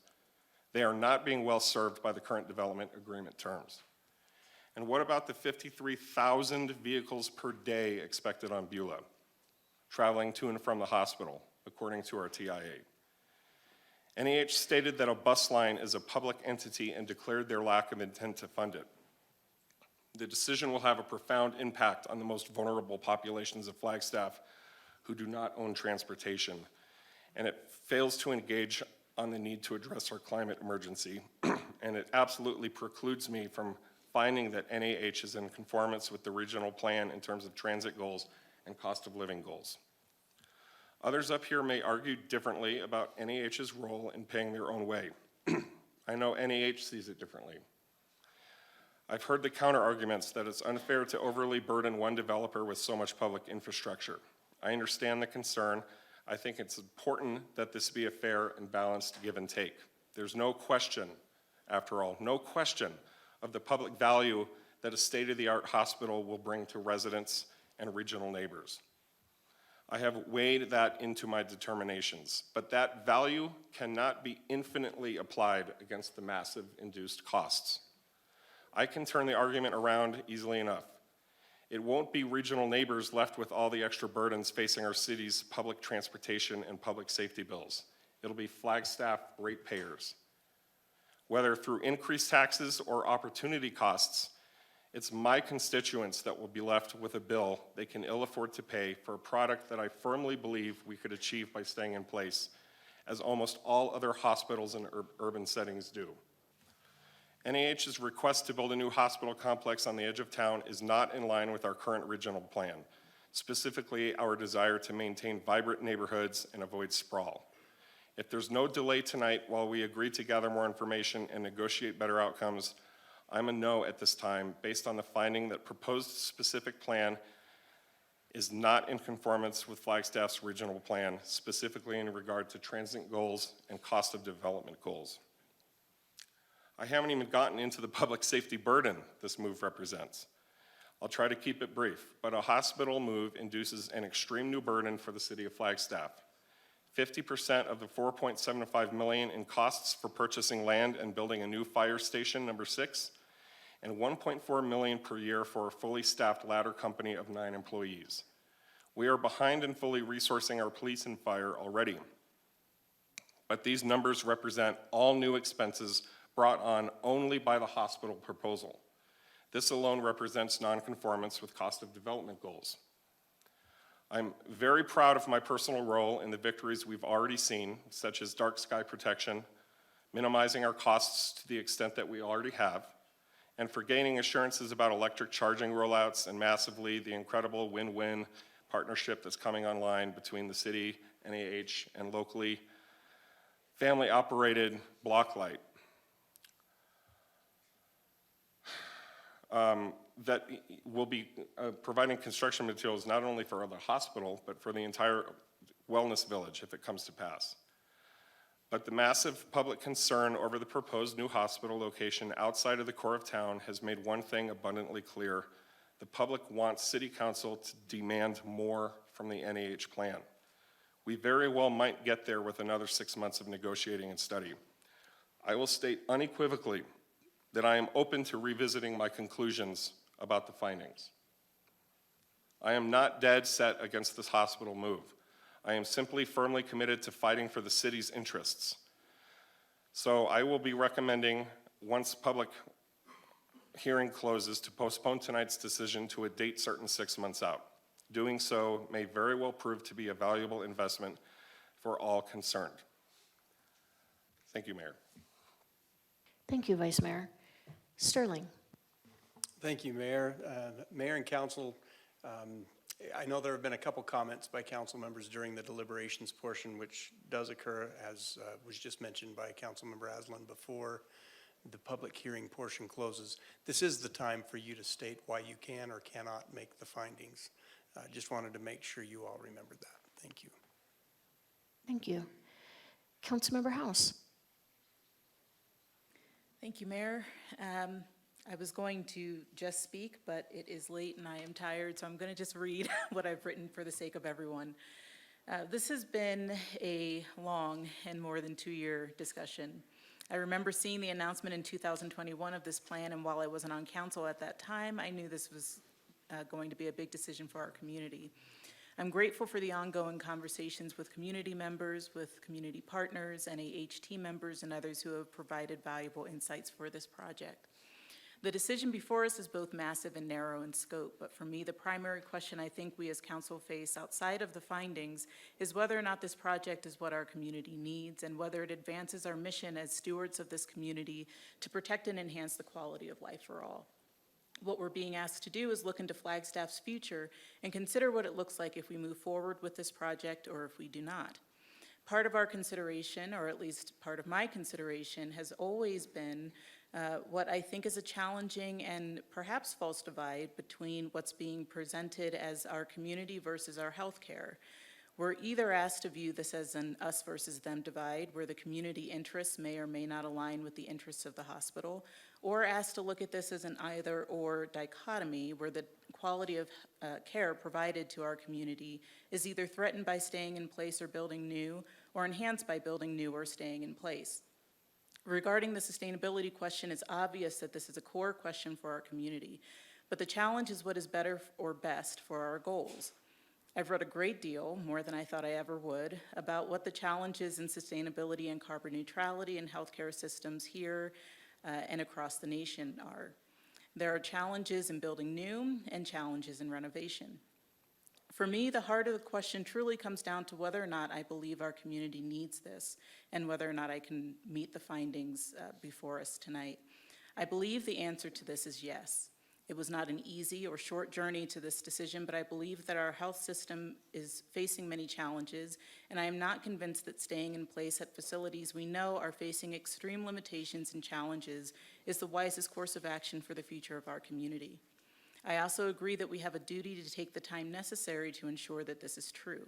I've given this now over a year of thought in keeping up with the 2-year conversation, both as a citizen and as a council member, and I know the rest of council has as well.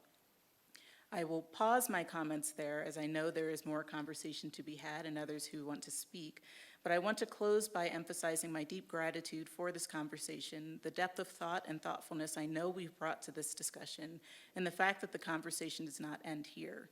Though this is a first step in either direction, it is just that, a first step, and we'll move forward to the next one, whichever way our vote or conversation goes tonight.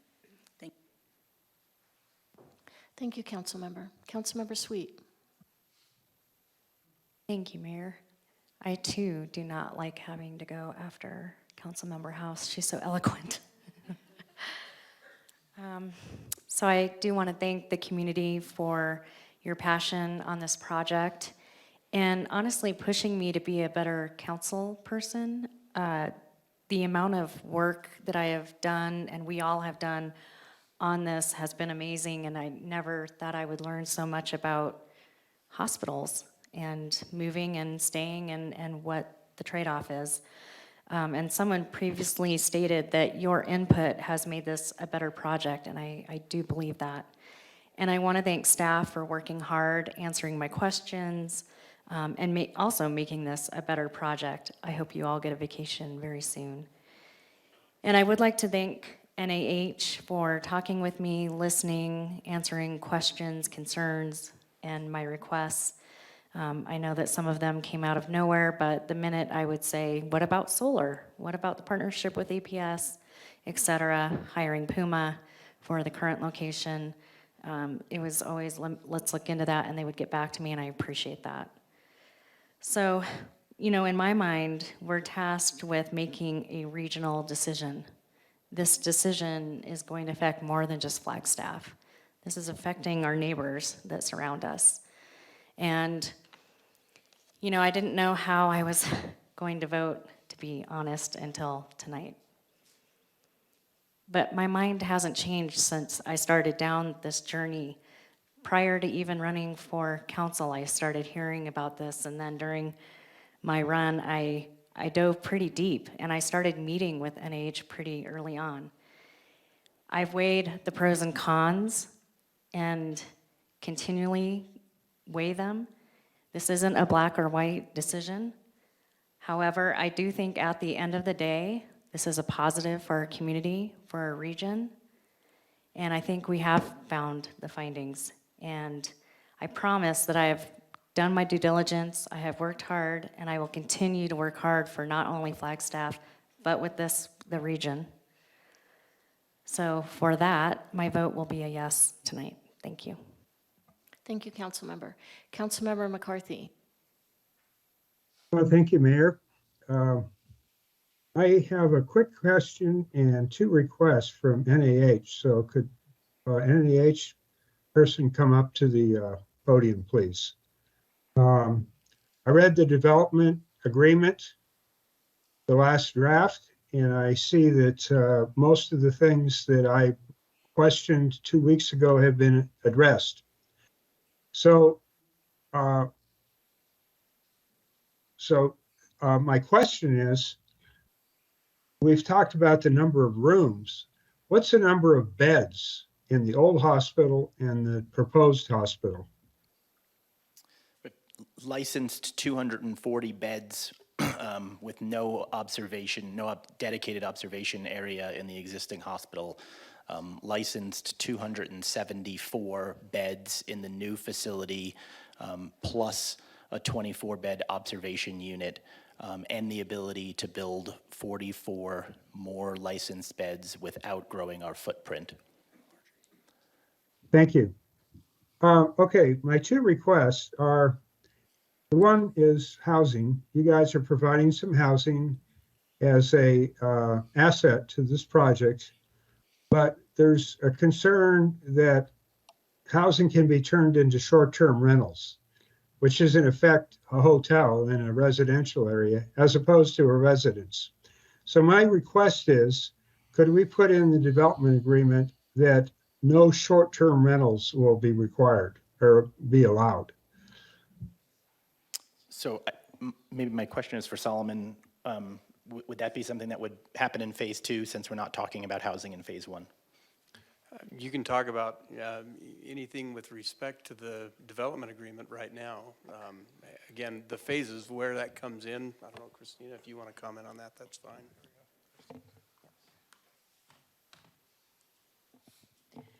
Good evening, Mayor and Council. Christina Rubalcaba, Senior Assistant City Attorney. Yeah, that would be something that can be considered in the development agreement. We already have a provision in the development agreement that relates to the housing, and so I think that would be a natural place to go ahead and put it in. The development agreement does cover all of the land, even though only a portion of it is being rezoned. Okay.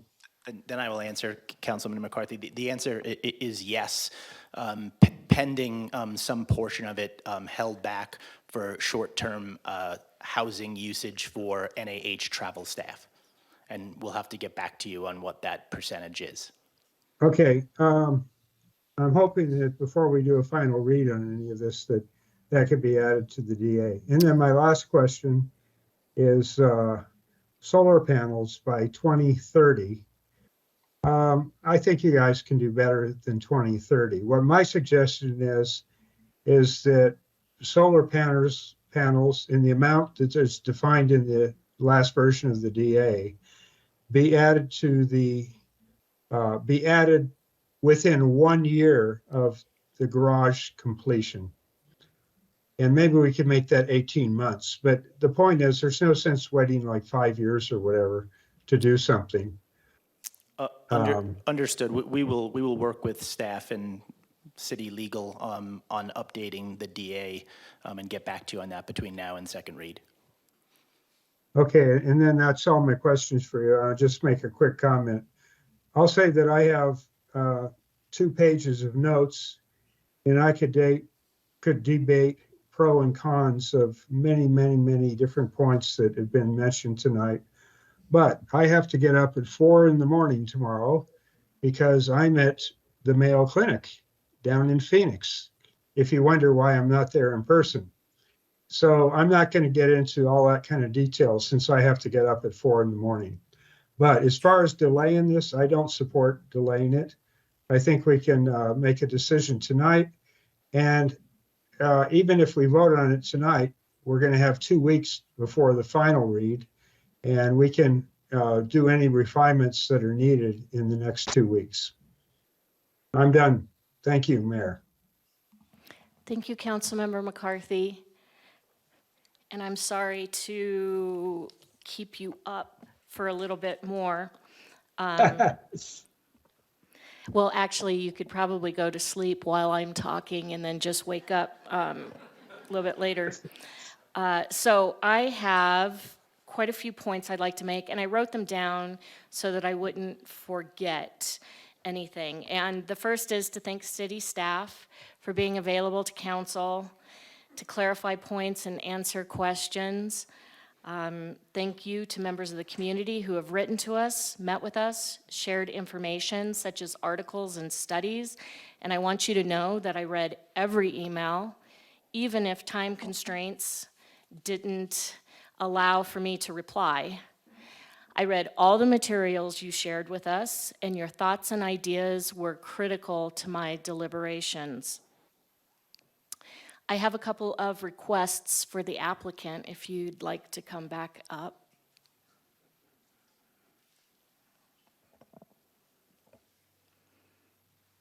Okay, thank you. 4.9 of the development agreement. I'd like you to commit to the public participation and planning process beginning by a date certain this year. I'd also like a commitment that the Vision Plan Steering Committee specifically include at least one member of each of the city's sustainability, housing, and transportation commissions. I'd like you to commit in a measurable way in the development agreement to coordinate with city staff so that any redevelopment of the current campus informs and is informed by our updated regional plan. I know that you have promised to coordinate. I'd just like some specificity. Commit that the city council will have final approval of your phase 1 and phase 2 site plans. Commit to third-party verification that you've met or exceeded your Energy Star goals. That's it for you. Okay. Can you tell me yes on all of those things? Yeah, I think all those are acceptable. I do have to talk to my team just about the ramifications of the phase, the site plan 1 and 2, but we will have that answer for you prior to second read. But all of the others, we have no issue with. Great, thank you. I have a request of staff. We have been talking about updating the city's codes and ordinances. I'd like us to prioritize reviewing and updating those city codes and ordinances, including changes to reflect our carbon neutrality and housing goals. I know that you have a long list of things to do, but I just think that this issue keeps coming up in so many deliberations that we have, and I'd just like to see it rise in prioritization. Understood. Thank you. Okay, so a hallmark of our community is how active and engaged we are. The fact that so many of you have read the city's documents, such as the regional plan, the climate action and adaptation plan, the carbon neutrality plan, and the housing plan is evidence of that. For those of you familiar with any of these documents, you know that we often have to determine how best to weigh the intention, goals, and community priorities within each. I've been part of most of these documents. I've been part of most of these documents since the first regional plan was written and adopted. I've participated in discussions and debates about many of these policies, and regardless of my understanding of these policies and of our community's priorities, this is not an easy decision to make. The project is far from perfect and has pushed us into uncomfortable conversations.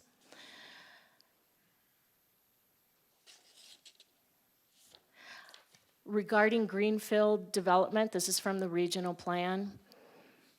Policy LU.2.1, design new neighborhoods that embody the characteristics of Flagstaff's favorite neighborhoods. That is, with a mix of uses, a variety of housing types and densities, public spaces, and greater connectivity.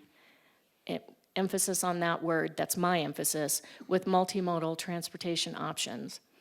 A goal of the regional plan is to infill in our city center, but it doesn't prohibit greenfield development. I prefer to see infill development as it has benefits to Flagstaff residents in terms of connectivity, walkability, and potential to help us meet our climate and housing goals. But again, the regional plan doesn't prohibit greenfield development. The proposed project meets most of our regional plan's policy goals regarding greenfield development, and with current and future development to the west of this project and future development to the south and east, there will be a greater demand and thus greater success of multimodal transportation options. This council and future councils must continue to advocate for these policy and community desires. Policy LU.2.2.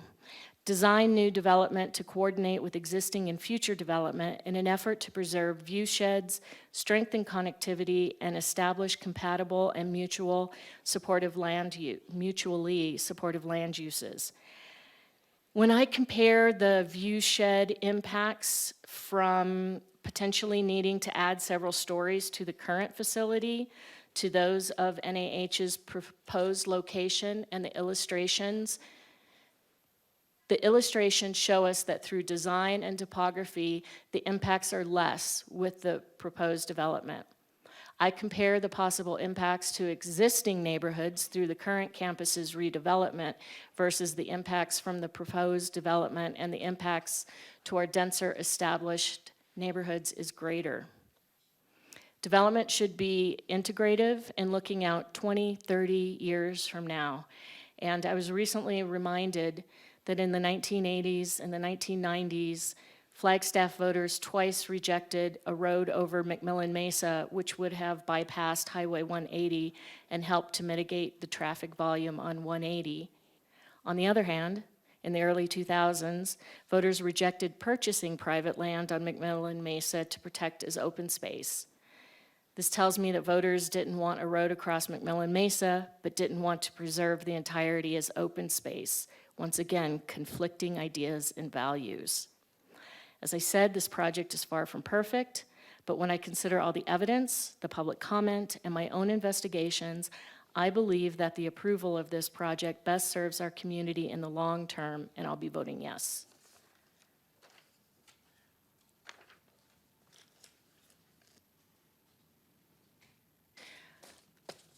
All right. So any additional questions or comments from council? Madam Mayor, Yes. if I may, Mayor and Council, if any of you have any specifics that you'd like to call out about why you can make the findings or why you cannot, again, now would be the time before the public hearing closes. Any additional comments, points? Okay, so I'm getting ready to close the public hearing, after which we won't have additional questions, all right? So I am going to close the public hearing, and Vice Mayor had indicated that he had a motion that he would like to make. I do, Madam Mayor, thank you. This is a very simple motion. It does require a second. We'll see what happens. I move to postpone our vote on approval of the application in DA until a date certain, just just shy of 6 months out on the regular meeting on Tuesday, November 7th. And that's to avoid the Thanksgiving holiday. If we get a second and we move to discussion, we can talk about what we want to do with that 6 months. Otherwise, I don't think there's a point. Thank you. Is there a second? All right, the motion fails for lack of a second. Do we have another motion? I'll move. Councilmember Matthews? Thank you, Mayor. I move that we read resolution number 2023-20 by title only. Is there a second? I'll second. Thank you. Is there any discussion? I would have liked to have gotten there, but I'm a no at this time. All right, all those in favor? Aye. Aye. Any opposed? Nay. Thank you. City Clerk? A resolution of the Flagstaff City Council declaring as a public record that certain document filed with the city clerk and entitled NAH Health Village Phase 1 Specific Plan. Thank you. Do I have a motion? Oh, my brain is tired. I move that, do I just say, It's to read ordinance 2023-12 by title only for the first time. I move that we read ordinance number 2023 20 First. by title only for the first time. No, it's ordinance 2023-12. 12, okay. That's okay. It is By 12. for the first time. Do we have a Second. second? Second. Thank you, Councilmember McCarthy. Any further discussion? All those in favor? Aye. Aye. Any opposed? Me. Thank you. All right, City Clerk?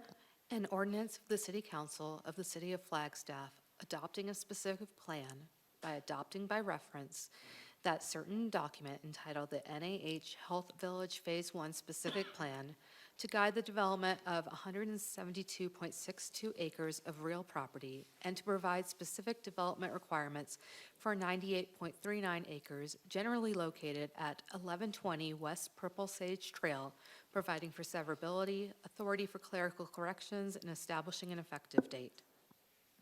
Thank you. You just received a compliment on your voice from up here. Okay, so do I have a motion down on number 2, the ordinance 2020? Mayor, this is Jim McCarthy. I can make the motion. I move that we read ordinance 2023-11 by title only for the first time. Thank you. Do I have a second? I second. Thank you. Any discussion? All those in favor? Aye. Aye. Any opposed? Nay. Thank you. Motion carries. All right, City Clerk. An ordinance of the City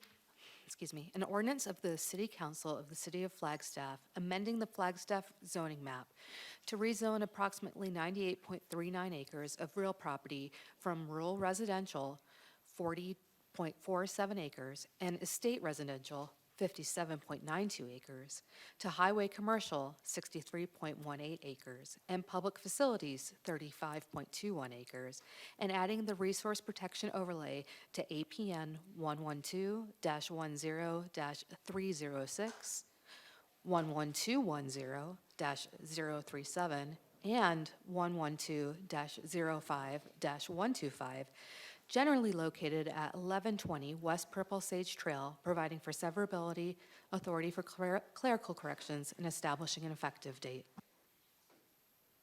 Thank you. All right, so I am going to adjourn the meeting. and- Actually, Mayor, Oh. we do have item 12B. We need a motion Oh, to heck yeah. postpone the resolution 2023-24. All right, so we need a motion to do that? Correct. All right. Can I have a motion to postpone discussion of the development agreement? So moved. Thank you, council member. Do I have a second? Second. Thank you. Any discussion? I do have one, that's to postpone to June 6th, correct? Yes. Yeah, yes. Thank you. And I'll just note that this development agreement is tied into both the other things that we already had voted on. So it's all tied together in the end. Thank you, council member. All right, we had a second. Any discussion? All those in favor? Aye. Aye. Any opposed? Nay. Okay. So now, unless a council member wants to make a motion to continue going, I'm going to adjourn the meeting. I can see by the looks on your faces that no one's going to make that motion. Well, Mayor, this is Jim McCarthy. Was there a gentleman in the crowd that was waiting for this? Is he gone? He's gone. Okay, then I'm not going to make a motion. Okay, thank you. We're adjourned. Thank you.